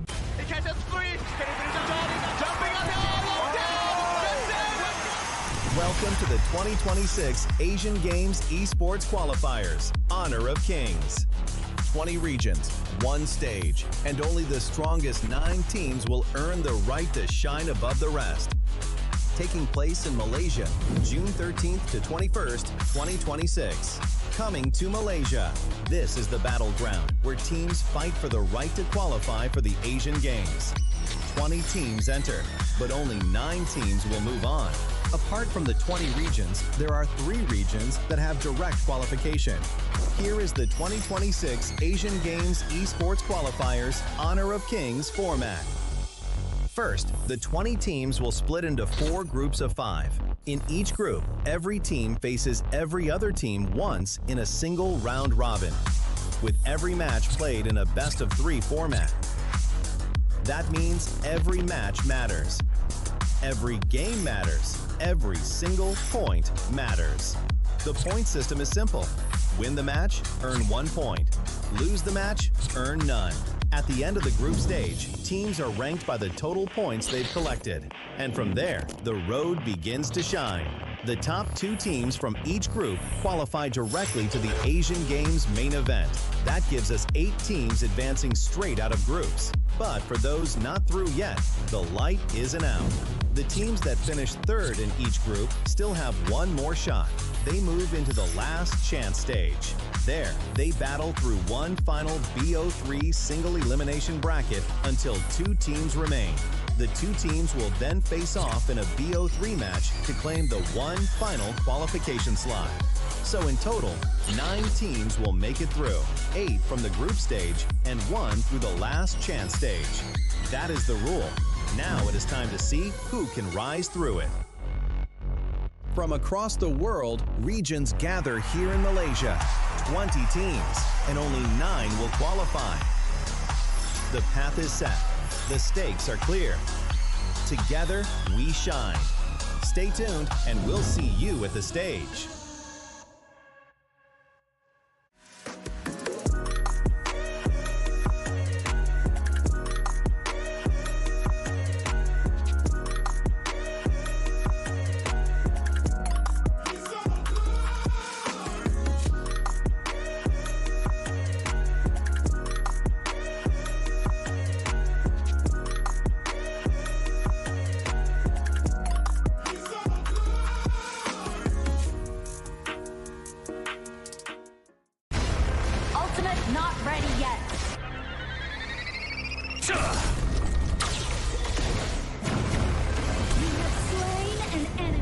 My magic murmurs in ecstasy.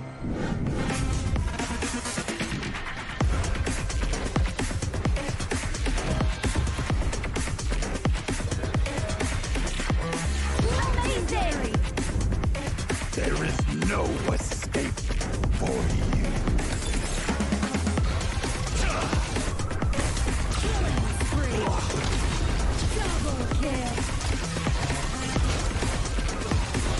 Triple kill! Spectacular! Kill! Don't worry. I'll be back for your life soon.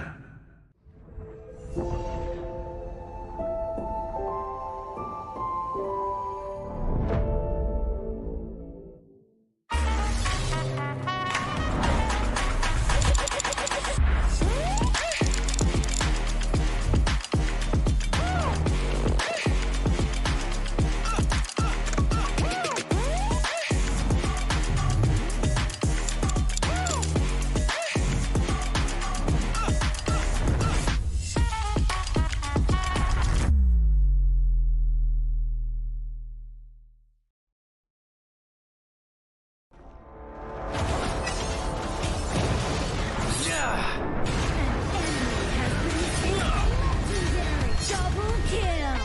Shall I compare thee to a summer's day? Don't engage! Don't crush us like insects! Slain an enemy! Defend our base! Our high ground tower is under attack! Amazing! Unbelievable! Ah, the fragrance of romance.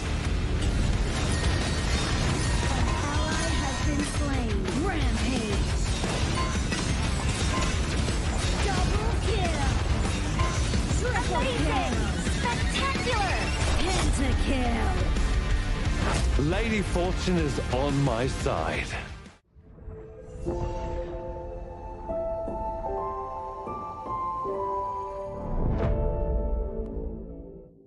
Itu kontra kita. Relax, bro. Phone aku! Jom kembali. Mountain Dew. Mantapkan pengembaraan. Kau boleh. Kat mana pula ni? Water Trust. Kasih boost. Adventure. Dapat pun. Steady, bro. Rasakan kekuatan gengmu.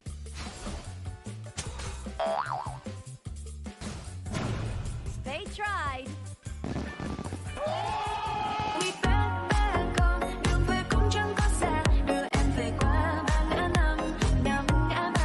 The new Spritling skill, Dig It, is a passive skill, which will automatically trigger at fixed times each match, up to a maximum of 10 times. The skill grants guaranteed standard rewards like gold, XP, shield, health recovery, and more. There's also a small chance to uncover mysterious grand prize effects during the match. Dig It may also produce tradable high-value treasures. Detailed information about acquired treasures will be shown after the match ends. Each treasure has its own rarity and storage size, and obtained treasures will be automatically stored in your warehouse. If you want more high-quality treasures, make good use of the Treasure Fusion feature. You can also copy and share your code so friends can help speed things up. Treasures in your warehouse can be sold for event currency, which can be used to redeem skins, items, and other rewards on the event page. You'll even have a chance to win physical prizes like smartphones and cash. You can also spend event currency to bid on high-value rewards. The auction uses a hidden bidding system, where you can submit 2 bids for the same reward. The highest bidder wins, giving you even more ways to obtain rewards.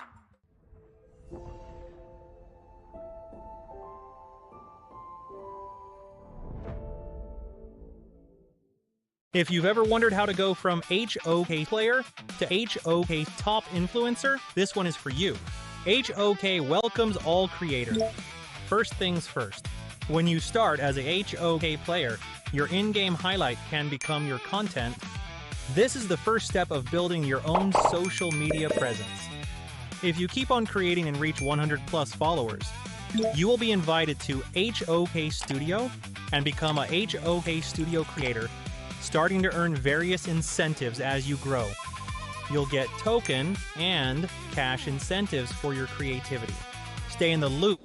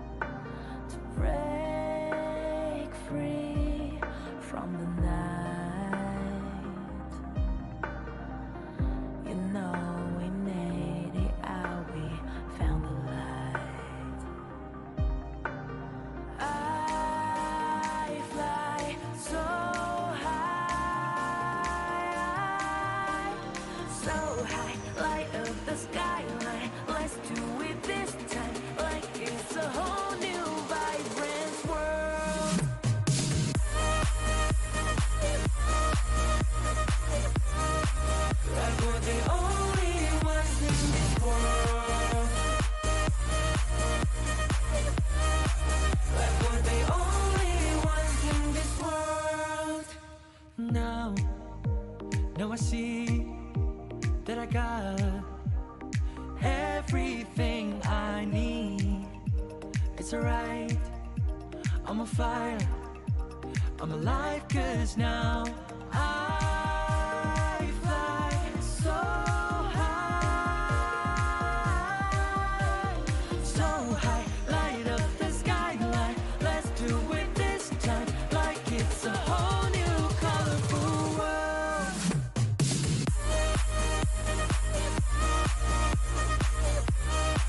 Like we're the only ones in this world. Like we're the only ones in this world. Never thought we'd get this far, burning like the stars. How we get this far, like we're the only ones in this world.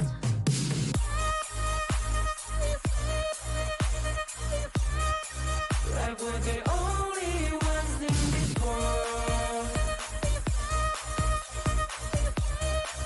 Like we're the only ones in this world.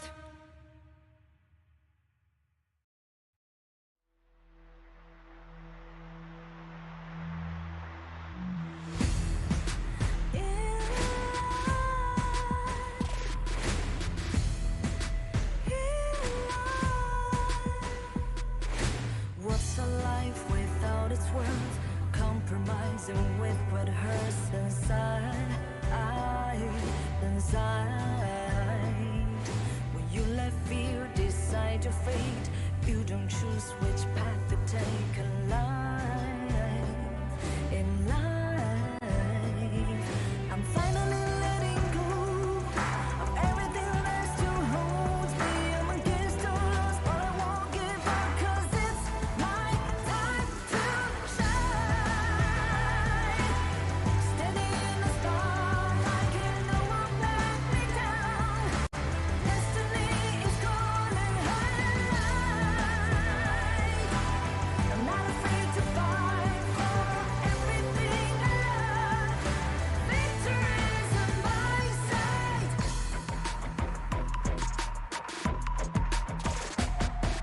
The more we lose, the more we gain, the more that nothing stays the same. In time, in time. Can't love ever, can't forget. What you see is what you get. Sometimes, sometimes. Gonna show the world tonight, the light that shines inside us. We're against all odds, but we won't give up, 'cause it's our time to shine.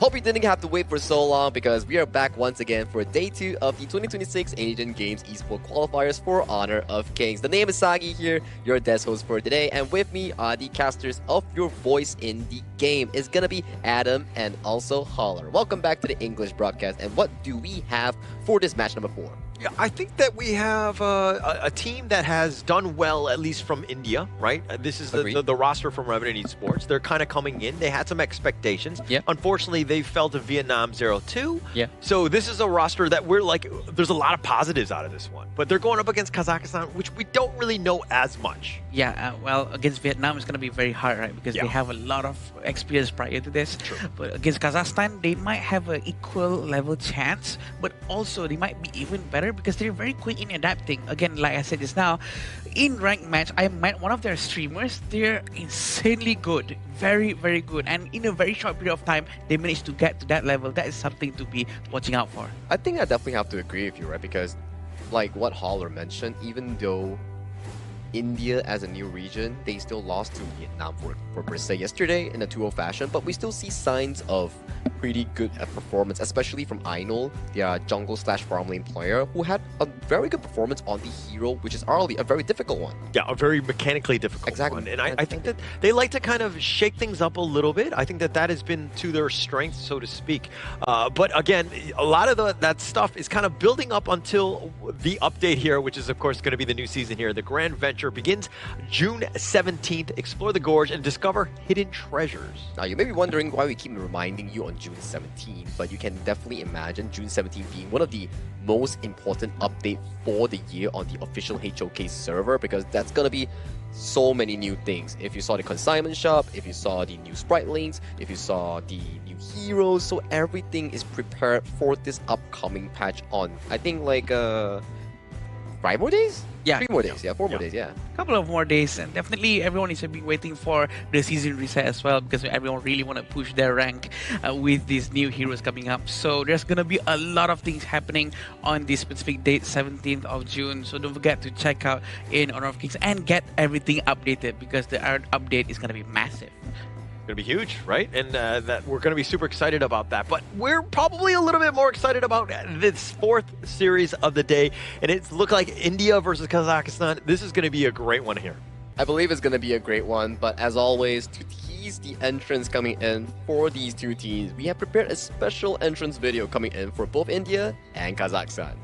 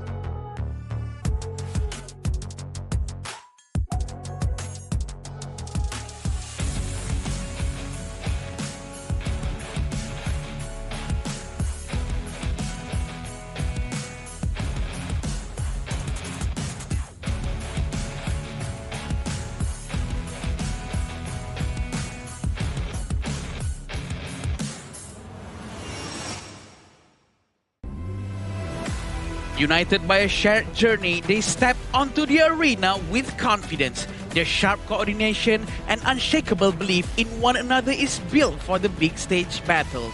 A region rising, a team ready to answer the call. Please welcome India!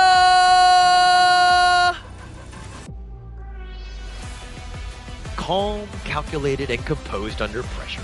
They rely on discipline, controlled pacing, and intelligent decision-making to outlast their opponents and to seize victory when the moment matters most.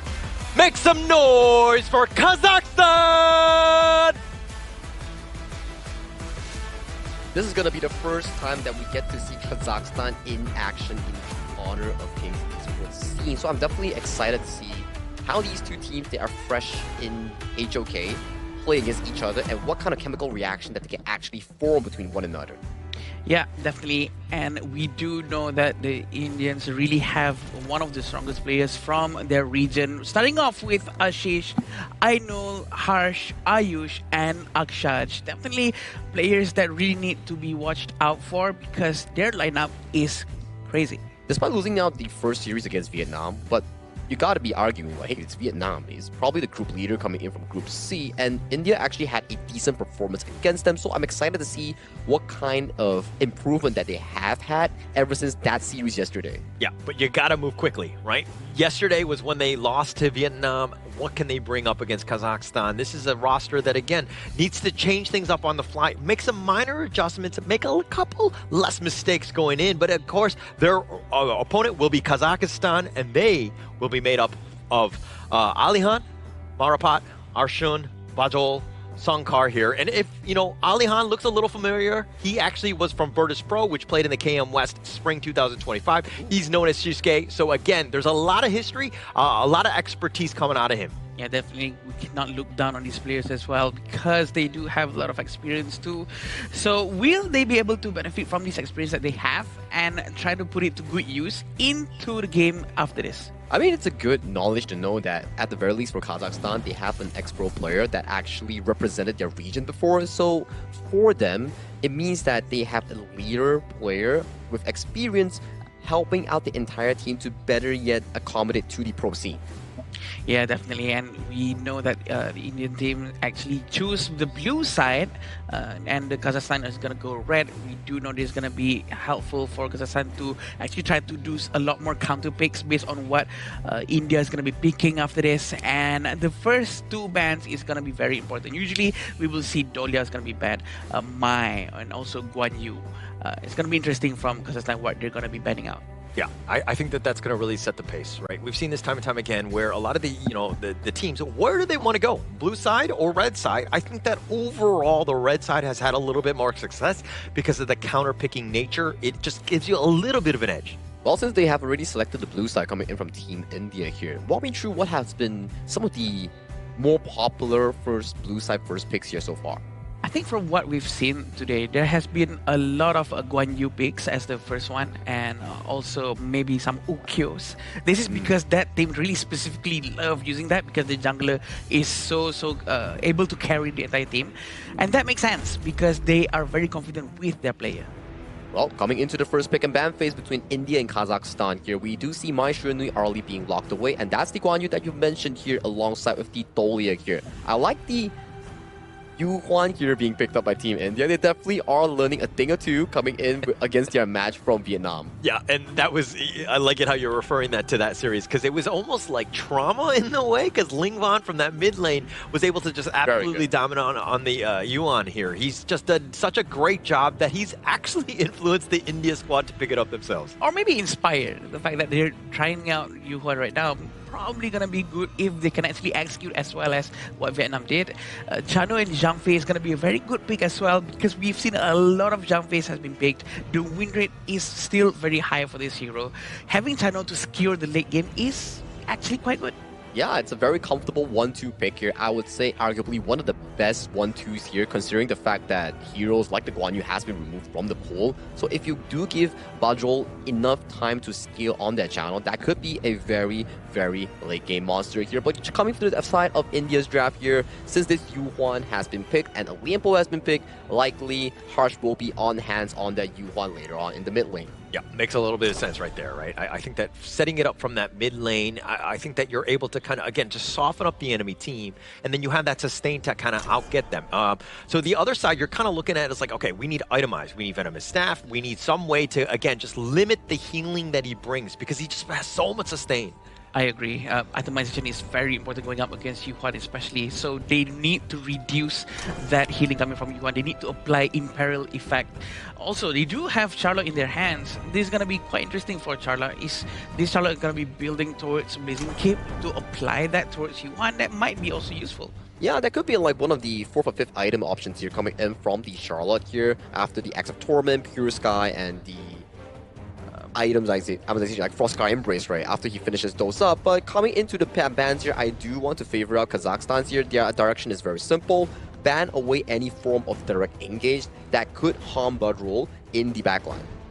And if we're looking at this game, I mean, there's got to be a lot of pressure on India. I mean, you dropped one against Vietnam, clearly the favorites of the group, but losing a second game, I mean, it's not like you're completely eliminated, but being down 0-2 would be a terrible spot for them. So India, dare I say, this is must win for them. Kazakhstan, obviously this is just their first one, so they have that a little bit of room to maneuver around. But when you have Vietnam waiting in the wings, I think that you're also looking at this one as, again, a must win here. I agree. They really need to secure that second place spot if they'd like to be much more comfortable and don't have to go through too much of the matches going up into this qualifier. Having Heino in their hand is also very good for Kazakhstan, trying to poke as much as possible. But look at this pick coming from India. I like it. The delivery system on the Hansen Liubang combo here, accessing the backline, finding the channel. As long as they can get the channel, that's going to be an increase in win percentage coming from India because that's going to be a very big threat removed from the map here. And Kazakhstan locking in that Nutza as the jungler here coming in for the final pick. And this Nutza has not been revamped yet as we are referencing towards the Season 13 patch here. A little bit of a different Neza in that sense, but still ways to kind of, be a little bit mobile, be that guy that you want to kind of get to the potential back line because, if you're looking at the Hanshin, the Liu Bang, I mean, that delivery service, tough nut to crack, so to speak. Yeah, Hanshin and Liu Bang is a very good surprise pick as well. The fact that they have Lianpo is going to be using Tribal Smash, diving towards the back line of Kazakhstan. I'm pretty sure Liu Bang is going to be jumping onto him. This is going to be a super important match, as Hala stated here. India, one more step, they can equalize this series. Or will Kazakhstan find their first win here coming in their first match ever in 2026 Asian Games qualifier? Thank you so much, Saki. As we go into this one, the fourth series of the day, the first game, of course, we're going to be into this one. India, Kazakhstan, both of these squads. I mean, this has got to be for everything. It's going to be a lot of aggressiveness to ensure that they make the statement in game one. Yep, it's very important at this point of the stage because they really need to secure as much points as possible. Sunkar doing a very early opening vision up to the front. We still have Akshaj in front trying to help out with Erin down below. Yeah, and now if you're looking at the bottom lane, Bakshol, of course, as well as Sunkar, like these are guys that kind of need to solidify the bottom lane, right? Harsh is going to be annoying. He's going to be looking to rotate. And again, it's about the Firehawk. The first time, who's going to get that slight advantage as they go into this game? Seems like it's going to be given to Ayush. Very accurate timing from the first kill that she just used right there. But also still having Akshaj right in front, trying to help them steal the jungle again. It's all about the resource gameplay at this point. At the same time, we're still waiting for Aino, who's using Hanshin, trying to do fast rotations, or are they going to try to take the Charlotte down? It seems like they're not. I think whenever we see the Hanshin, especially on the global stage, Rock comes to mind because he definitely mains this hero when he's given that opportunity. He does a great job with it, but generally his playstyle is to be completely off the map, just constantly farm, get to the Super Saiyan mode where you're able to just take down everybody, and but it's usually mid to late game when he kind of comes online. So, and we can see Ayush is still down here alone without needing the help of the roamer from India side. But it seems like it's better that way, so that it gives a lot of space for Akshaj to actually help Harsh at the mid lane and do rotations, maybe towards Clash lane even. But now they're so focused around the Tyrant area, even though it's not 4 minutes yet. Yeah, you can't go too far from the mid lane, especially when the creeps are going to just clash in the mid like this. So you want to obviously push it out, create a little bit of space before you go, and then that locks down Arshin because he has to deal with that minion wave. And now the rotation is happening. You're seeing them kind of make their way at least to the southern side of this river here. I love what's being done by both sides of the roamer. Both of them are very aggressively checking each other out, checking where are they rotating towards to, so that the team have a preemptive idea of where they have to go after clearing their lanes. Yeah, and taking things away, being aggressive, contesting, right? Making things a little uncomfortable where not everything is free. That's kind of what you want to do. And in the fight in the mid lane, they're doing a little bit of work on this one. He's deciding to go on in, does a little bit of work, but with Fate Rewind just negating most of this. Unkar needs to be careful. The Tremor Smash is real, though, as two men get there, and Arshin is just going to scepter them away. The spears, though, really trying to help out with the team, forcing India to disengage away from that team fight. Harsh trying his best to steal the camp, but it did not work because the damage is still not there for now. The amount of gold for both sides of the team is quite close, Holler. It seems like we're going to have a very good game between the two. Okay, we have not seen a long Tempest Dragon game. This is probably one where I think the series, where it's probably going to happen, if anything, today, because, I mean, we saw some of the shortest games today. True, that's true. Maybe the shortest game and the longest game within one day would be quite nice too, huh? Yeah, yeah. Yeah, it definitely could potentially happen. I know is doing a little bit of work here as well, just kind of dancing around. Ashin gets a little bit low. The Umbrella Outburst is going to be used, not really hitting the right way. It went the wrong way in that sense, but they're able to retreat off of it. But now they actually go back. Marpot continuing on the Stampede. They're not looking to give this up, and eventually they will. And Aino actually managed to dash back. Maybe he was trying to aim for Aino, but Umbrella was actually missed because Aino was so quick with the dashes that he has.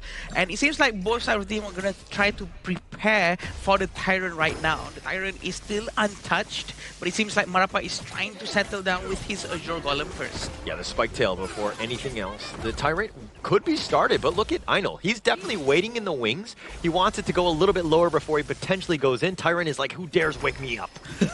Who dares come here? 3 people are still down here. They're not going to try to force the Tyrant just yet. I know he's still going to be quite busy trying to clear the minion in the mid lane, but it seems like Ayu is going to go all out trying to destroy this tower as fast as he can. That's a lot of damage. It's already a half life. I mean, chipping away, you know, I mean, essentially for free, getting on out, no punishment was had, and now Kazakhstan, they're going to start the Tyrant here. Very interesting. Arshin has already bought the Holy Grail, so he's going to be having a lot of mana, and he's going to be able to spam a lot of his skill set. Is this going to be stolen? No, it's not, because Akshash is not holding any smite. Yeah, Marapet did have the smite ready on standby, so that's a huge win for them.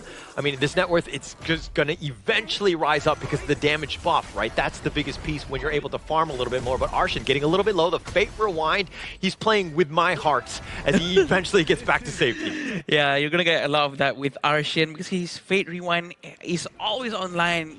Having that Holy Grail, he's going to be able to use that ultimate quite a lot with the 20% cooldown reduction. Yeah, it will be huge for him. I mean, anytime he can kind of just reverse all of that, he can be aggressive, and that's kind of what you want from the Hano. But Ashish taking a little bit of damage in that top lane. So this is also one where, yeah, the skirmishing are happen. Ashish is just staying alive, but he could come into the fight at a moment's notice with that Battlefield Command. True, and we do know that Battlefield Command is quite instant. It also gives a lot of shield to whoever he's arriving to, which also gives a lot of protection to the teammate. So as of now, in terms of economy, the goal is exactly the same for both sides of the team. But it seems like they're going to try to get Bajol. Bajol is still okay, and Blazing Cape has been bought by Nejat. It's going to reduce a lot of health recovery coming from Kazakhstan. Yeah, huge, especially when you see Harsh on the other end. But the Umbrella Outburst actually just gets barely the tip. The Trevor Smash in return. 3 members are stunned up, and it looks like he's been locked in. The Battlefield Command will be used as well, and they kind of go on. The Fate Rewind on back, but Sunkar have been taken down. A very quick war, but definitely Sunkar managed to run away, but he actually went down. Actually, I was trying to say is that Archin actually managed to run away using that Fate Rewind. A very quick skill set used by him. Very smart from both sides not to overcommit, because they might have lost the entire team if they actually overextend their positionings. Yeah, but a very risky play, right? I mean, I think that you're diving the bottom T1, looking for a potential kill, and if things go south, I mean, you're actually going to pay with your life, and Sunkar did. True. Aino? Well, Aino is very good. Oh, it looks like Skyfall right on top of this, finding at least Aino. He actually dodges most of this, fighting 1 versus 2, not scared whatsoever, and that's what you want to see out of your Hanshin player. It seems like he's extremely comfortable with what's going on in front of him. Even though there's 2 people, he can still go in and make sure that he deals a good amount of damage for sure. But at the same time, Arshin is still down there, and they're going to try to get this damage. Yeah, Arshin, he's going to be using his Fate Rewind. He's under the tower, though. He's going to use the Healing Dew. The Burst Rams are not enough. Arshin doing a little bit of work on him. He says, how dare you dive my tower? This is my home, and he will stay alive. Get out of my lawn. You darn kids. Darn kids. They're still trying to give a lot of focus towards the mid tower. The Azure Golem is going to be taken by Marapat for sure without any problem whatsoever. It seems like both sides of the team is not playing too aggressively. They're very conservative, but Aino has been trying to take more risk. Yeah, as he should, right? Because you have that mobility to get yourself out. Plus, you have Ashish coming in with the Battlefield Command. You have options, right? Oh, that's you have that get-out-of-jail-free card, although it doesn't work at most jails. Some jails, if you will. But it looks like Arshin doing a little bit of work here. They're going to skirmish here. The Umbrella Outburst is going to do some work. The Fate Rewind on back. And Aino's going to be picked off. And Akshash is getting a little bit low. He's getting sceptered down. He's getting whittled. And he does fall in the end. Sunkar, he too will walk away. A very good team fight coming up from the Kazakhstan. They do have lesser gold though, but they still managed to pull this off very, very well. Coming from Sunkar with the Unbridled Outburst, I feel like it's the timing that he chose to use that is very good. Yeah, and it's one where you're trying to bait out Arshin's Fate Rewind. He barely gets away. He will recall on back, but it's one where if you don't have enough burst, he's just going to heal everything up. So you got to get out of there. So like when you're going in, it's like a little bit of tit and tat, so to speak, of poking, but they're going in with that Skyfall. Marpet is on the run, and yet another kill goes the way of Kazakhstan. A little bit late with the unending sorrow. He could have healed Ayush just now, but he was quite confident that they could survive. But then again, Bajol came in jumping with the channel, managing that damage, which is quite a lot from the early game. Yeah, Harsh is like, I'm only using the unending sorrow to save myself. Like, you're on your own, man. But a little harsh, if you will, huh? That joke? No? Okay. A little harsh, L. Okay. All right, for the bottom lane, Harsh going down. I guess he should have healed his buddy before he spent it, but he too will fall. And it looks like Kazakhstan are finding their groove, putting that pressure on, up about 1K, doing everything right thus far. Well, we can really hear the voices of the players shouting out on the stage, trying to call the comms. Oh, they're looking to go. The burst ram, the tremor smash is going to do a little bit of work. The return fire, the umbrella outburst. Can they get anything? The battlefield command is also going to be committed, but it looks like they're just going to retreat off of that. They lost the T1 mid, though. An insane amount of damage coming from them. With the umbrella outburst, they managed to disengage, but they still lose one hero. But no problems to them. They're going to try to get the Tyrant at this point. But it seems like I know he's very aggressively trying to check through the front line. Is he going to lose this Tyrant? Yeah, nothing for free, but Aino takes that one out. You've got the smite, you've got that advantage. When you had that man advantage, you need to ensure you take a big neutral, and India did. They definitely got rewarded for that. A very good spear coming from Arshin. Arshin is still right in front, but we can see Charlotte is still trying to get the damage. Aino is going to be smashed. Yeah, the Skyfall going in. Aino, though, he's going to dodge most of this. The battlefield command on top of him as he gets on out. Aino with those dashes. Really smart play by using that battlefield command to just springboard him on out. Also providing extra security in case something happens to him.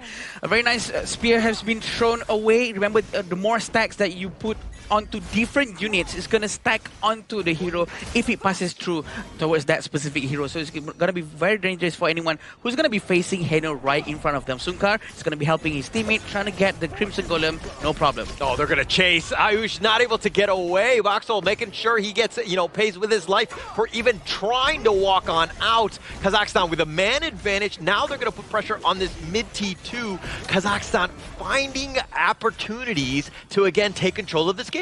But this is very interesting on how Ainul is very busy up top. He's really trying to get a lot of objectives on his own, and Ali Khan has been forced to be sent back, reducing the resources of Kazakhstan to 4 heroes only in front because of the work of Ainul. Yeah, so when we saw the earlier games in this series, we kind of saw just how teams were able to win close games out. This is a way also to play a losing game. True. I know they're able to just constantly push, putting that and taking down that top T2. Very smart. That's how you want to take advantage of that space. I think it's a very good decision, but it seems like they're trying to get 1 damage here, but it's not enough towards Arshin.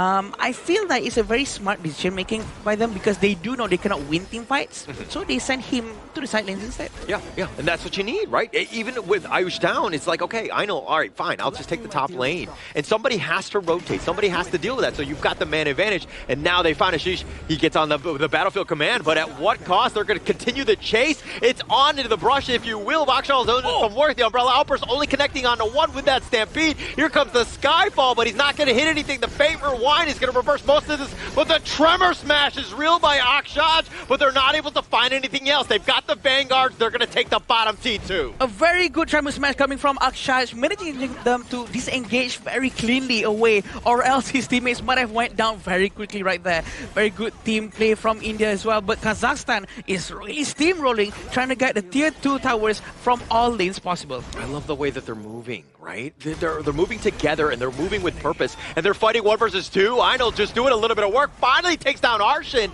He says, "How come back from that one, my friend?" Marapat managed to run away. Ali Khan is still in the vicinity, but they still have to manage their lanes right now. All the Vanguards are in front of their house. They need to destroy these dragons quickly so that they can continue farming in their own resources. 1,000 gold difference, even though so many towers have been destroyed by Kazakhstan. Yeah, and I mean, it kind of started with just like, I would say, Arshil, like just how he's able to, Arshin, excuse me, just able to constantly push. And here comes the battlefield command onto 2. Voxel is going to be taken down. Einol doing a little bit of work on the side. He's going to be chased on here. The Umbrella Outburst, everything being thrown at him as he's finally shut down. Is that a waste or not? That is the question. They're still trying to chase 1 person, but the tower is going to be the main objective for India. Charlo is still fighting. Ali Khan trying to chase Ashish. Ashish is going to go down. Yeah, they find him on the side. They actually were able to isolate him. They got the one-on-one. It was a little too low for this one and now they're on the run. They're going to be chased. They get knocked up. Can they get any more? Akshaj is not really the target, but I think they might well go on top of him. But the burst ram, he barely gets on out. Ooh, that was close. Might as well try to get Akshaj, but he still managed to run away with a lot of amount of dash coming from the Liampo. I still feel that India is still on the right track. They're still trying their best, and I'm pretty sure that the damage output from them is enough if they actually join the team fight properly and accordingly in sequence. Or else, it's going to be quite problematic when they keep on getting captured one by one. Yeah, the Tyrant here going to be picked up here. But to your point, India's still in this one. They are, you know, like far from losing this one because the net worth is very close. The only thing is that they're down towers. That mid T1 is a bit of a problem for India. They need to get some sort of team fight win before they start taking them down. Yeah, we can see on how Marapat is still behind in the mid lane. He's scanning everyone using his ultimate. He's still waiting for the moment because Skyfall is going to be used to fly in the right moment, especially because he needs to join the team fight very soon. Also, Ali Khan is doing the job of Aino right now. He's trying to split at the bottom lane. This is going to be giving a bit of a headache to Ashish, but Ashish has better the command. Oh, leader stance. The umbrella hoppers just barely taking him off. Aino thought he could outmaneuver that one, but instead he got smashed. Top T3 is down. They're going to continue on. The unending sorrow. Just a little bit of heals. Nice Trevor smash in return. But at what cost? They're not able to find any sort of pick. Ashish is there as well, but he's going to deal with the Wolves. Kazakhstan not able to find anything or a way to end it just yet. They tried to end, but they cannot because a lot of them are still alive. They have to focus on the towers right now. There's still the tier 3 tower on the mid lane and the bottom lane. Overall, it's going to be focused by the Kazakhstan. It seems like there's something India can do about that with Ainul not responding yet. Yeah, but they've opened up a huge gap in the defense, right? The top lane will constantly push. Now they've got the Overlord. That's going to be a bit of a problem here. India reeling right now. Yes, they were close, but man, Kazakhstan are finding ways to just close this game out. Pretty sure the Overlord Vanguard is going to be spawned towards the bottom lane for them to be focusing on the top lane if they want to. But it seems like the Crimson Golem has been taken by Ayush. This is going to be good news for them because they're not losing too much resources after that skirmish that happened just now. Yeah, and look at how Aino is just split pushing. He's going back into the lane, just trying to get him as much farm as possible. He's done a great job of ensuring that they don't fall too far behind. He is pretty much your win condition. If we're talking about net worth, he's up about 2K over Marpat, right? So he's done a great job literally trying to carry this team to victory. Yeah, this is actually quite a lot, but remember how many times Kazakhstan has to waste a lot of ultimates just for Aino? Remember on how Sukar has to use his ultimate? Oh, they decide to go in. They find the pickup Bakshol just like that. He's been taken out, and it looks like the power gradation is going to be used as well. Kazakhstan is on the run, and they're trying to go in forward for this, but at what cost? The Umbrella Hoppers is now going to be used just to push them back, but India found the pickup that they wanted. They've gotten Bakshol. I know he's still at the back. He's trying his best to destroy the Vanguards as fast as they can. This is going to be a big problem because the wave management, the Dragons are going to be pushing all the minions by themselves, but 3 of them are trying to get the tier 1 tower in the mid lane. Yeah, India need to prioritize that top lane, ensuring that they just don't GG end, right, with the Vanguards that are constantly pushing. So you fix it out, you push it past the river before you can make any sort of gank attempt or movement across this map. Looking at this damage dealt ranking from Ayush is actually quite a lot from him. He is trying to deal a lot of damage with the Laurel Bloom, the ultimate with the magical damage. I think the one who's tanking all of that up is Akshaj because he's always up front trying to save his team from a certain misery. Yeah, and he goes in yet again. The Burst Ram is going to do a little bit of work here, but I mean, it's pretty much off of those 2 guys, Ainul and Ayush. They've been actually keeping them in the game. If they weren't top tier in terms of the damage, they probably would have lost already. I agree. I very much agree with that. Ainul needs to be focusing on distracting the entire team. Kazakhstan are looking into trying to get the Tyrant, but do they know that Ainul is nearby? He's checking it. Spotted out. You have got to check the brushes here. Sunkar is going to be there. It's getting a little bit low. They decide to go in, but he gets the steal. Ainul with this fight. And now they're going to be chased. The Umbrella Outburst is going to do a little bit of work. You have to use the Unending Sorrow. It's an all-out retreat. Harsh is just trying to stay alive. The Trevor Smash, he's going to sacrifice his life for the greater good. Akshaj, he will survive as well. And somehow off of that steal, and you're checking the top lane and the mid, both of them are pushing. Oh, they're really trying to defend their base now. They have to do something because Ashish is still busy up top. And look at how Aino is trying to distract them from going top. He's trying to steal the blue buff with no problem whatsoever, but Ali Khan is out. He's trying to run away. He still has Battlefield Command to run away with his ult if he wants to. Yeah, it's so smart. Really well played there by India. I mean, Aino getting that steal, and then instantly Ashish just pushing the top lane, taking advantage of all that space because they were so bloodthirsty. They were chasing after them. They lost sight of the objectives. Look at how Akshash and Harsh trying to give some space for Ayush, trying to destroy the bottom tower with no problem whatsoever. You jinxed it, Holler. You said so. Tempest is coming in 25 seconds. I knew that it was going to happen. This is going to be one of those games where both of these two teams are so, like they're close. Right? Right? In terms of skill level, everything that you want, we knew it was going to be drama, and we've got it here. True, and it's going to be very interesting on how we have a Hanshin played by Aino right now. Aino's going to try to secure his blue buff, but it did not manage to work. The Armor Armor has been used. Yeah, he's going to be chased here. He's got Sage's Sanctuary. That will be popped if you want to go the Stampede on top. The Battlefield Command is going to be committed as well. And he just barely stays alive. Ashish was there for the perfect clutch save. Saved by Ashish. And they can still focus on Tempest right now. We still know that Marapat does have his Skyfall. He can fly anywhere to help his teammate if he needs to. But it seems like India cannot focus on distracting them because Tempest has already started. Yeah, it's been started here. The top lane is a potential game ender. They're not actually watching this. They might have lost sight of the ball, but Kazakhstan are going to force the Tempest Dragon. The Crystal is under siege as well, and it looks like Alihan is not even there. They find Songkar. That's going to be a great win for them. The Tempest Dragon is getting very low. Who's going to take this one out? And Songkar gets the steal on the Tempest Dragon, but the face is a problem. They find Idol. Marapat is going to be taken down as well. It looks like Ashish is already in the top lane. He's fixing that one out, but at what cost? Sage's Sanctuary will be popped many a times on this one. Bakshol is on the backside. They find Ayush, and Bakshol is on the run, and he too will fall. Akshash gets him down. He sends support one as he takes him down. Kazakhstan will continue to fight. They know they don't have the Tempest buff, but they still manage to fight very, very well indeed. Harsh is still in the mid lane. He's going to try to help them push with the Tempest Dragon, Tempest Vanguard, and it seems like they will have to slow it down for now. Oh my gosh, Harsh right there. He doesn't get that steal. They lose that game, right? They lose the Tempest buff. Everything would have gone disastrously. Now you have the Tempest Vanguard that will provide a little bit of space, buying you time for Ainul and Ayush to both respawn. In terms of itemization, it seems like Bashul hasn't have his 5th item just yet. He just sold his shoes. He's still deciding, what am I buying right now? What do I buy? Is it another 6th century? Is it something that would save me potentially? Maybe a Splendor? But it seems like he's going with a Sun Pool. This is going to give a lot of distance in his basic attack for their next potential team fight. Yeah, so he's already got the mobility. That's not an issue. So boots are, on the side. We don't need that. But it's all about the damage. It's about staying alive, using your positioning to make sure that you stick around. Because again, Bakshol, he is your game changer in come these team fights. And also, we still have Ashish who can fly anywhere that he needs to. But we still see it on how Ali Khan is at the mid lane right now. He's trying to protect it. They still have this last wave of the Vanguards flying from the base. And I think this is a clear chance for India to at least try to destroy one of the tier 3 towers. Yeah, I think that you need to. I mean, you've got those Tempest Vanguards. You got to take advantage of that, right? And that will constantly push it. Kazakhstan understanding that what is at stake. They need to play defensive, just survive at least for now. True. We have to remember that the Tempest actually has a disrupt. They can be disrupted, but they might start a new one soon. Oh, the Fate Rewind actually healing the tower. Very smartly played there, ensuring that, hey, again, slowing it down. This is the power of the Haino. Yeah, we can still see on how they're trying to defend as fast as they can, and they managed to do so.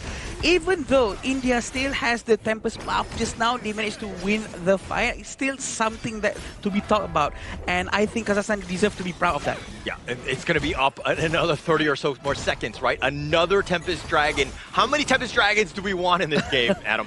I want to see 3. I want to see 3. 3 is going to be a good number.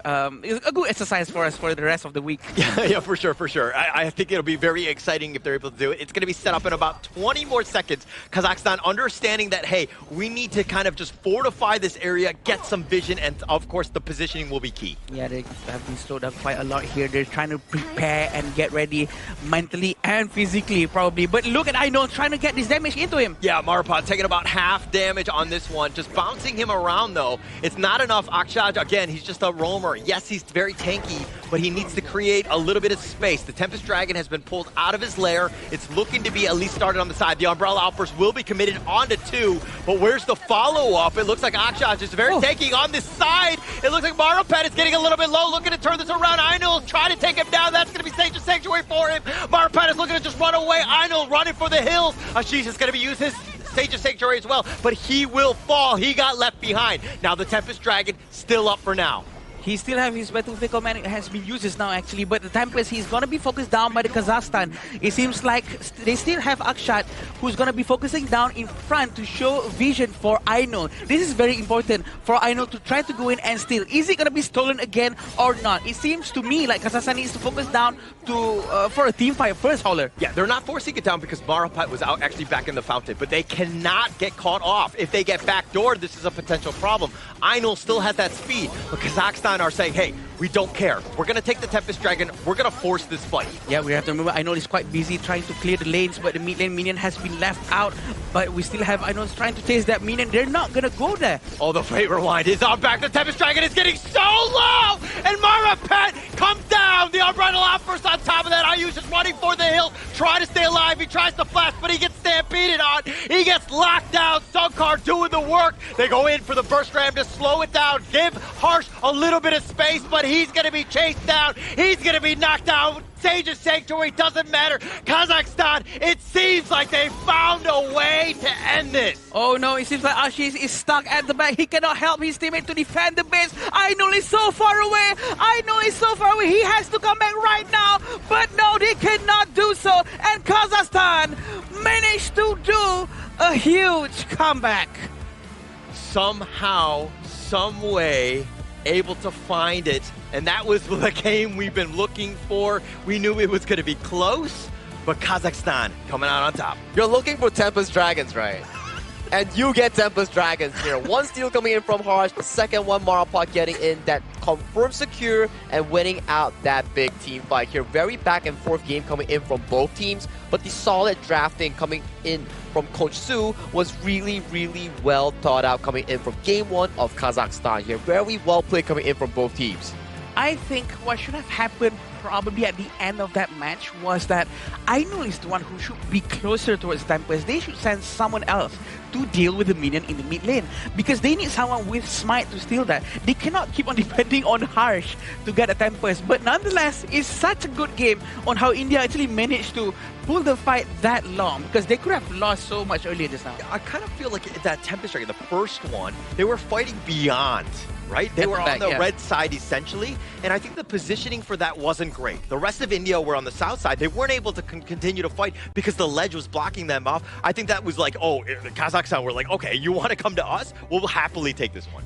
And I sort of think that the last play coming in for the side of Team India, I think they tried to go for the assassination coming in on towards Marapot, but they underestimated the tankiness coming in from this Nutsa, which resulted in them being taken down, which is Ainul burning a Sage Sanctuary, and then you saw that the Liu Bang also had to sacrifice himself for the misplay here. Hence, in the 4v5 situation, with the waves being such a big pressure, they had no real way of accessing into the Tempest Pit.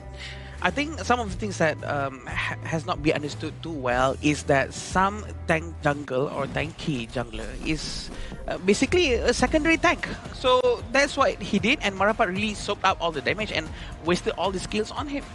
What a crazy game. I mean, it went the distance, and you're seeing guys, KDA on the Kazakhstan. So, you know, Alihan didn't even die a single time. Like, what? Arshin and Marapet, like, how many times did they get focused, and they only died once? Like, this is a monstrous game by Kazakhstan, because everything was being thrown at them, but they were still able to survive and weather the storm. I'm really, like, curious how much actual damage that Marapet and Sunkar actually tank in that game, because these two meat shields has been always in the face of Ayush and Ainul being the bodyguard coming in from Valdril, because Valdril, he was having a fantastic game on that channel here. He was being the main target that Ainul and Ashish had to continuously find in order to force those cutbacks. True. His positioning is outstanding for sure. And having all of these itemization, he already finished everything very early on that he can already sell his shoes before the Tempest comes. But with all the critical damage that he has with Daybreaker, no one can touch him. If anyone goes close to him, he's gonna deal a lot of damage. Yeah, but look who took all the damage. Crush Right it. here. 270,000 essentially. I mean, how many Fate Rewinds did he have? And he only died a single time. That is phenomenal out of a Haino player, right? And you gotta give props towards the coaching staff or whoever drafted the Haino, because in the first few moments of the game, we do see Aino and Ashish on their Liu Bang Hansen combo find a lot of catches and force them back into their respective towers here. But how many times did we see that Arshin with those scepters force them back and chunk them down, and then using the Fate's Rewind to heal the turrets back to a healthy position in making sure that those towers that were so crucial in those late games were able to survive for that Tempest fight. I think this goes to show that the coach really knows his players very well and what heroes they can really use. It almost as if all the heroes coming from the Kazakhstan side is very hard to be eliminated. You cannot strike them very easily, maybe except for Bashal, but again, he is being taken care of by all of these 4 monsters around him. I think they answered the draft really well in the sense with a 1-2 pick coming in from the channel and also Zhang Fei. But before we go into the draft more, I wanted you guys to check out this exact goal graph to understand how close this game was. It's floating around about 2,000 at the very end of the game between those two teams, which is India and Kazakhstan. Kills-wise, everything-wise, it's actually very dead even. And even at the very end, look at the goal. 78.4 versus 78.4. There's no goal lead between the two teams. Like, it's so back and forth, right? Like the dips that you're seeing. India was winning early game, mid game. Kazakhstan was completely owning. India in the late game. Look at that rise. Yeah. It came back to that Tempest Dragon fight. They played that one properly, like a little mistake free. I mean, they get in position a little bit better. They win this one because they were definitely winning. True, and the fact that we actually saw on how Harsh stole the Tempest. So India team actually had the Tempest buff, they had a lot of damage, they had a lot of buffs on top of them, but Kazakhstan still managed to do the fight very well, and they still managed to come out okay out of that post-Tempest Dragon fight. And let's break down the game a bit more in the highlights itself, right? In the first few moments, we see India getting the lead in this game, about a 2,000 healthy. We can start to see that every time that Aino falls on the Hansen, the game gets slowly out of their hand, because if this Hansen were to scale towards the late game, it's very difficult to do real threat towards things like the Charlotte late game, the Nitsa late game, or even the Songkar, because Songkar is so tanky with those full items on the Zhang Fei. Yeah. Does this series go to a game 3? Right? I think that Possible, they're close enough where it could definitely happen, right? Yeah. I think that India are like, okay, we still have a chance. I think that they can come back in the game 2 here. Yeah, we do have another factor in this situation where the mentality reset might not be able to be done too well from the side of India if they don't know how to, if the coach doesn't know how to reset their players' mindset. But if he managed to do so, I am convinced that we're going to see 3 games for this one. Yeah, it's definitely going to be very exciting, right? I think this is ranked one of the best games so far out of the last 2 days. Yeah. We also had I think, Sri Lanka, we had 26 minutes as well with the Tempest Dragons, and this ranks, I think, 1 or 2 compared to that as well. Definitely a longer game, right? I mean, we wanted 3 Tempest Dragons, we only got 2, so I'm a little disappointed in that, but I think that this game more than made up for it. There was drama on all sides here. It's okay. Just wait. After this, we're going to see more Tempest, so it's going to be accumulated to 3. And this is our MVP, Bajol with 944 KDA, damage with 27.4%, damage taken is 10.9, but the total goal is 24.3%. Really good gameplay here coming in from this channel, especially when you know for a fact that there are so many eyes looking at you in every single team fight. You Liu Bang Hansen combination, and then you have the Lian Po coming in with the Tremor / Flash. So his positioning is actually very, very crucial. If he falls, the entire team has to back off. Yeah, and actually in this one, he actually had the most deaths on his team. He was constantly being focused, correct? Right? So the prioritization, it made a lot of sense. India, you need to take him down, and they were trying to, but Bachal, just the way he was, cycling through items, and he was able to just position, just stayed alive just long enough to ensure that he, again, got 9 kills here. Actually, cycling through items quickly between the fights, when when you just go down with, say, Century, you have to open the shop, and you have to change everything very quickly. That takes skill. You need to practice that a lot, and that shows in the match. And he really deserved it. He really deserved it. And it's not under a non-pressure situation, right? It's like, imagine you're under Tempest Dragon, you have to shuffle through items, one misclick on the shop, and you might just miss out an entire game for yourself, buddy, here. But congratulations, Team Kazakhstan, in winning out the first game in such a shocking fashion, because it was really back and forth between these two teams. One small misplay, one small misstep could lead to anyone's victory. It's not always about the kills, right? I think that Kazakhstan proving that, hey, if we stick to the objectives, we're able to kind of, play the game that we want to play, which is, again, just mowing them down and putting that pressure on. It's more than just, again, just going out there and just trying to find people to take down. The pressure is definitely on, especially here at this venue. Like, I can probably hear, like, all the chants and cheers outside of there right now because we're in the booth casting. And you may be wondering, like, where are the players staying? Where are the players playing at for this exciting match to be unfolding? Is at Marriott Petaling Jaya here, our official venue and hotel partner for the Honor of Kings event here. This Honor of Kings event is known as the Asian Games Qualifier for the esports scene. Yeah, thank you, Petaling Jaya Marriott Hotel. We have been having a great time here. The food's great, the event space is great, it's spacious, and it's cold. I wish more people would be able to experience this as well. And it has been a very fun time. Also, we're going to be seeing our next match very soon. Oh yeah, I want to be seeing like the emotions and the facial expressions coming in from the players after such a long and exciting game. Yeah. So I'm observing right now to see who is smiling, who is like having like, like a scrunching eyebrows, Yeah. Who's smiling right now? This guy, me. Why? Because I'm super excited to continue on. Because these two teams, this is what we wanted to see. It's fun, right? Yeah, it's a lot of fun when you're seeing two competitive teams going at it. It's very exciting because I don't want to be talking much about the previous matches because previous matches has been more of a steamroll, right? We've been having like 2-0, 2-0, 2-0, 2-0, 2-0 until today, and maybe this series, this exact one, might be bringing us to Game 3 because they are so neck and neck with each other. And the fact that they're neck and neck with each other using unorthodox heroes all over the team, I feel that that is something that we can really focus on because it shows that it's very much possible to actually play very, very well with even unorthodox heroes, and it's been shown in this qualifier.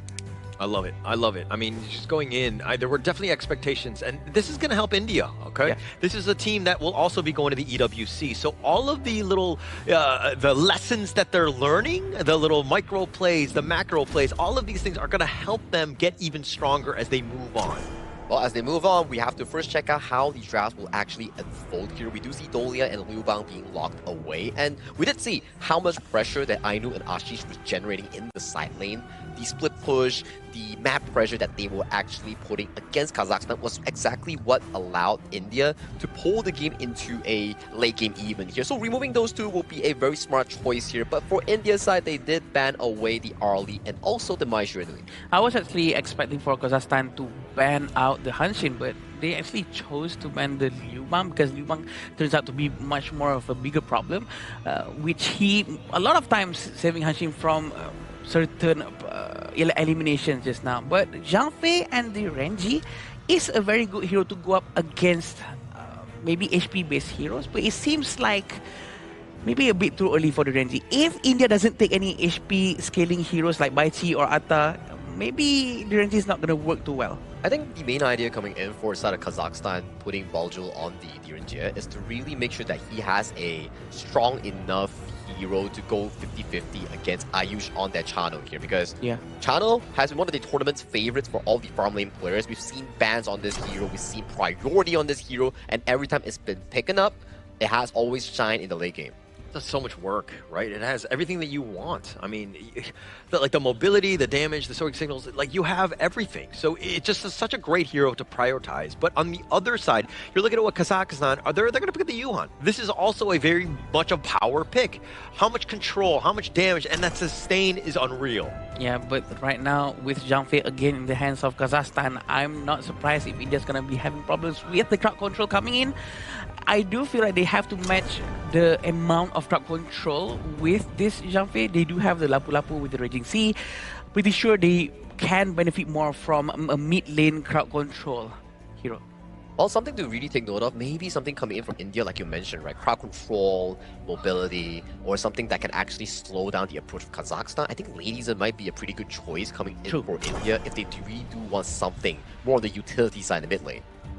A lot of control. I mean, you still have options too, right? I think that if you're looking on the India side, I mean, the Charlotte can definitely do some damage as well. You got the Chano, so you have those kind of those bases covered. The Lapu Lapu with the team fight to kind of deal with the Zhang Fei Umbrella Outburst. You have options. It seems like both going into this last, a couple of picks here, it's got to be key. You need some way to kind of shut down or limit the Yuan as much as possible. Yeah, I'm not surprised if Lady Zhan actually gets picked, but they still do have Angela if they want to. Oh, yeah. But Angela might face some issue going up against Yuan because Yuan can easily use the unending sorrow to run away, and it looks like it's gonna be Ukyo first. Wow, that's going to be a very strong jungle and roam synergy coming in from Team India. And if you can find something in the mid lane that can fast push the wave like a Garuda or Angela, that's definitely going to be a very strong mid-jungle trio coming in for India. It means that their mid lane priority will be really, really powerful.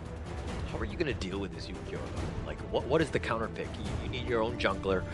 You need some way to kind of just outclass him in that jungle lane. What comes to mind here? I think the answers has already been banned thus far, like Ata, Dun has been removed, some of these strong early game junglers, so you might want something like a Byron, and they went for a different approach here, so they're like, okay, let's not focus on the early game too much, let's focus on the team fighting here. You see these heroes, we see a Neta jungle, a Dharma, a Zhang Fei. What comes into mind? Straight direct access into the backline for Ayush on that channel.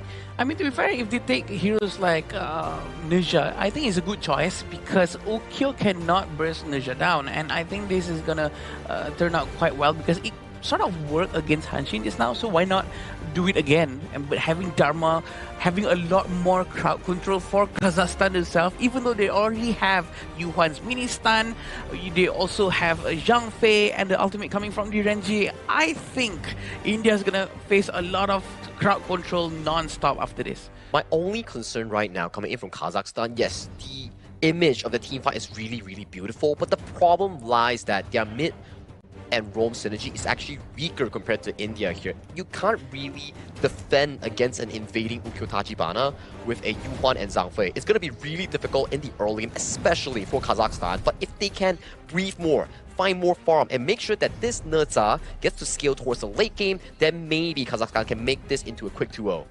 Could definitely get on top of the Chano and the Princess Frost. You have, options, right? And going into this one, Kazakhstan going in, but before you go, Sagi, which team do you give an edge to? In the early game, I'll definitely give it over to the side of Team India here. But for the late game, the big team fight moments, it's definitely more rewarding towards Kazakhstan here. But it comes down to execution in this game too. I'm looking to see whether India can pull this into an even footing. Thank you so much, Sagi. As we go into game number 2 in this epic series thus far, is this going to be enough, Adam? Like, do you agree with Sagi, or is he just kind of, he's not on point? I agree with him. But the fact that Kazakhstan has already proven once just now that they managed to pull it off up to the mid-game and they turned the game around against India, I think they can do the same thing once more. But India has a mission. Oh, Aino has been struck down so quickly. Yeah, just really unfortunate for him. Not a great start. This is not where you want to be, but he's going to be chased, but they don't have any sort of catch, and it looks like they're going to just walk away essentially for free. Yeah, again, I think that India already has only have one mission. All they have to do is just focus on trying to win the game as fast as they can and stop the Team Kazakhstan to try to get too much items so that they can scale their itemization. Okay.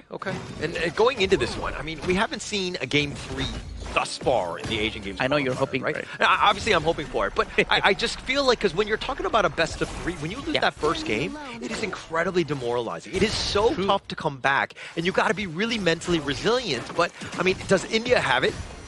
I think they do have it. I'm pretty sure they do have it. But I think what hurts more in the previous game, that situation, is that it's a game that they might have been able to win. Yeah. They are supposed to win that one. So it's so much more demoralizing rather than a simple, normal, okay, we're going to lose this game from the get-go. Yeah. I mean, it hurts harder because of the fact that, like, it should have been yours, maybe could have, it wasn't within reach. It wasn't a stomp, right?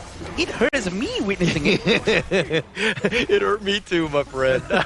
We're on the same boat on this. We'll get rehab for both of us on this. But, I mean, going into this one, like, look, India have to find a way to kind of just shake that one off. Look at this as just like a best of one. Take one game at a time. Yep, and as of now, again, exactly like the first game, even though they do lead in terms of the eliminations, the goal difference is not big, Holler. It's just 200-300 gold. It's not much, and there's not going to be too much of jungle invasion going to be done by any side of the team. I think that they respect each other this much that they're waiting for any small single mistake coming from each side. Yeah. I like it how you say respect. I think you're right in that sense. I was going to say that there was like some negative connotation about just how they were like, you know, they don't like each other, all these things. But there's no drama between the two teams. I think that definitely respect is definitely high on that list. It makes a lot of sense here. But I think that also, you know, it's one thing to kind of push them back, right? But at the same time, it's kind of like India, they're continuing on with the fighting spirit. But it does seem like there's a good sign here, Holler. India is really trying their best to pressure Bajol, and it seems like they're not really that demoralized. They know that this is a reset, this is a new game, and they really have to try their best and ignore whatever happened in the previous games now. Yeah. Oh my gosh. I love Honor Kings because having that opportunity, even when you're behind, this is a golden moment. Like, what kind of team are you? Are you able to bounce back? Are you able to just shrug things off? This is the true test of a player here, and having this opportunity is a blessing. And it tells us a lot about their region, right? Because we know from their gameplay, from the decision making, it's going to reflect a bit about their characteristics, about the person itself. But it seems like they're really trying to get some damage towards the Roman. Probably not the best target, but the Tyrant is already up. It's already 4 minutes. Yeah, the teleport in the mid lane. All teams are going to be gathering around it. The Tyrant is going to be back in his lair. Aino doing a little bit of a mini stun. Maripad has joined as well. Ashish on the side. And they've got the trap set, though. They're potentially looking to go. Vakshol's on the side. He's going to do a little bit of work on that. The Tyrant already at half. Who's going to go for the steal? And it looks like Maripad just easily takes that one down.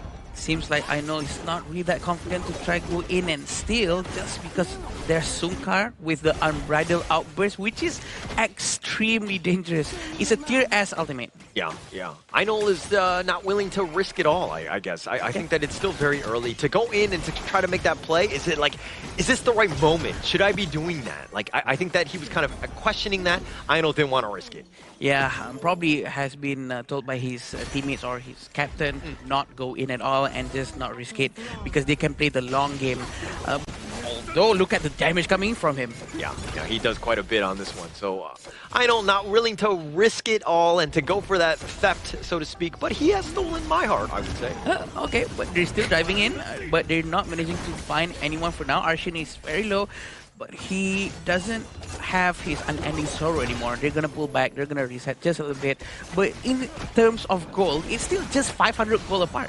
Yeah, this is nothing. I mean, it's like next to nothing at this point. Yeah, very minute. No one's going to really kind of be feeling that at now. But again, I think for India, they need to kind of, again, just group up. Maybe you get some sort of gank because, again, the mini-stun on the Sunkar, he doesn't want to pop his ult. He will risk it. He is low, but he will be fine. I'm impressed with the capability of Ainul. He is so fluent with Hanshin. Now he's showing that he's very good with Ukyo. I know Ukyo's skill set is very straightforward, but it's very hard to pull it off because you don't really have much to play around with. Just dash in and dash out all the time, but he knows that he can do better, and he knows he can really scare the enemy off with his skill sets. Yeah, I know. Just playing those mechanically difficult heroes, and you know, it's high pressure, high situation. You make one mistake, you just get blown up, right? So I think that he is definitely the guy, and just being able to risk it all and to get on top of him, because you need players that can play these type of heroes. Yeah, definitely. I agree with that. It's like a gold mine when you have the kind of player in your team, so it gives a smile to the coach as well when they're doing the drafts. But 200 gold difference, and Kazakhstan is leading not too much in front. We're still waiting for that one moment for Ali Khan to go in and smash everyone to the wall, but it's not happening yet because he's not rotating just yet. Yeah, he's just going to teleport on out of there. He says, okay, let's continue on. Let's put the pressure on elsewhere. As they're looking to rotate, the three members are starting to go. Akshan is looking to kind of maybe go for a flank, but Alishan is already there as well. He's going to get mini-stun. The Rage is going to be used. The Umbrella Outburst in return. Now they're looking to go. The Stampede is going to be on point, but at what cost? Ainol's been taken down. Ashish is continuing on trying to do his work, but he's going to get grouped up into 5, and a double strike going the way of Arshan. A very good try coming from the Charlotte. We did not manage to get anyone for now. Akshan is going to run away. They're going to lose that tier 1 tower down below. Ayush is going to go back, and they're going to lose their blue buff as well.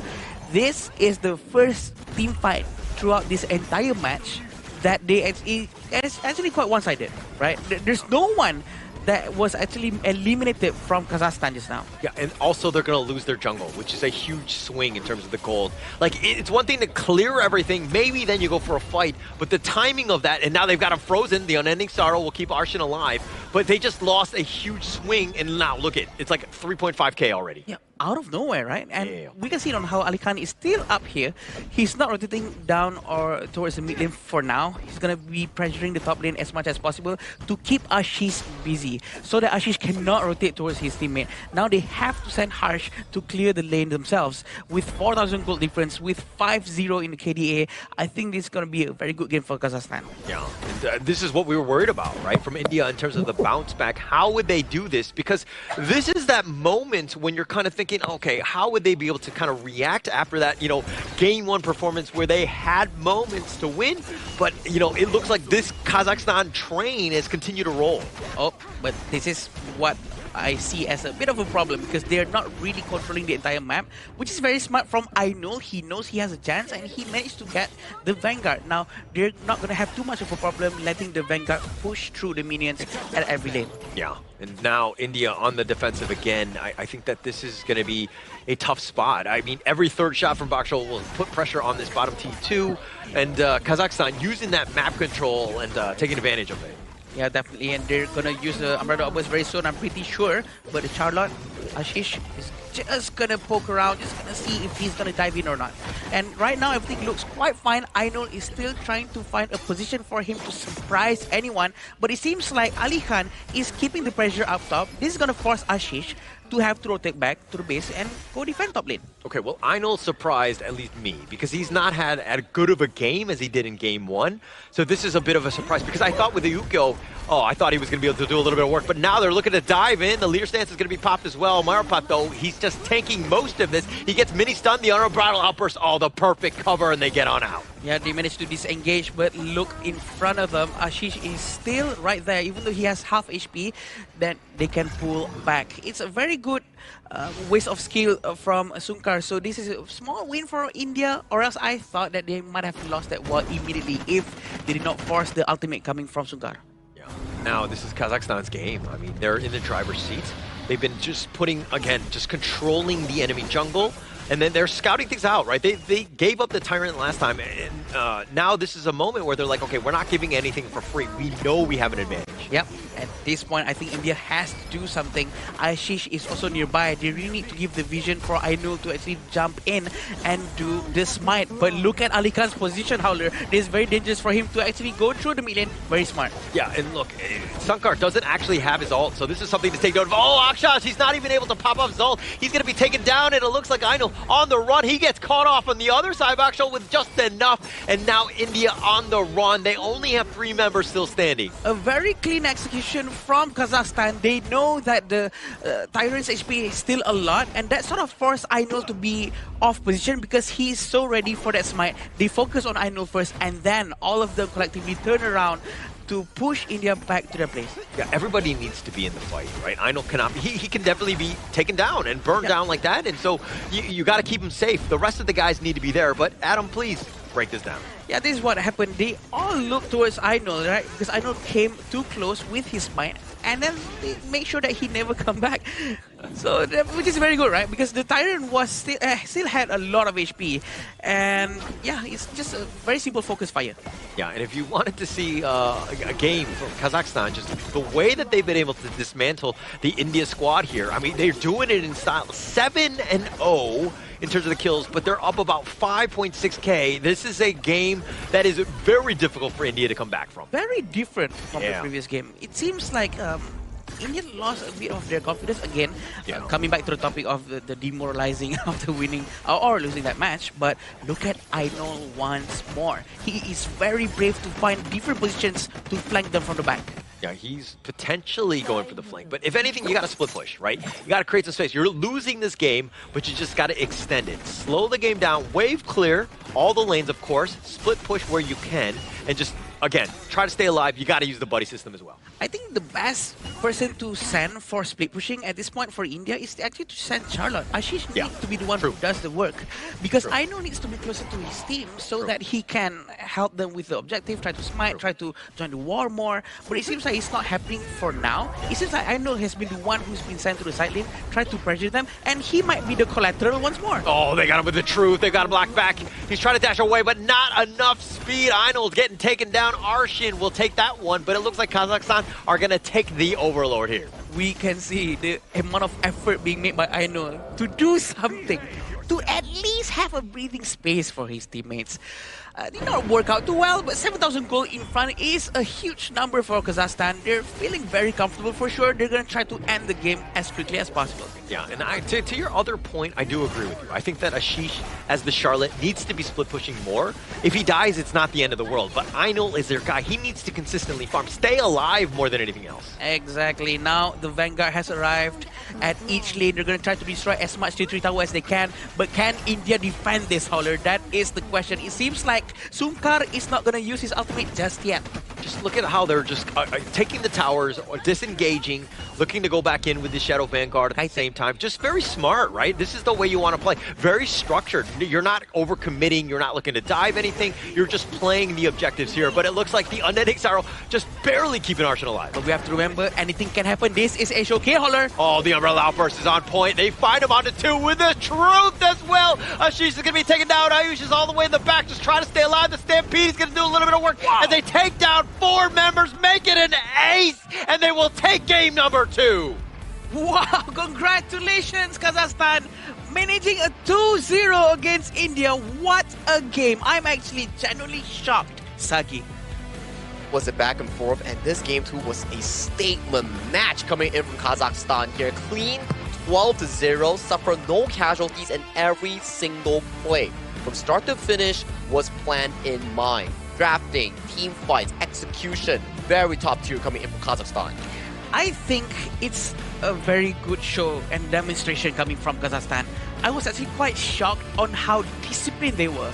They did not actually try to force everything out into the tier 3 tower. They actually tried to destroy what they can, one after one after one. Really disciplined with the trigger discipline coming from the Zhang Fei, waiting for the Zhang Fei to use his ult, and then once he used it, everyone goes in all together, which is a very clean win. The positioning, the way that they were able to move across the map, sticking together when they needed to, basically just kind of enough control, always being up in front and not letting India getting any sort of space to farm. When they did, they would pay with their lives, essentially. Exactly right, and the team fights were really beautiful coming in from Alihan and also the side of Sumkar. Unbridled outburst, like you mentioned, into the straight truth mantra on towards the wall, setting up a very beautiful team fight scenario for the team. Yes, sometimes we do say that, yes, Chano is one of the best picks thus far in the tournament due to the strong laning phase, strong late game carry potential, but if you can't go to late game, how do you play the team fights? Yeah, if you don't have any farm, if you don't have any space, this is what's going to happen, right? You're just completely just bottled into your base. You're kind of stuck in there, just fighting within your own team for any sort of farm. Yeah, and I remember how hard it was for Ainul to try to do something for his team, right? He was trying to rotate here and there, trying to create some space, trying to flank him alone. And I was wishing for his teammates to also do something similar. Maybe Charlotte tried to flank them from the side, or maybe keep them busy on the side lane by split pushing, but that did not happen.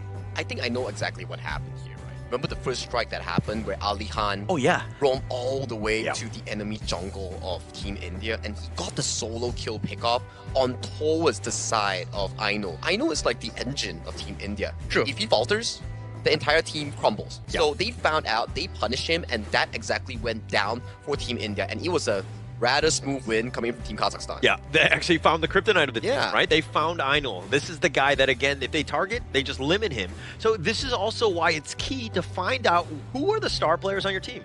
We saw this against Singapore in the first series of the day, Korea versus Singapore, right? They actually focused on Cayenne. Cayenne, like quite a bit, right? Once he has no space, then the team kind of crumbles. And it actually worked for quite a while, right? Yeah. And I think they should be doing the same thing, except that they need to be closer to Ainul, at least to be able to provide him support when he needs one. I think that's also quite a good discussion that we are having right now is that, okay, we wanted Ainul to go for more aggressive jungle invades, but due to the fact that Alihan in the early game already found Ainul and punished him, his entire jungle tempo slowed down. You want to expect a Ukyo Tachibana to outfarm Marapad on that Nutsa, but it just didn't came to fruition because he was always behind, one step slower compared to his jungle opponent. Yeah, it's so good to see Alihan, Shisuke, if you will, back on the stage again. I mean, he's always been a monster in the Clash lane, and he uses one of his tried and true in the Dharma here, just really showing the world just that he's here, right? And he's here to make an impact with his 11,000 highest net worth on the team. Honestly, how often do we see a level 1 Dharma trying to get Ukyo and Ukyo actually went down during level 1? This is very rare to see, and I've never seen that happen. Honestly, this is actually quite shocking, and now I know you can actually do that with Dharma. Yeah, of all things Dharma, right? Yeah. Just out-shoving the Charlotte, finding that 1v1 win in towards the jungle, really setting the pace here coming in from Team Kazakhstan in cleaning this game with a 2-0. You can also put some spotlight over to the side of Kazakhstan jungle and Rome, where you have like a 0-0-10 Nutsa, super tanky, full build already at the end of the game, and then you also have Sonkar with that Zhang Fei here, 92% kill team fight participation, which is super duper good on that Zhang Fei. We saw defensive unbridled outbursts, offensive ones. Every time you need him, he was always there. I think if you're India, though, as a coach, just perma-ban the Yuan throughout the entire tournament, right? I think that this hero has traumatized them more than any other hero in this Asia Games qualifier thus far. So ensuring that nobody goes up against with that Yuan, because the stain seems to be too much, the mini stuns, everything that you don't want to see, I think it, again, it's just affected India way too much here. You know what? I don't see anything wrong with banning Yuan. It's been proven quite few times because he's very useful. He's very useful, and it works out many times. And it's very hard to get Yuan to be strike down just because of the Unending Sorrow timing is too sweet. Yeah, with a patch that we only have 85 heroes on the Asian Games version, Yuan has been one of the standout mid lanes alongside of Angel that has been getting consistent wins in multiple teams. We've seen how harsh on India he was able to steal Tempest Dragon in the previous game. But okay, they still lost, but it's still a very strong achievement that he actually achieved. But this game alone for Team Kazakhstan, you can see the main damage dealer from all the room opened up by Alihan, Marapad, and also Sunkars is actually Arshin. That Yuan did a 71,000 total damage on that pick. If you're building a roster, though, would you want the like Arshin, where their mid is doing most of the damage, or would you rather have somebody who's just like more of like a support style but has really great with the control? I think it depends on what the other teams, what the other players are playing in the team, right? But if they already have a burst damage, they might just want to go with a support or someone who can poke. But clearly what they're doing with this Yuan is really focusing now with full damage with his first skill. That's all I can say. Yeah, to your question there, Holler, I think flexibility is really important. You definitely need to be able to master both the assassin picks, the utility picks, the control mage picks. That's what makes a pro mid lane player so enticing in Honor of Kings Esports here. But to put focus on this goal chart, it's a very steady climb. Every single decision that Kazakhstan actually made, it started ramping up slowly in terms of the goal. That first kill, that first strike, and then it slowly ramped up into team fight wins, objective wins, tower getting destroyed. I would say that is a really well-played game coming from Kazakhstan, super duper clean. I wish it was kind of like where if I made every good decision I made more money, like that gold graph. But as we go into the highlights here, I mean, we're going to see exactly just how they did it. Kazakhstan just were able to isolate, finding the right pickoffs. You can see most of these fights start off with a beautiful unbridled outburst coming in from the side of Sonkars that really set the tone for the team. And this is the potential of Arshin that you talk about. You get caught out, you still have the Celestial Melody into the Unending Sorrow to actually refresh your ultimate into better positioning here, and you can see that Ainul actually got baited in trying to steal the objective just to get sealed on, and that's a beautiful setup coming from Alihan to really set Ainul to stone. Again, proving our point of Zhang Fei having such a high win rate, still pops up question into my mind why Zhang Fei is not banned. To be honest, I think Zhang Fei's presence is just so scary. Of course, Dharma is quite scary too, right? But Zhang Fei, almost every game, he keeps winning.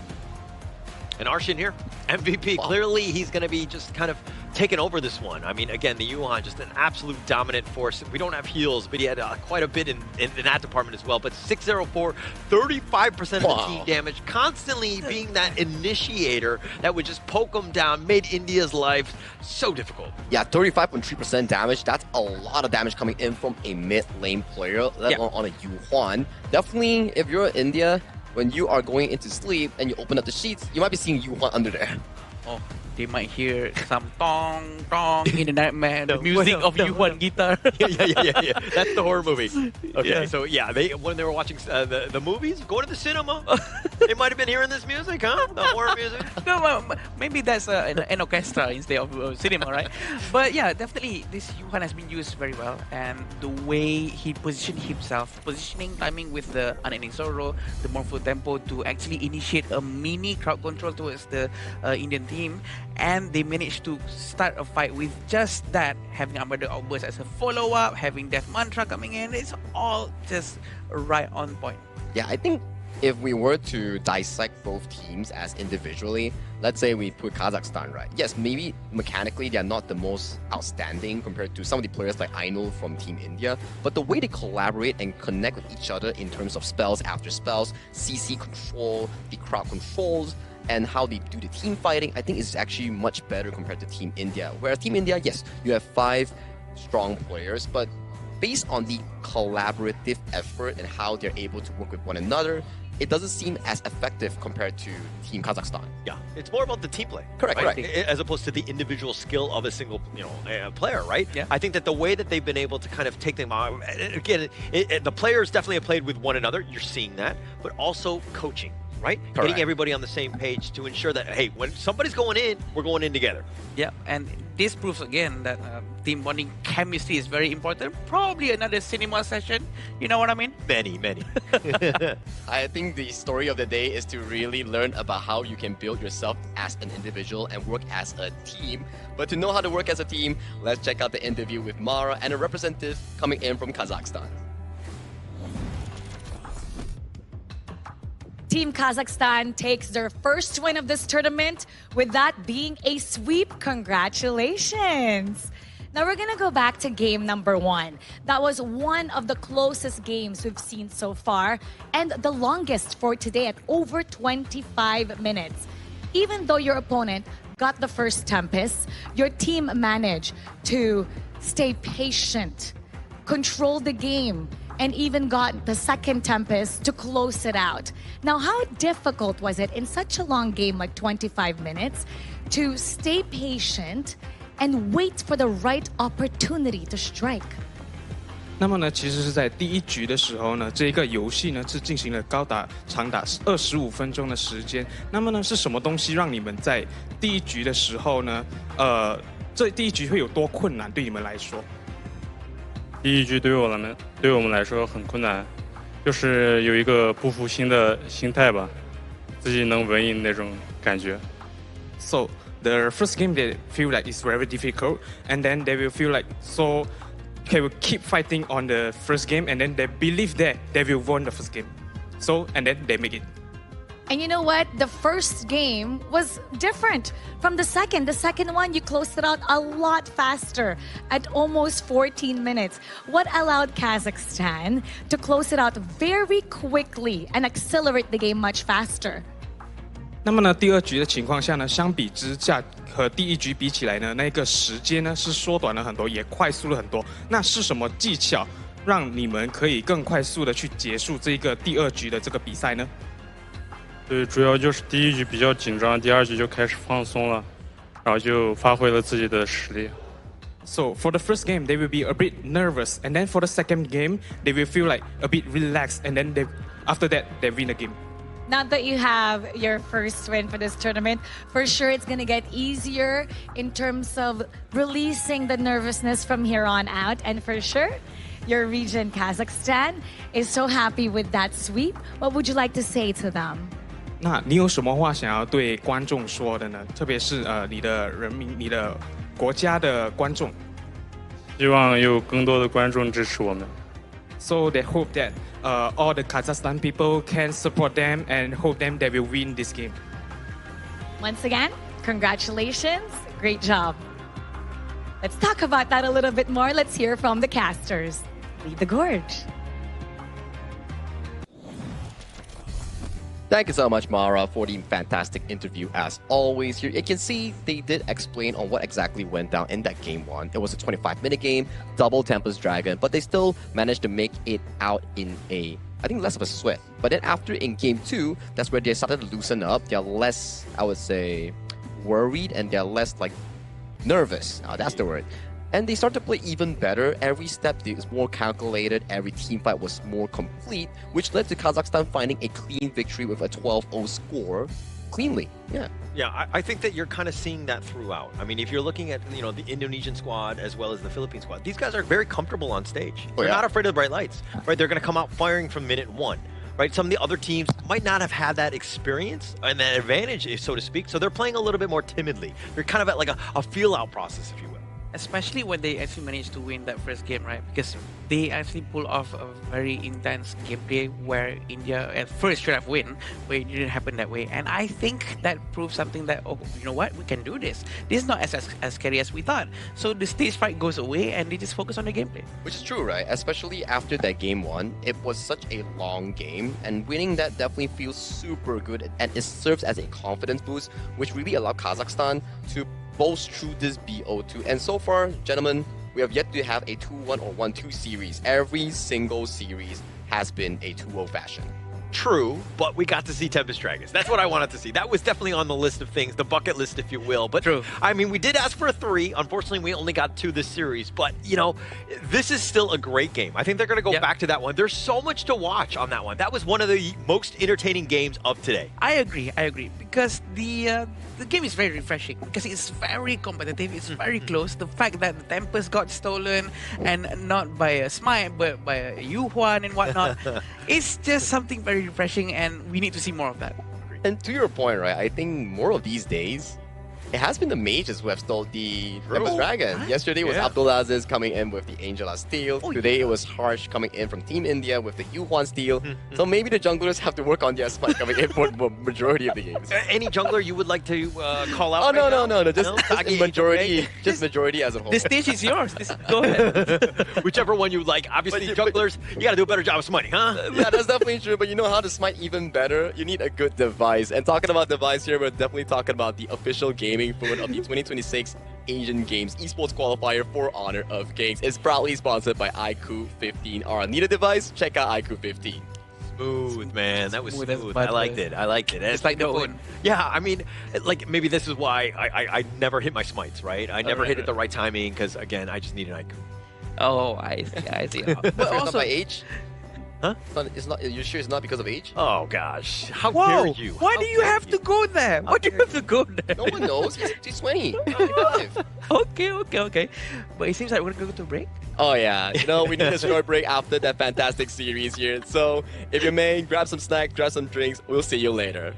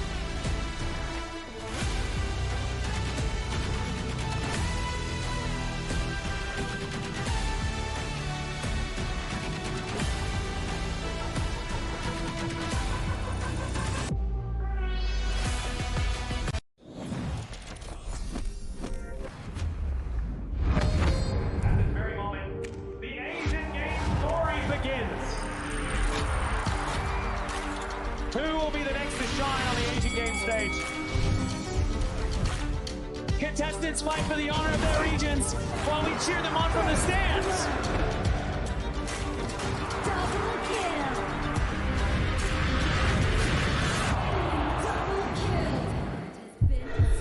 This is a challenge, but it is also an opportunity. The tide has turned.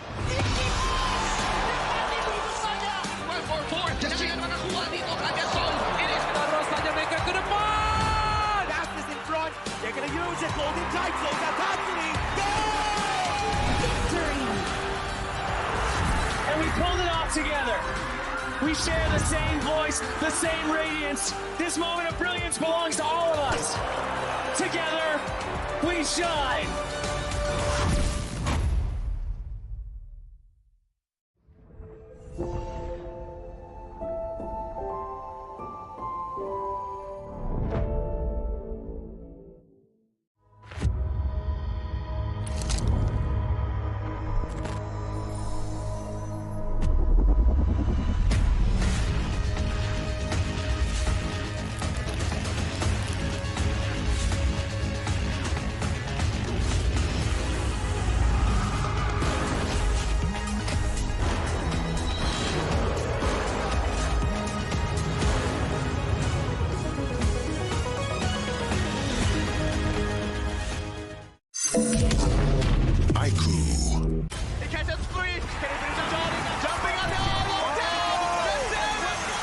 Welcome to the 2026 Asian Games Esports Qualifiers, Honor of Kings. 20 regions, one stage, and only the strongest 9 teams will earn the right to shine above the rest. Taking place in Malaysia, June 13th to 21st, 2026. Coming to Malaysia, this is the battleground where teams fight for the right to qualify for the Asian Games. 20 teams enter, but only 9 teams will move on. Apart from the 20 regions, there are 3 regions that have direct qualification. Here is the 2026 Asian Games Esports Qualifiers Honor of Kings format.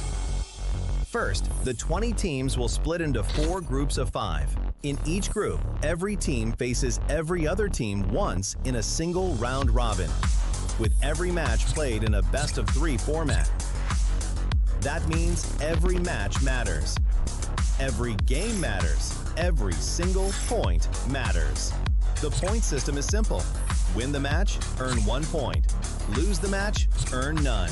At the end of the group stage, teams are ranked by the total points they've collected. And from there, the road begins to shine. The top 2 teams from each group qualify directly to the Asian Games main event. That gives us 8 teams advancing straight out of groups. But for those not through yet, the light isn't out. The teams that finish 3rd in each group still have 1 more shot. They move into the last chance stage. There, they battle through one final BO3 single elimination bracket until 2 teams remain. The 2 teams will then face off in a BO3 match to claim the one final qualification slot. So in total, 9 teams will make it through, 8 from the group stage and 1 through the last chance stage. That is the rule. Now it is time to see who can rise through it.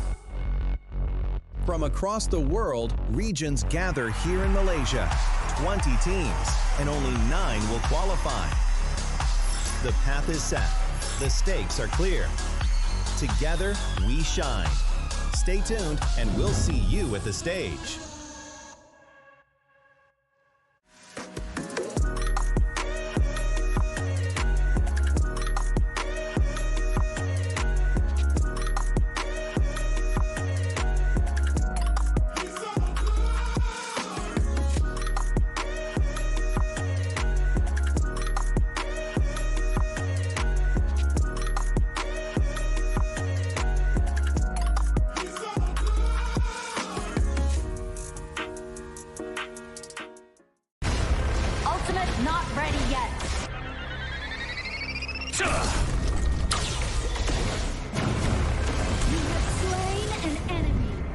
Magic murmurs in ecstasy.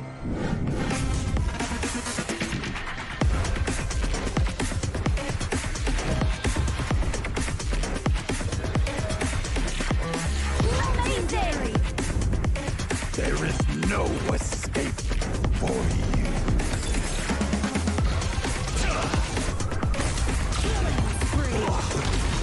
Double kill. Triple kill. Spectacular. Kill. I'll be back for your life soon.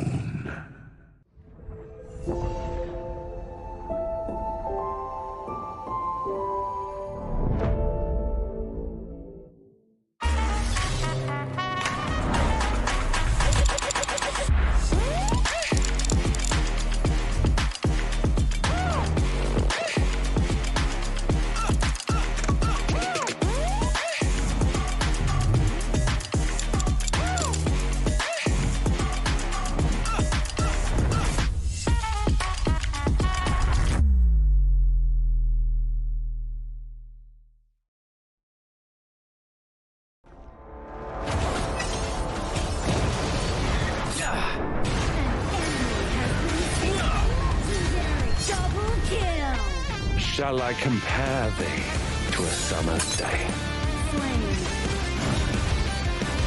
Don't engage.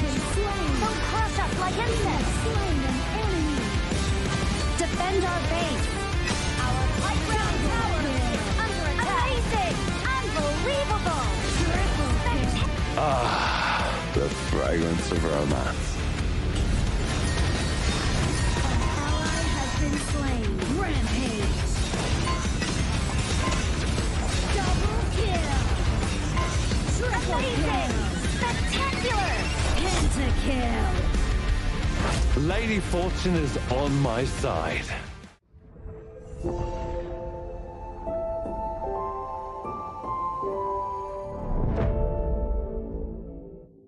Itu kontra kita. Relax, bro. Phone aku! Jom kembali. Mountain Dew! Angkatkan pengembaraan! Kau boleh! Kat mana pula ni? Water Trust! Kasih boost! Adventure! Dapat pun! Steady, bro! Lancarkan kembali gengmu!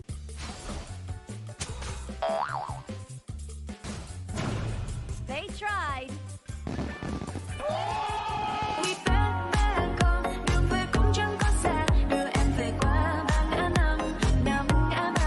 The new Spriteling skill, Dig It, is a passive skill which will automatically trigger at fixed times each match, up to a maximum of 10 times. The skill grants guaranteed standard rewards like gold, XP, shield, health recovery, and more. There's also a small chance to uncover mysterious grand prize effects during the match. Dig It may also produce tradable high-value treasures. Detailed information about acquired treasures will be shown after the match ends. Each treasure has its own rarity and storage size, and obtained treasures will be automatically stored in your warehouse. If you want more high-quality treasures, make good use of the Treasure Fusion feature. You can also copy and share your code so friends can help speed things up.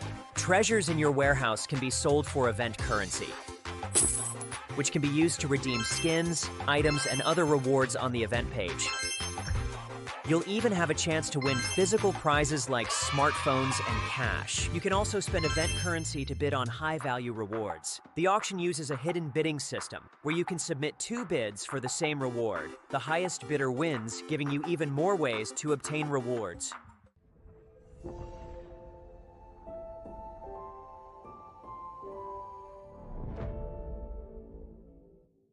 If you've ever wondered how to go from HOK player to HOK top influencer, this one is for you. HOK welcomes all creators. First things first, when you start as a HOK player, your in-game highlight can become your content. This is the first step of building your own social media presence.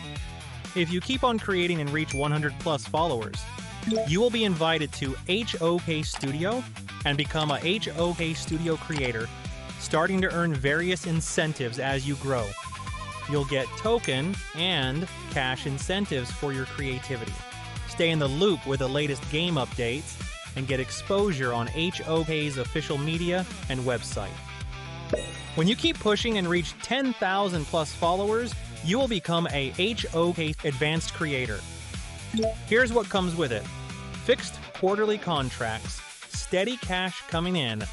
We will also offer you exclusive creative guidance to level up your content, regular traffic boosts, plus exposure inside the game and across every HOK social platform. And when you hit 100,000 plus followers milestone, congrats. You are a HOK top influencer now. At this level, you'll unlock custom game resources, exclusive emotes, your own pop-up banners, early access to the latest game events, skins, and even more. The next HOK top influencer could be you. Join us now.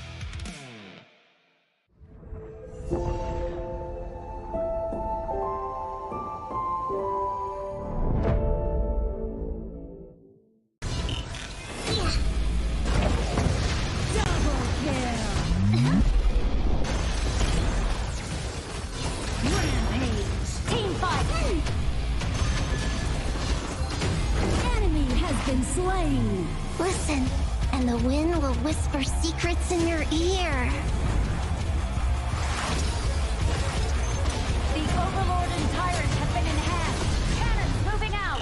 Legendary. Fabulous. This is my storm domain. Our crystal is under attack. Legendary. Double kill. Triple kill. Quadra kill. Pentakill. A sorceress never gives up easily.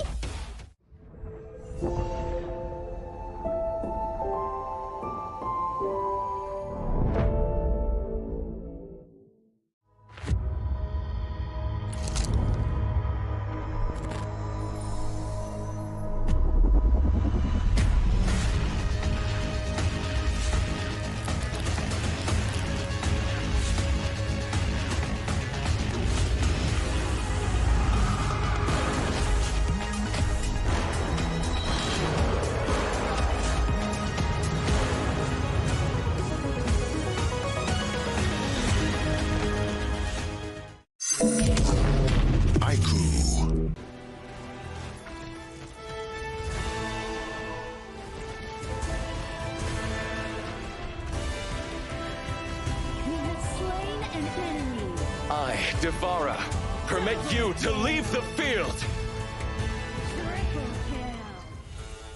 Let thunder quell this domain!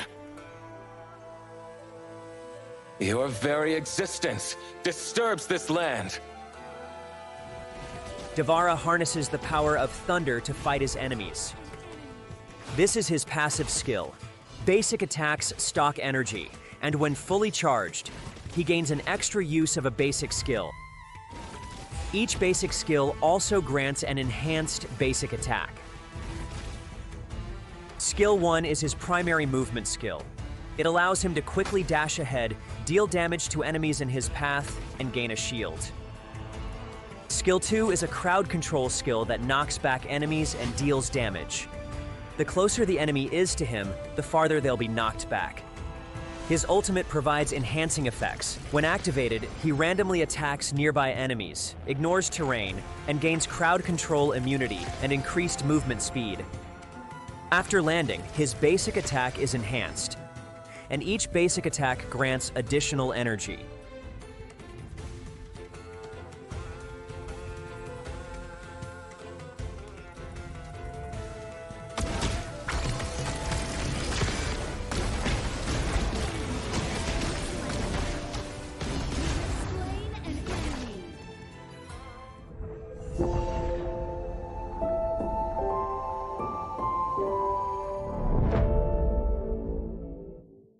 The new Honor of Kings version is here. Let's take a look at the two major areas of updates: hero control adjustments and battlefield balancing improvements. Basic attack targeting rules have been updated. If a player is crowd controlled for too long while using a basic attack, the attack command will now automatically be cancelled, preventing heroes from continuing to chase enemies after the crowd control ends. The movement wheel's dead zone has also been adjusted. After the improvements, there's no longer a dead zone in the center, helping prevent input interruption issues. After quick 4 matches that has been concluded in day 2 of the 2026 Asian Games Esports event for the Honor of Kings, we have come down to the final one. This one is Indonesia going up against Uzbekistan. My name is Sagi here, and back with me again on the English broadcast is definitely your boy, your man, Holler, and also Adam here. Welcome back. I'm the boy. Really? Okay. I think he was going to say, like, yo, boy, and then I was going to be in on this one. But I guess I'll let you I'm take the boy credit. and he said the boy and the man. So The boy and the man. Okay, all right. So he got it first. Let's cool it down a little bit. I think the insults have been slinging left and right. I think that. Just kidding. I'm actually super excited about this one because, again, I was unable to cast the Indonesian series yesterday, but I do expect them to continue with that prowess. It seems like they are in a dominant form here. Oh yeah, during that game, Bal was scary with his Guan Yu. So the Guan Yu is very, very extremely efficient. I'm not surprised if Uzbekistan is gonna ban out the Guan Yu if they want to. I think it's definitely one of the picks that has been continuously banned thus far. Judging to the fact that Asian Games version only has 85 heroes, of course there's gonna be lesser heroes to limit such a strong pick like the Guan Yu. So banning it out makes sufficient sense because it has been tearing up a storm in team fights, setting up beautiful ones as we saw back from Yuno back in the Korea versus Singapore game 1. Yeah. So as we go into this one, we're going to kind of see exactly just like how are the teams really ready, right? Are they really prepared and getting into this one? But I think that the biggest piece to all of this is that we like to play also fun events, especially in the Honor of Kings one. It's going to be the Super Flow Brawl. The official version will launch on June 17th. Unfortunately, it's not 6-7, but still, we're getting close. I'm just trying to, lower my age by doing that. I'm cool now. But tons of wacky talents and random map events are being added as we go into this. Oh, sorry, it's 6/27. I just wanted to say 6/7 so badly that I got the date incorrect. So 6/27, there's 2/6/7, so you can do it twice. Oh god. How many can I do it? I'll just keep it doing it. Okay, I want to stop before I hurt myself. Very confused. All right, let's go. I'm very confused with my friends right here, but this is what I have to go through, my friends. But yeah, definitely, you guys should check it out. The Super Flow Brawl mode has been around for quite a while, and we do know that it's gonna make a huge comeback, and you guys can buy new talents, and like actually buy them with the in-game currency. You can buy them, which is very fun. So let's check it out. I mean, if you're a brawler of rank, you can always try a fun mode, right? But now, it's not the time for fun. It's the time for combat here because can Uzbekistan stop Indonesia's experienced lineup? Because Uzbekistan, we have very limited information on the squad. And once again, with very limited information and experience, it's going to be really difficult for them to actually stand against Indonesia. But all hopes are still available. If they can triumph through Indonesia, there is still that big place in second or first in making it through to the main event. You have an opportunity. This is a chance to shock the world, right? Uzbekistan, I think that, again, we don't really know. We're going to find out if they're able to do it. But of course, let's intro the teams coming up right here.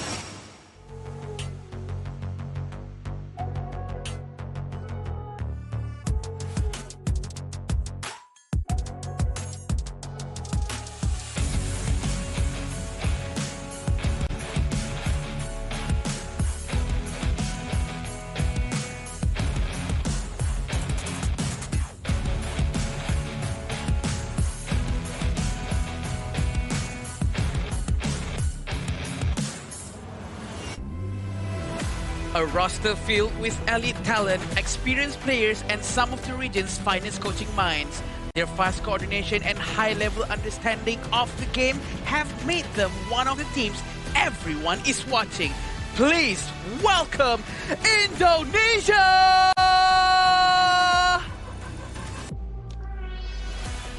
A hungry challenger stepping onto the international stage with ambition in their hearts. They may have less experience, but their adaptability, determination, and desire to upset the established order make them a dangerous opponent. Entering the arena, Uzbekistan! You can definitely feel the hype coming in from the two teams, and lovely commentation as well coming in for the team announcement as usual, coming in for both our lovely casters here. But today, Indonesia and Uzbekistan.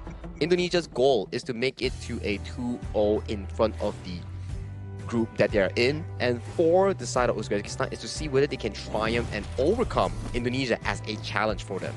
And this is going to be very interesting with this lineup. Iqbal, Drensen, Emmanuel, Agong, and Naufal. I actually met Iqbal this morning, and you know, he actually take the chicken rendang. That's what I was talking about. He was trying out in Malaysia. That's the beauty of all of these Asian Game qualifiers. It's going to be fun.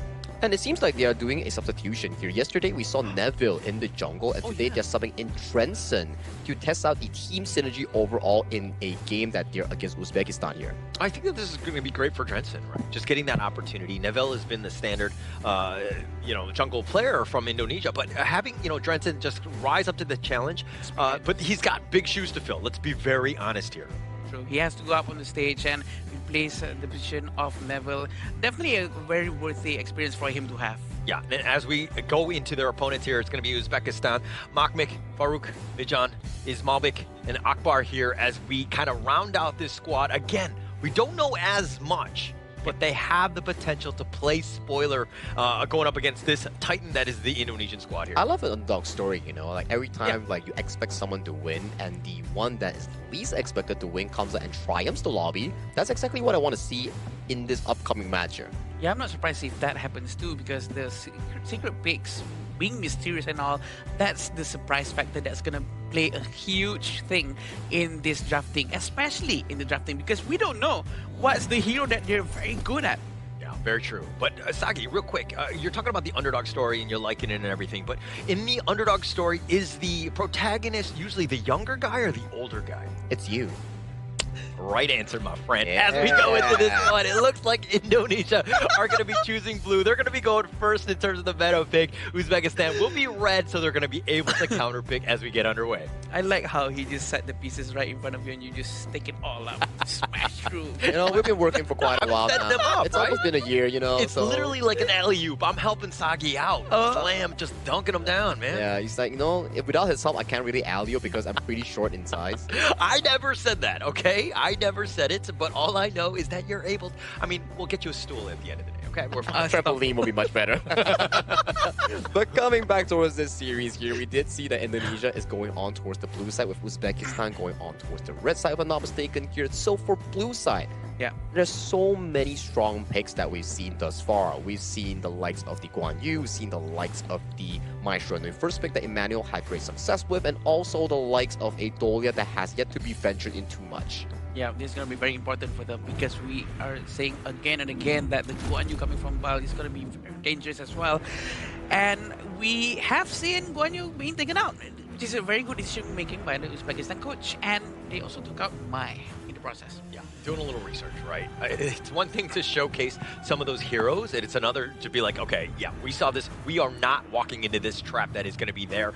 But it looks like the Yukio, which has been almost in every single series, there's been a lot of Yukio today. Yeah, I agree that the amount of Yukio is a lot, and they have been performing with Yukio very well as well. And also Dharma has been a very strong pick for this qualifier, especially alongside with Lapu Lapu. The Raging Sea is going to smash everyone up, having Dharma punching everyone towards the wall. I like this draft coming in from Uzbekistan here. It's very straightforward. Like, yes, maybe they don't have the experience to actually out-macro Indonesia in terms of map movement, in terms of objective fights, so they bring it to a different level.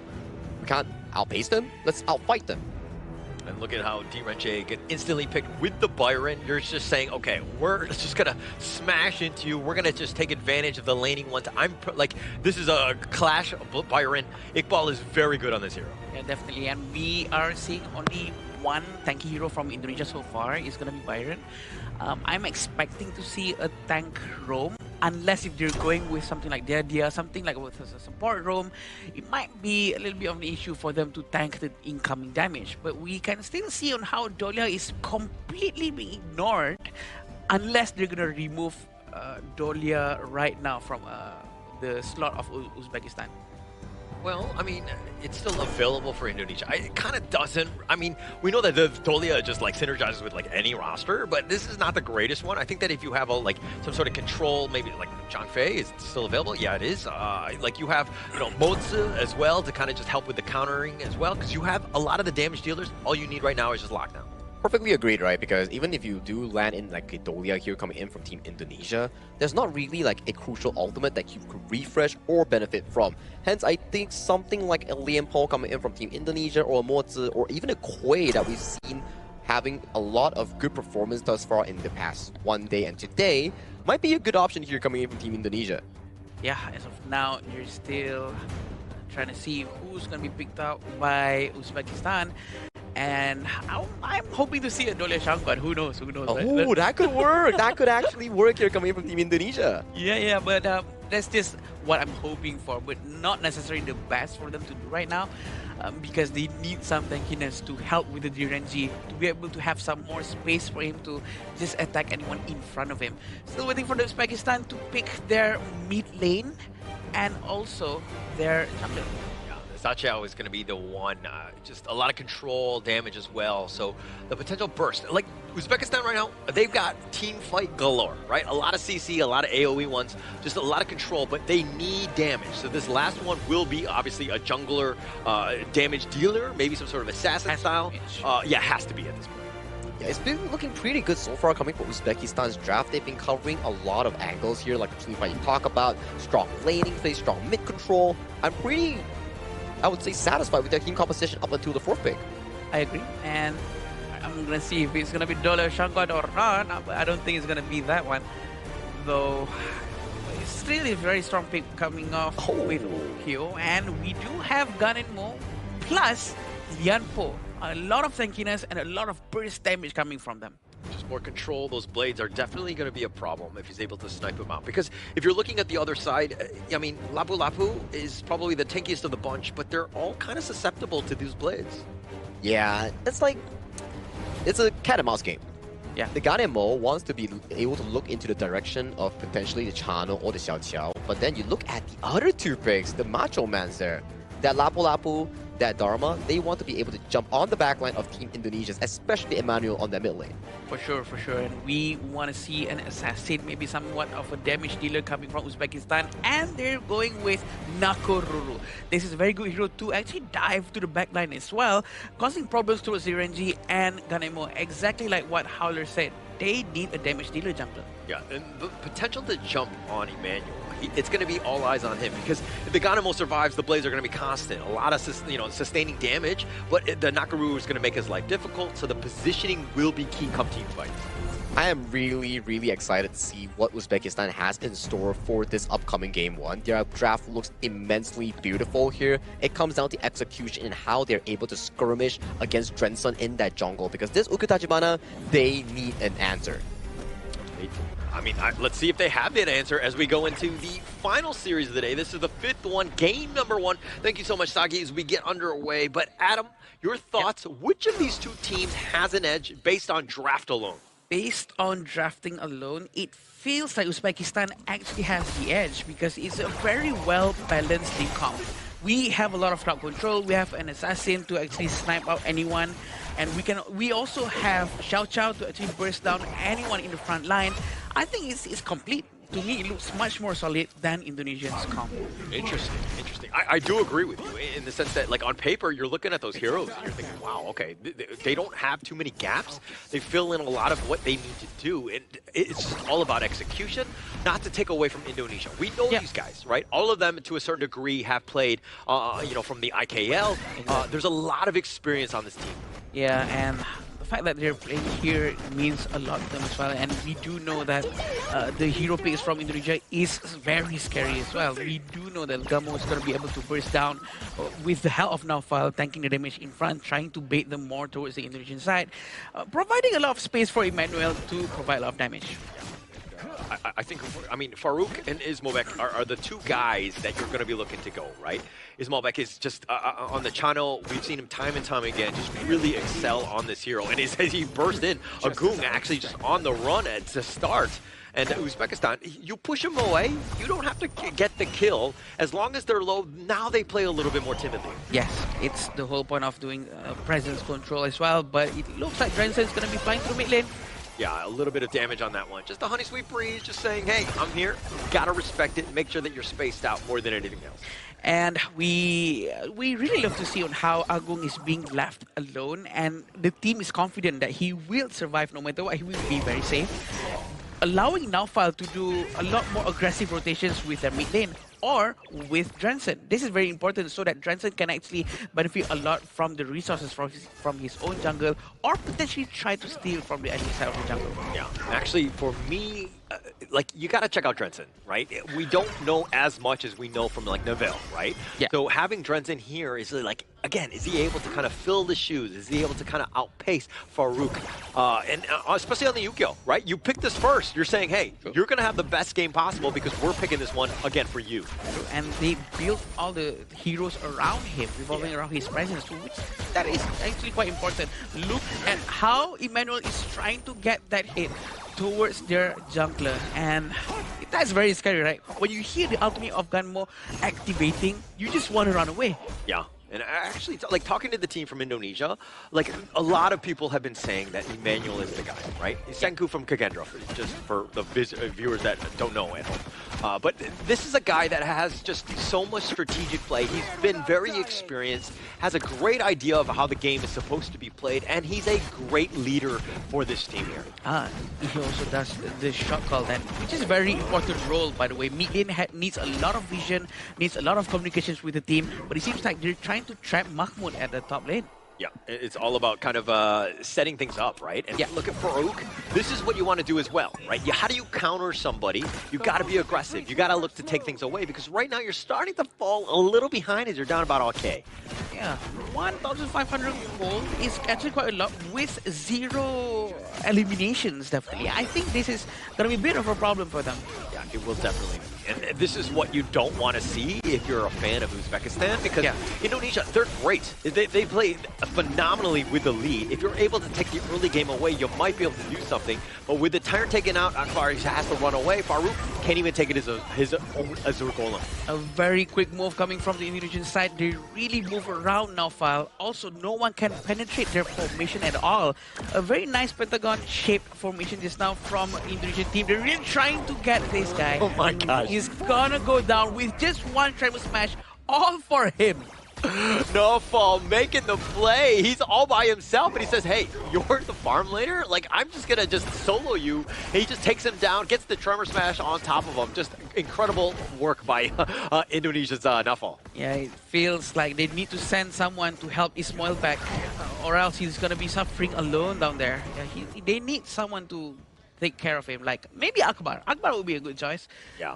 Or else he's gonna be continuing suffering and not being able to farm well. So Akbar either needs to be doing part of the gold sharing rotation, sticking with Farouk, getting that value, or babysitting Ismolbek as much as possible. Right now, he's kind of in between at times. If you're just seeing, like, he's just kind of counter-rotating based on what Indonesian are throwing at them. As they go in, the Storm Strike is going to be on point. The flash away, Ujida is trying to turn things around, has a decent amount of work, but with those blades, it's not going to be enough. Uzbekistan survived the attempted assault by Indonesia. Yeah, a couple of blades actually missed Umi John just by inches, and he almost hit them. But let's see how they're going to try to get this tier 1 tower. Are they going to manage to do so? Yeah, the presence control coming from the entire team of Indonesia is extremely scary that they cannot defend that mid tower at all. Yeah, nothing at all. And this is also why, when you're talking about the mid laner, you want somebody with a little bit of wave clear. Yeah. It helps out because it just stops those sorts of assaults. If you can't even get close to them, they're able to just whittle it down because they have the siege catapult, which again, if you had the wave clear, would not have been a problem. Maybe it would have been a lot easier for them to play if they had a Garuda, but they're dealing with a Xiao Xiao right now, so they have to make the best out of what they have for sure because we're in the game. Akbar, damage coming from Emmanuel is so high. Yeah, so good on this one, and Akbar is now going to be looking to join at this point, but the way he was able to snipe it out, again, Emmanuel, we knew he was going to make some plays, but with those blades on point. That's where experience comes in play. They might start a new one, and they're going to come back just a little bit now. Fal still ready for it with that Tribal Smash. Emmanuel is always ready to throw out the couple blades, and it seems like Mahmoud might be the new target. Yeah, and he needs to be the target. It's not going to be easy finding him. Emmanuel in a bad spot. His positioning is always usually very good. Yumijiran, though, does get taken down as well. They've taken the mid T2 as well. They're looking to just end this game as quickly as they did even in day one. But here comes the Raging Sea. Farouk has already been taken down. Nice little three-man stun, but what can they get? Akbar getting a little bit low. The Tremor Smash is on the side. They find him, and it looks like 4 members down. Ismobek is the last man standing. A perfect initiation coming from Downfile, using Tremor Smash, going in, and Ismobek managed to survive. Just a sliver of health left. They're gonna try to destroy the tier 3 tower in the mid lane. Tremor Smash is not online, it's still on cooldown. They have to try their best to destroy the towers immediately. So clean at this point. I mean, mid T3 already down, top T3 as well. They're continuing their dominance from yesterday. Indonesia not skipping a beat whatsoever. Yeah, 9,000 goals in front. This is gonna be an easy breeze for Indonesia for sure, but this is what happened just now.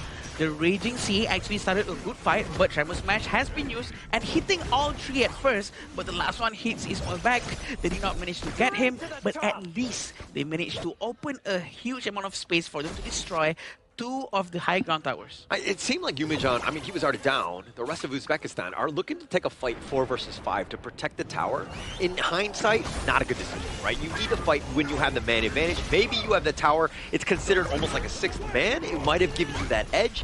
Not possible for them, but they get the Tremor Smash onto Akbar, who's going to be left for dead.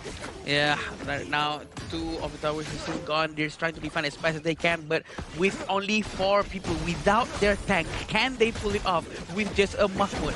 Mahmoud can do something actually if he can find that one golden moment. But Indonesia are so good. They understand how to kind of take the fight. They're not grouping up together so that it's be easy for him to just go in with the flash truth. So it's again to the Indonesia is very aware of the counterplay by Uzbekistan. Yep, and Emmanuel, damage dealt by him is already 42,000 right now. A lot of damage has been pulled out from him alone for his entire team.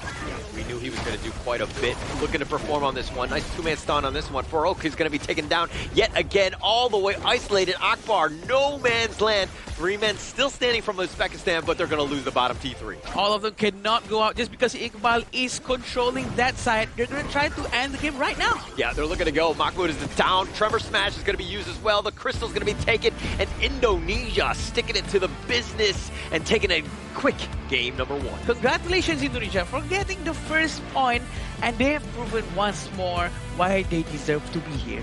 A very clean first point of all things here. Very consequential. It's like early game plays. Yeah. It was like 0-0, but they still were miles ahead with a 2,000-3,000 goal lead. And when the first takedown actually happened in that bottom lane by the Lian post soloing the channel, everything started to crumble for Uzbekistan here. Slowly but surely, it converted to team fight victories, leading to more of a goal lead coming from Indonesia to really decimate this game cleanly. Seems like there is no answer for the Garenmo, right? Because he's standing all the way to the back, and he has a lot of teammates protecting him here and there. There's no way for anyone to actually punch through the formation just to touch Emmanuel. It's almost impossible. Yeah, no initiator, no real way to find that right angle. Plus, Emmanuel's vision, his spider sense is so good, right? Yeah. He knows when roughly they're going to be coming, so he's always positioning in the right spot. So just a really well played game by Emmanuel as well as the rest of the Indonesians. I think it's really a whole team's effort, yeah, where they move as one, where we saw okay, Uzbekistan's draft is really team fight reliant. They need to find those perfect golden moments, as Adam mentioned, but Indonesia just didn't give them the chance. Every single movement, Tyrant leading to a zero-goal invade, pickoffs into the bottom lane, and then leading to more invades happening in their own jungle of Uzbekistan, and the game just started to fall out of their hands. It was like, okay, maybe we are not inflicting any takedowns, not suffering any casualties, but in the end, it started being this map movement advantage that Indonesia has over Uzbekistan. Yeah. Yeah, and definitely they really have to try their best as well, because we can see on how Dharma cannot go in because the positioning of the Indonesian players are very well spread out. They are anticipating this Dharma is gonna be coming in at any time, try to change the game, but it did not happen. The space and chance is not given by Indonesia. It's because Emmanuel is so far up, right? Using those blades, that's the vision, right? You get sliced by those blades, you're just pretty much dead, right? So there's maybe he gets a jump in, but it's just like you're running into that, but the blades find you first. Yeah, true. The blades do find you first, and the combination coming in from Nofel and also Emmanuel, every time that Nofel goes in to find a key target, you best believe that Emmanuel will come in with those fresh Speed Force daggers landing on the crucial targets. But let's check out some of the itemization and also the scoreboard coming in for this dominant game one from Indonesia. Here, Emmanuel with a 505 KDA, only utilizing 7,000 gold, but doing so much on the map. Yeah, definitely. With his itemization as well, Venomous Staff and Ardent's and Seven's Wrath. These are a very early defensive item coming from him, which is with the Ardent. He wants to make sure that he has 0 eliminations whatsoever. And he managed to get 5 strikes, which is very effective coming from him, thanks to his teammates, to be honest. Yeah, I mean, this is also a situation where you're kind of like, Emmanuel, he's almost soloing himself, right? I think that we'll see that when we see the stats in terms of the actual damage that was given out. But Emmanuel did most of the heavy lifting. Like, Drenson was kind of on the side, just like farming the big neutrals and just ensuring that they're not like losing out on jungle efficiency. But Emmanuel was the guy here. Yeah, Emmanuel was the guy, and the sidekick coming in that also shined really well was Nofel on the Liam pole here. Sure. Every single engage, every single invade, initiation came from this rock-solid roamer. Every time that something was happening on the map, it was Emmanuel and Nofel. And check out that damage dealt on that gun in mode. 50,000 damage. That's probably around 35% of the entirety of his team, which is very, very high.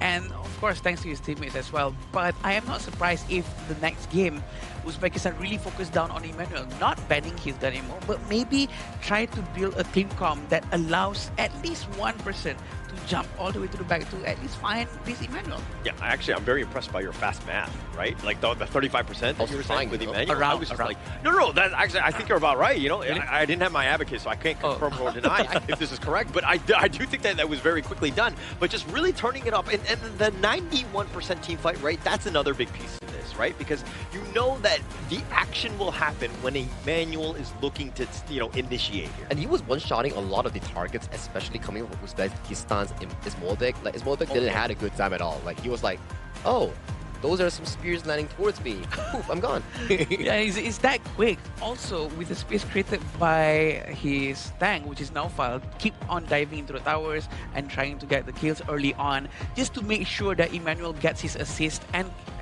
eliminations for his stacks, which is very useful. Yeah, and if we're also looking at the other piece, we were like, hey, Uzbekistan needs to ensure that, Ismail is able to kind of be supported by Farouk from the jungle, right? And Farouk had like 8,000 damage, which is really low, right? And yeah. He was looking to farm more than actually team fight. He never really got his groove going because he didn't get enough of that farm. But I think in this one, they got to look to fight more. They got to get those two guys involved, especially in this game here.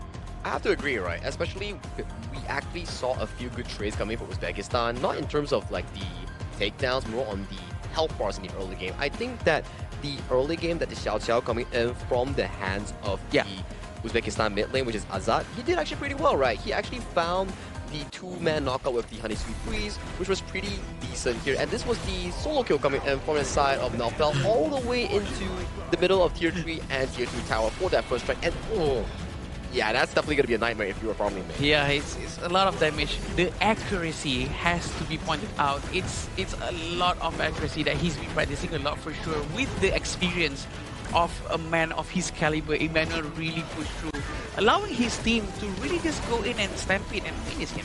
Yeah, just completely control it, right? Like, Farouk got taken out very early in all of the team fights. So again, this is kind of why his damage was a little bit lacking in this game. But that sets it up. Once you're down and you're trying to fight a man down, 4 versus 5, the toughest situation, and of course your MVP, he's going to shush us all by taking this one 5-0 and 5 by Emmanuel. Hey, almost 35% damage though, just like what Adam did just now. His match is definitely on point here. Emmanuel, me. Yeah, and he's like shushing you. It's like, hey, okay, right. So 33.5 and damage taken 8.5. Still a lot of damage. 8.5 damage taken, which means no one can touch him. No one can touch him. I'm not surprised if the next game, Uzbekistan is going to try to get heroes that can jump all the way to the back. Maybe Lam, or maybe someone could just dive in they had like the perfect setup as well, right? They had like Dharma, Lapu Lapu, and they wanted to jump towards the backline, but it's just so darn difficult when you have like two macho bodyguards coming in from Byron, from Iqbal, and then Nofel on that Liam Pole, constantly pushing up the vision for Emmanuel to play these Warble Swords. Yeah, just completely just stay back, right? I think the blades were just more than enough. You don't need your Iqbal and Nofel to kind of back you up when you're just having the blades and just taking them down, soloing everybody by yourself. You're essentially the raid boss, and they had zero lancers to really get on top of him. Yeah, I agree. And the damage that he's been pulling out one after another really stacks up with the stacks passive coming from Gun and Mo. They really understand how Gun and Mo works. Yep. And for that to actually be fruitful coming in for the side of Uzbekistan, they definitely need to find somewhere, somehow, to find a loophole in the draft of Indonesia. Because so far, Indonesia has been undefeatable in Group A alongside the Philippines, and has been a sign that the group leaders, Philippines and Indonesia thus far. But before we go into the subsequent game, we need to thank our official venue sponsor and hotel partner here coming in as Petaling Marriott here. Petaling Jaya Marriott here. They has provided a lot of good space, good venue, good food, good stay for our players and talents here to better enjoy this place. So once again, thank you Petaling Jaya Marriott Hotel. Thank you so much. As we go into this one, I think that if anything, Indonesia will be taking advantage of the Marriott Petaling Jaya's nice little beds. They're going to be very comfortable thus far. Obviously, the work is not done as they got game 2 ahead of them. But I think that right now, things are going all their way. I agree, and they are going to have a very good time up on the stage one more time, I'm sure. And we do know that the Indonesian team is not backing down. They're going to play as best as they can. Now the question is, can Uzbekistan find at least an answer to improve the gameplay, or at least reduce the damage that they're getting way too early on in the game? I think they are trying their absolute best. As we can see, they are pretty stressed out currently. The entire vibe is so different compared to the Indonesia squad just now that we saw on camera. And if we were to look at the lower third, red side is Indonesia and blue side has been chosen coming in by the Uzbekistan squad. So maybe something like the Guan Yu, if they can get their hands on and force strong team fights along with picks like the Lian Po, Zhang Fei, that could be something they can turn around for this game too. Yeah, the vibes are real from Indonesia, right? I think that they're very comfortable. On the other side, I mean, not to say that things are grim, but, you know, this is, of course, the first time they've shown up, right? Yeah. And it is a little tough situation. You're playing on the stage against a team that's, you know, got the better of you. Let's be very honest. And to somehow bounce back, it's going to be not an easy task here. I'm pretty sure they expected this too, that it's going to be a very hard game against Indonesia, but at the same time, it's very refreshing to see that they are still trying their best.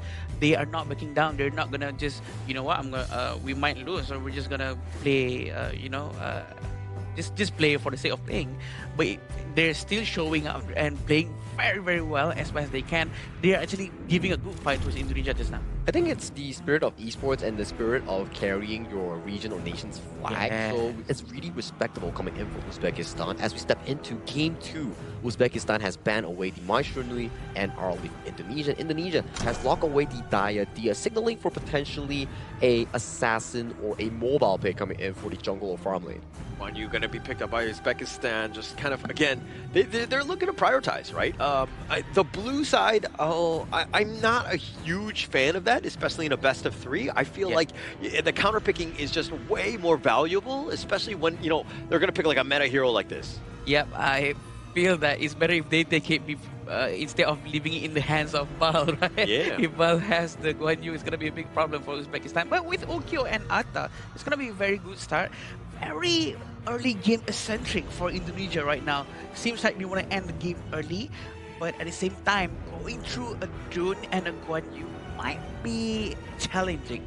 I have to agree as well. So this upcoming third pick from Indonesia might be something that is more late game centric or has more consistent DPS in trying to take down some tanky targets like Mahmoud on the Guan Yu or Farouk on that Dun here. And so far I am a fan of this Ukyu Tachibana plus the Ata pick. I love the Clash jungle synergy between these two picks. Strong early game, able to invade constantly with the strong body and the great health coming in from Iqbal's Ata pick here. And then it allows Drenson to really push forward on this Ukyu Tachibana. Okay. Just trying to spread a little bit of positivity on the Uzbekistan side, right? Because they are, you know, they need to win this one, right? And going up against Indonesia, which you know execution is not going to be a problem. But, I mean, the ghost ship from Atta largely mitigates when you have an unruly blade. You're able to kind of just get on out of this one. The Guan Yu is a bit of a problem because they want to go for that giant Razor Cavalry, but they got to be careful of that ghost ship, like locking him down on the wrong side. So there are ways to go around this. Uzbekistan, though, need damage dealers. They need to find a way to kind of whittle through the armor of Atta as well as getting on top of the Chano. Yeah, I agree. So I do think that they still have a very good chance over here for sure. Lapu-Lapu is going to be taken out, and Uzbekistan will be probably playing just a support roamer because they already have a Dune as the jungler, assuming there's Dune jungler for sure. And I don't think that they need another tank, but they can still take out another mid lane if they want. But Zhang Fei is gonna be their pick to be taken out, while actually they can use that hero themselves. But check out the bans here coming in for both teams. A lot of the roamers has been removed from the pool. Diadea, Dolia, Zhang Fei, Lapu-Lapu. So that leaves you with very limited options here. Potentially, you can go over to the Mozi, you can go for the Kui. These are still the available hot options here for both teams. Yeah, Liam Poe is definitely on that list as well. I think that you still kind of have that same idea, but as you called it, the modes is always going to set things up. Going to be annoying because you want to be spread out more than anything else, and having that cannon blast when the Dune is looking to jump in on anybody, if you're able to lock him down, you're going to have a great time. Who's to say that this Moza is not a mid lane Moza? It might be a mid lane Moza for all we know, but at the same time, I sort of miss my Kui, our Kui, that we've been seeing throughout this entire day. We want to see more of that, but it seems like Angela and the Ampu is going to be picked out by Uzbekistan. The last hero is going to be from Indonesia. I think it's a very strong pick from Uzbekistan for now. We might be even seeing another Guardian mode coming in from the side of Emmanuel's mid lane here that could synergize really well with the Mozi and also simultaneously outrange both the Lirenji and also the Angela here. So time is almost running out. I'm interested to see what sort of hero is Coach Gerald going to be picking coming in for the side of the mid lane. What is the last one? Yuan maybe? Huh? Maybe Yuan? Yeah, actually Yuan makes a lot of sense as well. But it's when you see the Angela and then, you know, going in with that Chaos Cinder, potentially going for a gank. Yes. With the Chaos Cinder, like then the Dune will come in, like you kind of see it, but it looks like they're going to be the old tried and true. Emmanuel had a phenomenal game on the gun and all. They're going to pick it again. But I'm quite worried actually, because right now, I was questioning just now, right? Uzbekistan really need to find a hero that they need to find the backline of Indonesia, and their answer is Guan Yu. But now, using gun mode against Guan Yu is not gonna be the best thing. It's very hard to fight against Guan Yu. Maybe if he times it very right with the guard her grave, he can throw the horse away. But I'm not sure if that's gonna be okay if this Guan Yu can actually really play well. Well, it comes down to where Iqbal can actually man-mark Makmur in all these situations here, because Atta is a prime counter into a Guan Yu, breaking the charge bar, walling him up with the ghost ship here. But to your question here, let's check out how they actually play this out in game number 2. As we go into game number 2, this is the final series of the day to see exactly, you know, how does Uzbekistan somehow figure out a way to kind of dismantle this Indonesian squad. And it looks like they're going to do a little bit of work onto Akbar, who gets pushed back. But, you know, is this draft good enough by Uzbekistan, Adam? I think, honestly, it's good enough. It's good enough because they have a lot of burst damage, they have tankiness, they have a lot of crowd controls, and all they have to do is literally protect these two presidents, Umijan and Ismail Bek. It seems like Ismail Bek almost lost all of his HP in the hands of Emmanuel just now, but it seems like Iqbal is still trying to pull them using Flash. Oh, the Flash away, but he takes some blades as well, but it's not going to be enough. Emmanuel, an absolute maestro with these blades, and yet again, Mahmoud is going to go down as well. Indonesia taking them down. That's the first time I've ever saw any Atta use the passive to pull people while flashing away and actually pulls them almost like a Kui. But yeah, it works, I guess, and they managed to get 2 eliminations over there. We do know that Uzbekistan is still in this fight. It's not too far off, and look at how naughty this guy is. He's really trying to disturb them as much as they can. Smart. That's, I mean, you want to be disruptive, and you're constantly providing that vision of, like, you spotted them out. Like, you know what's going to be coming, so your team can kind of adjust accordingly. So this is, again, a very smart play by Indonesia. It's all about that vision, and it comes back to their experience as they almost get them, and they are not able to find his Mobek at the last shot, but it looks like Akbar is going to be the next target as they try to take him down. The Wolves are getting in on the action, and the first ram just says, all right, that's enough. He still is very aggressive even though he's being pressured, but we can see Indonesia are sending a couple of heroes towards the jungle side of Uzbekistan. Uzbekistan is not gonna try to fight them yet for now, but they're still waiting for the blue buff, and the Guan Yu is ready. Oh, the Razor Cavalry completely dodged out by Iqbal. The ghost ship is going to be used to kind of potentially push up to the side, but on the side, Akbar, he's going to get kind of stunned around. He needs to be a little bit careful. The Tremor Smash is looking to be loaded up. He does get on out. Yeah, he managed to use it just to run away 2,000 gold in front, but Farouk managed to secure the Azure Golem, which is very good, and this is gonna be helping them to try to get other objectives as well. We do know 2,000 gold in front is a huge number within 2 minutes. They're gonna have to struggle a little bit more to find ways to get more resources. 9,000 net worth at like less than 3 minutes. Actually pretty crazy if you think about it. This is just like complete dominance in that sense. But Indonesia, they've just been, you know, very efficiently moving across the map, contesting things left and right, and, you know, leaving Uzbekistan with like next to nothing in the coffers.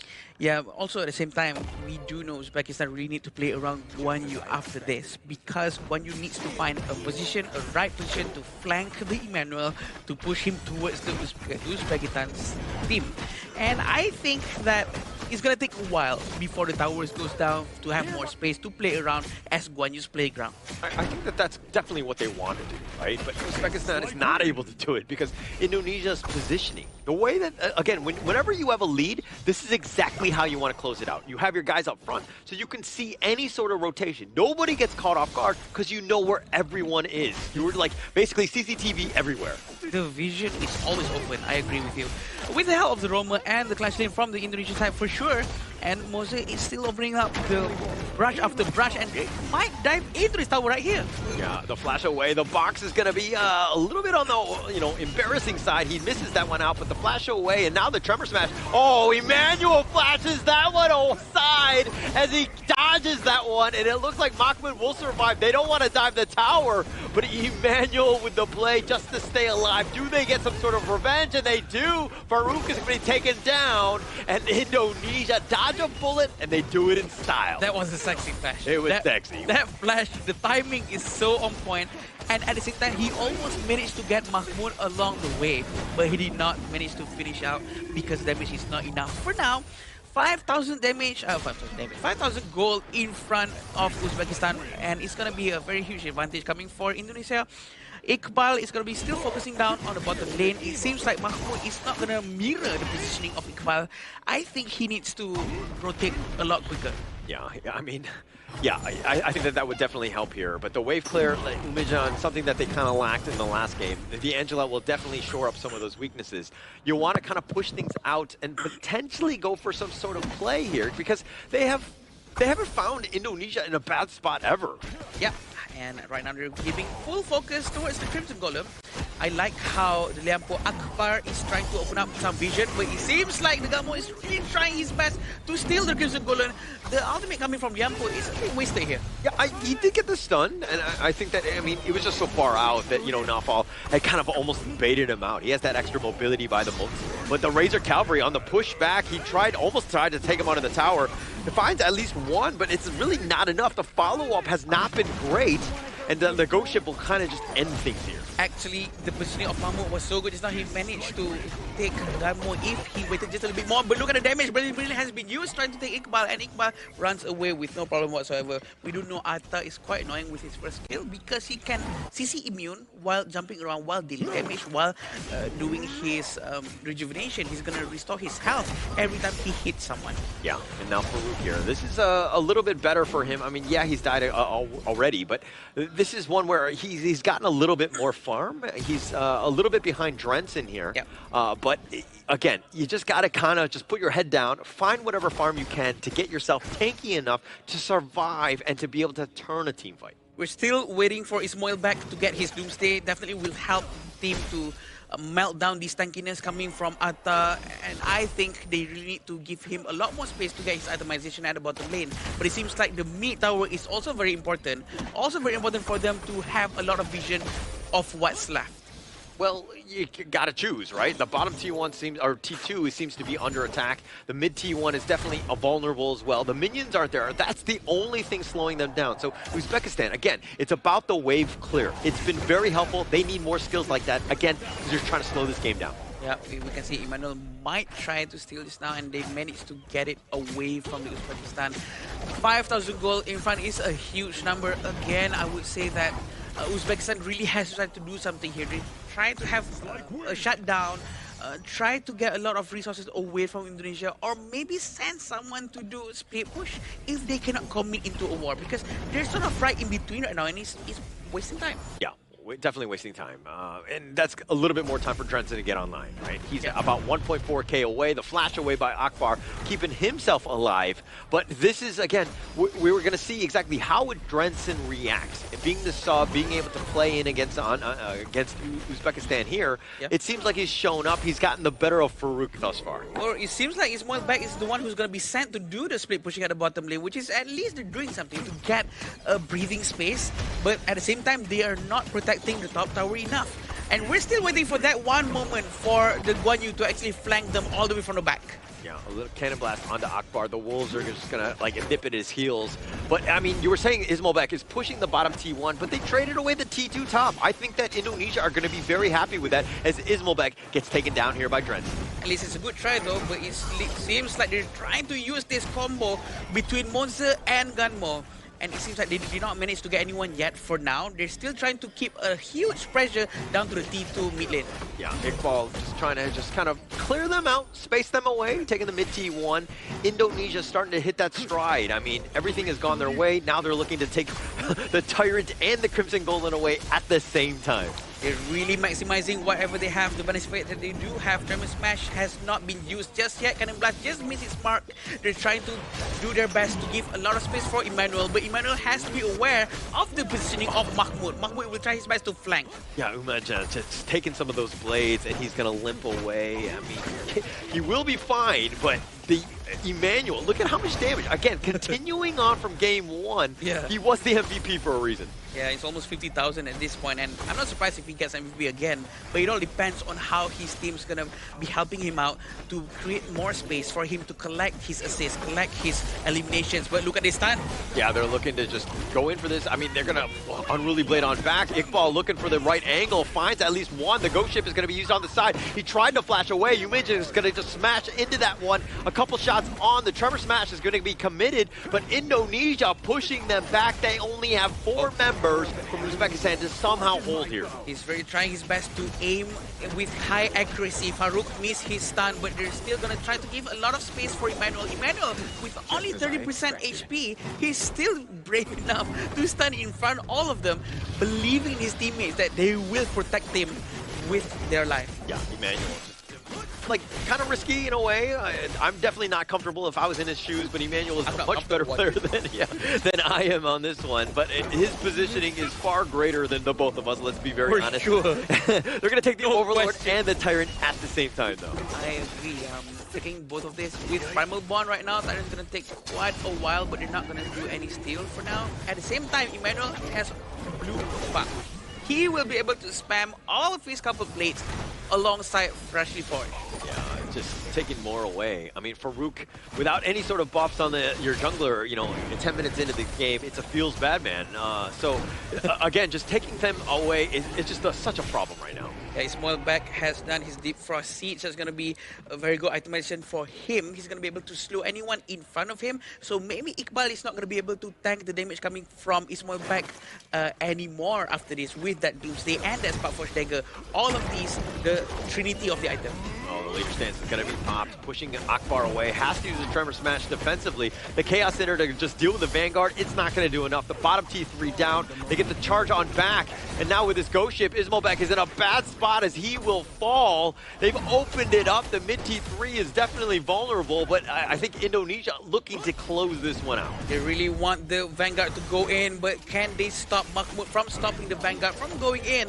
But it seems like he's really disciplined down here, trying to push Dragon out, making sure that they can stay as long as possible. Yeah, they got Farouk on this one. He was just stucking around. He got a two-man stun, but he trades his life away. Not a great trade. Cannon Blast is going to be off the mark, but the Crystal is what they want. The Razor Cavalry going in with a nice heroic charge, but can they get anything else? They don't really have the numbers to fight here. Mahmoud is down. They take the Crystal. Indonesia cleaning house. Congratulations, Indonesia, for getting their second point of the series. Great game from them. Clean, disciplined, well executed here. That's the team Indonesia in this series against Uzbekistan here. It was valiant effort coming in from Uzbekistan, trying to find that loophole, trying to find that team fight that you're mentioning about, but the discipline coming in from Indonesia, the consistency, the gameplay that they delivered just didn't allow any sort of chance for Uzbekistan to find that comeback. I agree, and I think that Indonesia really know what they're doing, and Uzbekistan also are very well aware that it's going to be a very tough challenge for them. And honestly, I would say that the game has been going on very well for them in a way that they tried their best. And I do think that with the Guan Yu pick, they almost managed to find Emmanuel, but just not in the right position and the right time. Nobody could find Emmanuel. I think that that's the biggest piece, right? He was continuing on from game one. Absolutely dominant performance by, you know, not only Emmanuel, but the rest of the Indonesian squads. They're proving why they were, you know, slated to be one of the strongest teams at the Asian Games qualifier today. Well, so far in Group A, you gotta give props towards Indonesia and also Philippines. They are and have been dominating thus far. We're interested to see how far these two teams can actually go, but right now, let's break down this upcoming game, which is this exact one that we have already finished. My oh my, Indonesia, 0 casualties, 0 objectives suffered throughout the entire 2 games, aside from that one bottom tower. Yeah, I think they really know what they're doing, and they focus down one by one from lane to lane. They never let Emmanuel go alone somewhere. They always rotate together, which is probably what makes them win very easily. Yeah, and this is why they're so strong, right? Because the team play and the way that they're able to synergize. Mind you, most of these guys are not like teammates on the pro teams, right? They're like a hodgepodge of teams, but they're some of the best in Indonesia that they wanted to bring in terms of all-star. And this is why you're seeing them, you're seeing the synergy, you're like, wow, this team's next level. Next level, and the way they just gel together with like only a few weeks of training felt like they've been playing together for like forever. And I'm really excited to see how this Indonesia squad fares up against the full stack of Blacklist International representing the Cebu Philippines team. It's going to be very interesting indeed, knowing that the Philippine teams have a better chemistry, knowing that they're together for a longer period of time, versus a team of, what do you say, hodgepodge? What do you say? Yeah, hodgepodge. Hodgepodge. Yeah, a mixture of this and that. Yeah. I think it's gonna be very interesting to watch. Yeah. Basically, the Philippine squad are just a team that just love to go watch movies together. The other one is just like watch the occasional movie together. Yeah. But I think aside from talking about Team Indonesia, though, I do think that Uzbekistan, like, yes, they didn't get any sort of takedowns or score coming into this game alone, but their ability to try in these team fights, their ability to find those few moments has been pretty impressive thus far. I would say that they were actually actively looking for ways to make a comeback, but due to the fact that their opponent was too strong, which is Indonesia, they just didn't give them any sort of inch to actually break through. Yeah, and to be honest, based on their draft, it's already good. And the draft that came out from Uzbekistan is actually a proper one trying to fight against Indonesia. It's just that to execute it properly enough, going up against a team full of experience, full of leagues coming up between the 2 years, I think it's fair that this is happening. Yeah, I think that you're just seeing experience, outclass, you know, even draft, any sort of edge that you might have gotten with like the heroes and things like that. I think that just Indonesia just too strong, too dominant, just understanding what they need to do, like their roles and the way that they were able to dismantle that. It's a flawless game when you didn't die a single time. Not exactly. You can see Emmanuel, like we talk about it during the pre-game draft, right? It's like, okay, who's going to be pairing up with this monster coming from Melfell? And then like you see towards the left side, it's like, Diorangea, pretty short range marksman. Oh, and Angela, when you ult on Angela, you're standing still. So it points us to a direction. What's a perfect mid laner here to really pair up for these situations here? Ganemo. Perfectly play 90,000 damage. Look at that chart. Beating through everybody else for 92% kill participation, highest amongst the team. Wow. The fact that he has the highest means that he's the one who sort of initiate all the fight and try to finish everyone as much as possible. That's probably around 25% throughout the entire team's damage, which is quite a lot. And to be honest, John actually managed to deal a lot of damage as well. It's just that they cannot handle Emmanuel at all. And I'm not surprised if any other team going up against Indonesia after this is going to ban Gun and Mo, because he is untouchable. So I just got sent a stat here. Indonesians KDA from yesterday and today, in just 2 series, they're 52-0 and 133. So I feel like whoever dies first on the team should just be subbed out. Like, that's enough, right? Is that why the bill is not here? 52-0 right now. 52-0, not a single death.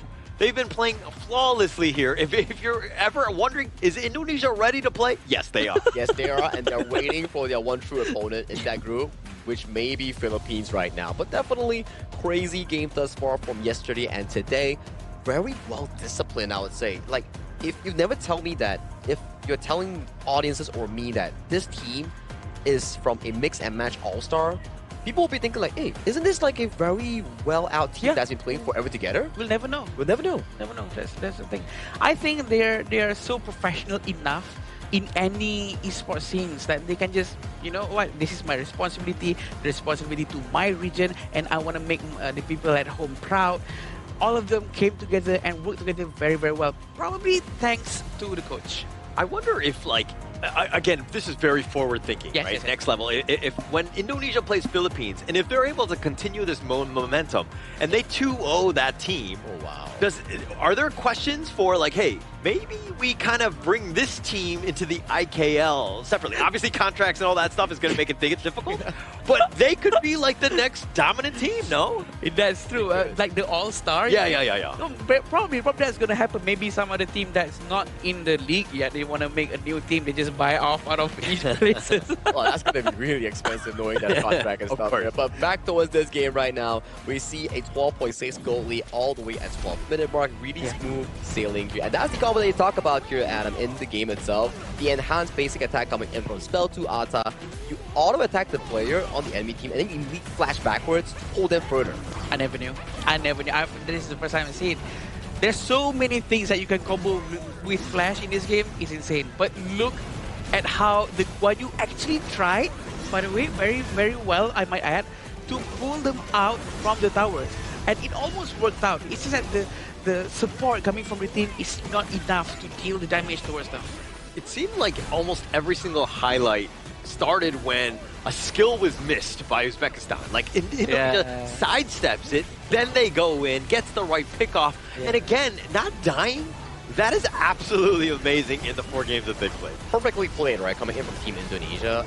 4 games, 0 casualties suffered, 0 deaths thus far. And let's check out the MVP coming in for this second game. It's the man himself, hushing everyone. It's Emmanuel coming in from Indonesia with that Ganemo once again. All right, normally I'm not a big Photoshop guy or anything like that, but maybe we can get it so that Emmanuel, every MVP, he just raises a finger, right? So he should have like, what, I think two right now, so he should have 2 fingers up, shushing us with as many fingers, and then by the end, he might be like up to 10.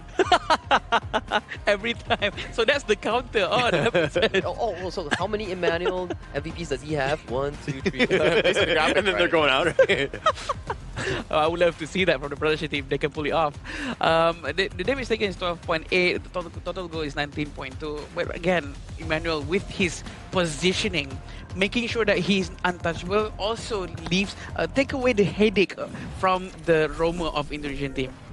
Well, I would say that he's also a captain role coming in from Team Indonesia here. Right. Emmanuel has been in the IKL scene for quite a while now, since I think 2024. He's been at it for as long as I can remember. A wonderful player, very nice player too. And I'm pretty happy for him that he's actually being able to achieve further heights. And right now he's carrying the Indonesian flag along with 5 different players, including Sub, to actually venture into the main event. Yeah, I mean, the 12% damage taken in that game 2, that was 4% higher than game 1, where he was like at 8%, right? So, like, you know, like having that sort of, you know, flawless mobility where you're not being touched, and people know that you're the guy, and they're trying to hone in on you, and they can only do like 4% more, that speaks volumes about his play. And we have to remember that this hero is Gun and Mo, and it's not Maisharnu with insane amount of mobility, right? So Gun and Mo who's not even walking, sort of just floating very slowly in a very tall fashion. I think his positioning is just so good and he understands where everyone else is. Also, thank you again to his teammates, always providing vision. Like you were saying about just now, Holler. They consistently provide vision for the entire team. That keeps Emmanuel safe. I think it's more of like a team effort, right? Because we did see that 5 players played amazingly to make sure that that game was a clean sweep, clean everything, right? 0 casualties suffered, 0 takedowns coming in from the enemies here. But of course, we want to check out who's going to be on the interview stage with Mara, knowing for the fact that the victory was so sweet, so smooth. So Mara, if you may, please show us the interview. Team Indonesia has done it again. Another sweep. That's 2 days in a row. Congratulations. MVP Game 1 and Game 2, Emmanuel. Thank you, thank you. You know, Indonesia has been incredibly disciplined, rotating quickly, constantly clearing out the waves, and putting pressure on the map. How does the team know exactly when to focus on the objectives and when to capitalize on the opportunities for picks? I think because we already prepare our game style, so we won't get confused in the game, so we can communicate well, and our execution also good. And you know, speaking of execution, it's been so phenomenal. Their stats for the first 2 days is 52-0-133. Your opponent has not been able to take down a single hero from Team Indonesia. What kind of statement do you think you're making in this competition? Yeah, just be prepared so we won't underestimate the other country. So you won't be underestimated by other countries. Oh, for sure. They know how strong you are. How happy are you with how Indonesia's been performing so far? Yeah, of course happy lah. 10-10. 52-0-133. What do you think about that? Yeah, I mean the score is doesn't matter. The matter is we win. Oh, you're so humble. And you know what? That's what we love about Team Indonesia. And for sure, Indonesia's loving your performance, and the rest of the region, they have their eye on you. What would you like to say to everybody? In bahasa? Sure. Ya, thank you semua yang udah support kita. Jangan lupa support kita lagi juga. Masih ada 2 match lagi di grup sini. Semoga kita bisa memenangkan semua pertandingan yang tersisa. Thank you. And let's help out everybody. How do you say that in English? I say thank you everyone for supporting us and keep supporting us for the next match. We still have 2 matches against other country, so keep supporting us. And for sure you're gonna do well. They need 1 more to get that ticket. We're gonna be talking about that a little bit more. So we're gonna head back to our casters. Lead the gorge. Thank you, Mara, and also Emmanuel for that fantastic interview there. You can definitely see that they are hungry for the victory. Stats to them don't matter as long as at the end of the day, they can back that W. Yeah, actually, for me, though, stats do matter, right? And I think that it's very interesting seeing just how flawless this team has been. They've been very impressive. They are like all gas, no brakes, everything going 100%, closing games out, and the way that they do it is immaculate. They have been the best team at the Asian Games qualifier. Immaculate, Emmanuel. Okay. Sorry. I'm sorry, man. Fairly fragilistic, I'm sorry. But yeah, definitely they played flawlessly with 0 death for sure. I think this is gonna be a very good one. And going out against Philippines, imagine if they can do the same with still maintaining that stats. that's gonna be insane. Of course, I think definitely out of these two teams in Group A, we know for a fact since the draw immense back in like I think 2-3 weeks ago when I was like commenting the draw with like our respected like guests. These two president of the MESF, right? These two teams definitely has a long history in like the history of HOK Esports, and they are waiting to fight each other. Definitely, 100%. Oh wow. Yeah, no, but it's just so much fun. Yeah. I think that there's always been that rivalry between the two. So I think that, continuing on with that in every single event is always fun to watch here. But let's check out the standings here. All right, since day 2, all the matches has been completed. Group A is none out. Indonesia, Philippines, 2-0-2-0, yet to suffer any small game loss, with Pakistan, Uzbekistan tied for 3rd and 4th, and Mongolia still sadly looking for their first W here. Group B, Myanmar has debuted today and has had an amazing match. Nepal has played yesterday and they are currently tied for 2nd place. Jordan will be playing their first official match tomorrow. Kyrgyzstan and UAE are tied for 4th and 5th. Now coming to Group C, Kazakhstan surprised us by defeating India in the 2-0 fashion, one in a Tempest game and one in a flawless match victory. And Vietnam has had a very successful run both against India again yesterday. So for Laos and Saudi Arabia, they will be stirring up a storm tomorrow to see how Group C will be shaping out. And coming to Group D, we had our first game at 12 p.m. UTC +8, where Republic of Korea defeated Singapore in an easy fashion. And Syria and Sri Lanka was that Tempest game yesterday with Abdul Aziz stealing the Tempest Dragon. And finally, Hong Kong China will be playing as well tomorrow as their debut match. Yeah, I think it's gonna be a very fun match to watch, and definitely my highlight of the day of today would be the match between India and Kazakhstan for sure. Oh, beautiful, yeah. With the Tempest, with everything. I was actually contemplating between the Kui and the Tempest, but yeah, the Tempest was much more. But that was a dominant performance, right? I think that the other one was much more of a competitive game, and that's kind of what we're going into. But, these are the tomorrow's matches. Yeah, tomorrow's matches, we will be featuring Group A once again, just like just now. Uzbekistan taking on Pakistan, and then afterwards, Jordan will be going up against Kyrgyzstan, and then the third match, Nepal will be going up against UAE, and finally, Vietnam will be going against KSA, and Laos will debut in their first match of Group C against Kazakhstan. So that's definitely going to be a lot of exciting matches coming in, especially I am pointing over to the final match, Laos and Kazakhstan. Yeah, Laos and Kazakhstan is going to be quite close, and especially we've seen on how Kazakhstan's played today, and I'm not surprised if Laos really have to step up their game to match the energy from Kazakhstan. I kind of want to just see some of the teams like Vietnam. Are they the real deal? They kind of beat out India, but can they continue on with that momentum? Are they again the favorites in that group? C, are they able to overcome some of these things? And again, a lot of the other teams we haven't seen too much, but again, it could be anybody's game in this one. Oh yeah, and definitely, right? And as you can see, these games, right, it's more concentrated towards Group B and Group C. So we won't be seeing Indonesia or the likes of Hong Kong, China, Singapore coming in tomorrow, or even Philippines, right? So it's definitely going to be shuffling between regions and also countries to take their turns battling out against each other here. But after tomorrow here, I think we'll be starting to see a arrangement on how Group A will look like, because Group A has been playing a lot of games here, and if we see after tomorrow, maybe we can start to see who belongs on top 1 and top 2, because top 1, top 2 immediately goes in for the main event, and top 3 has the shot going into the LCQ, which will be happening on the last day of this event. Yeah.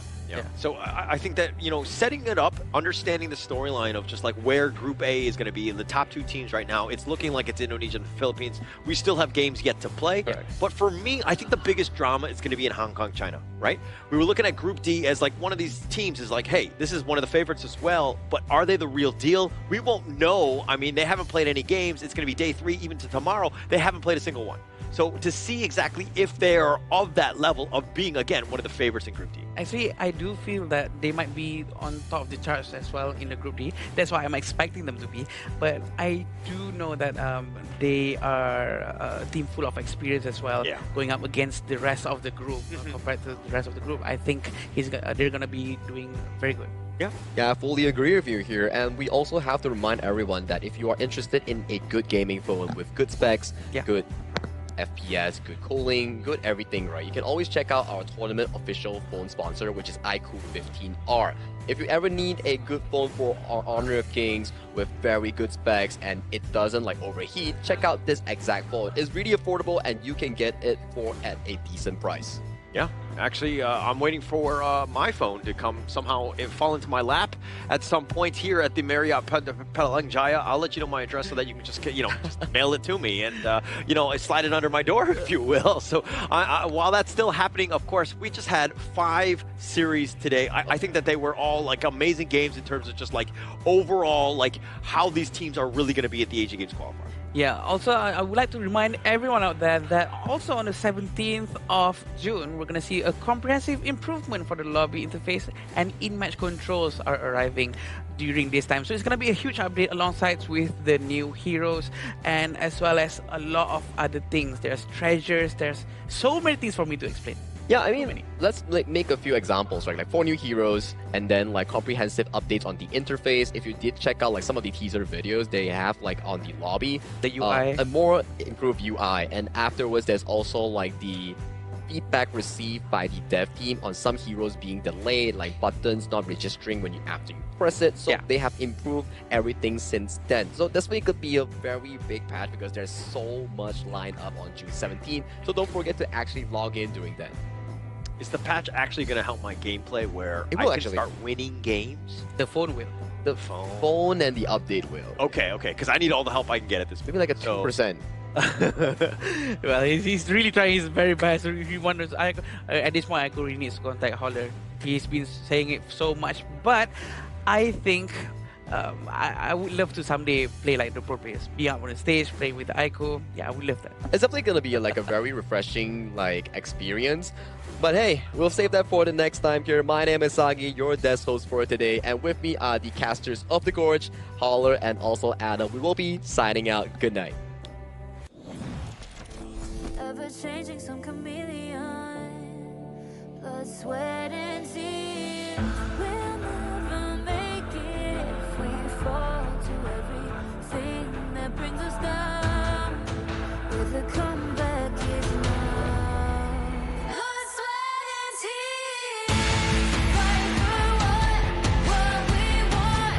Doesn't matter the cost. Every day, put in work. Blood, sweat, and tears. Nothing comes overnight.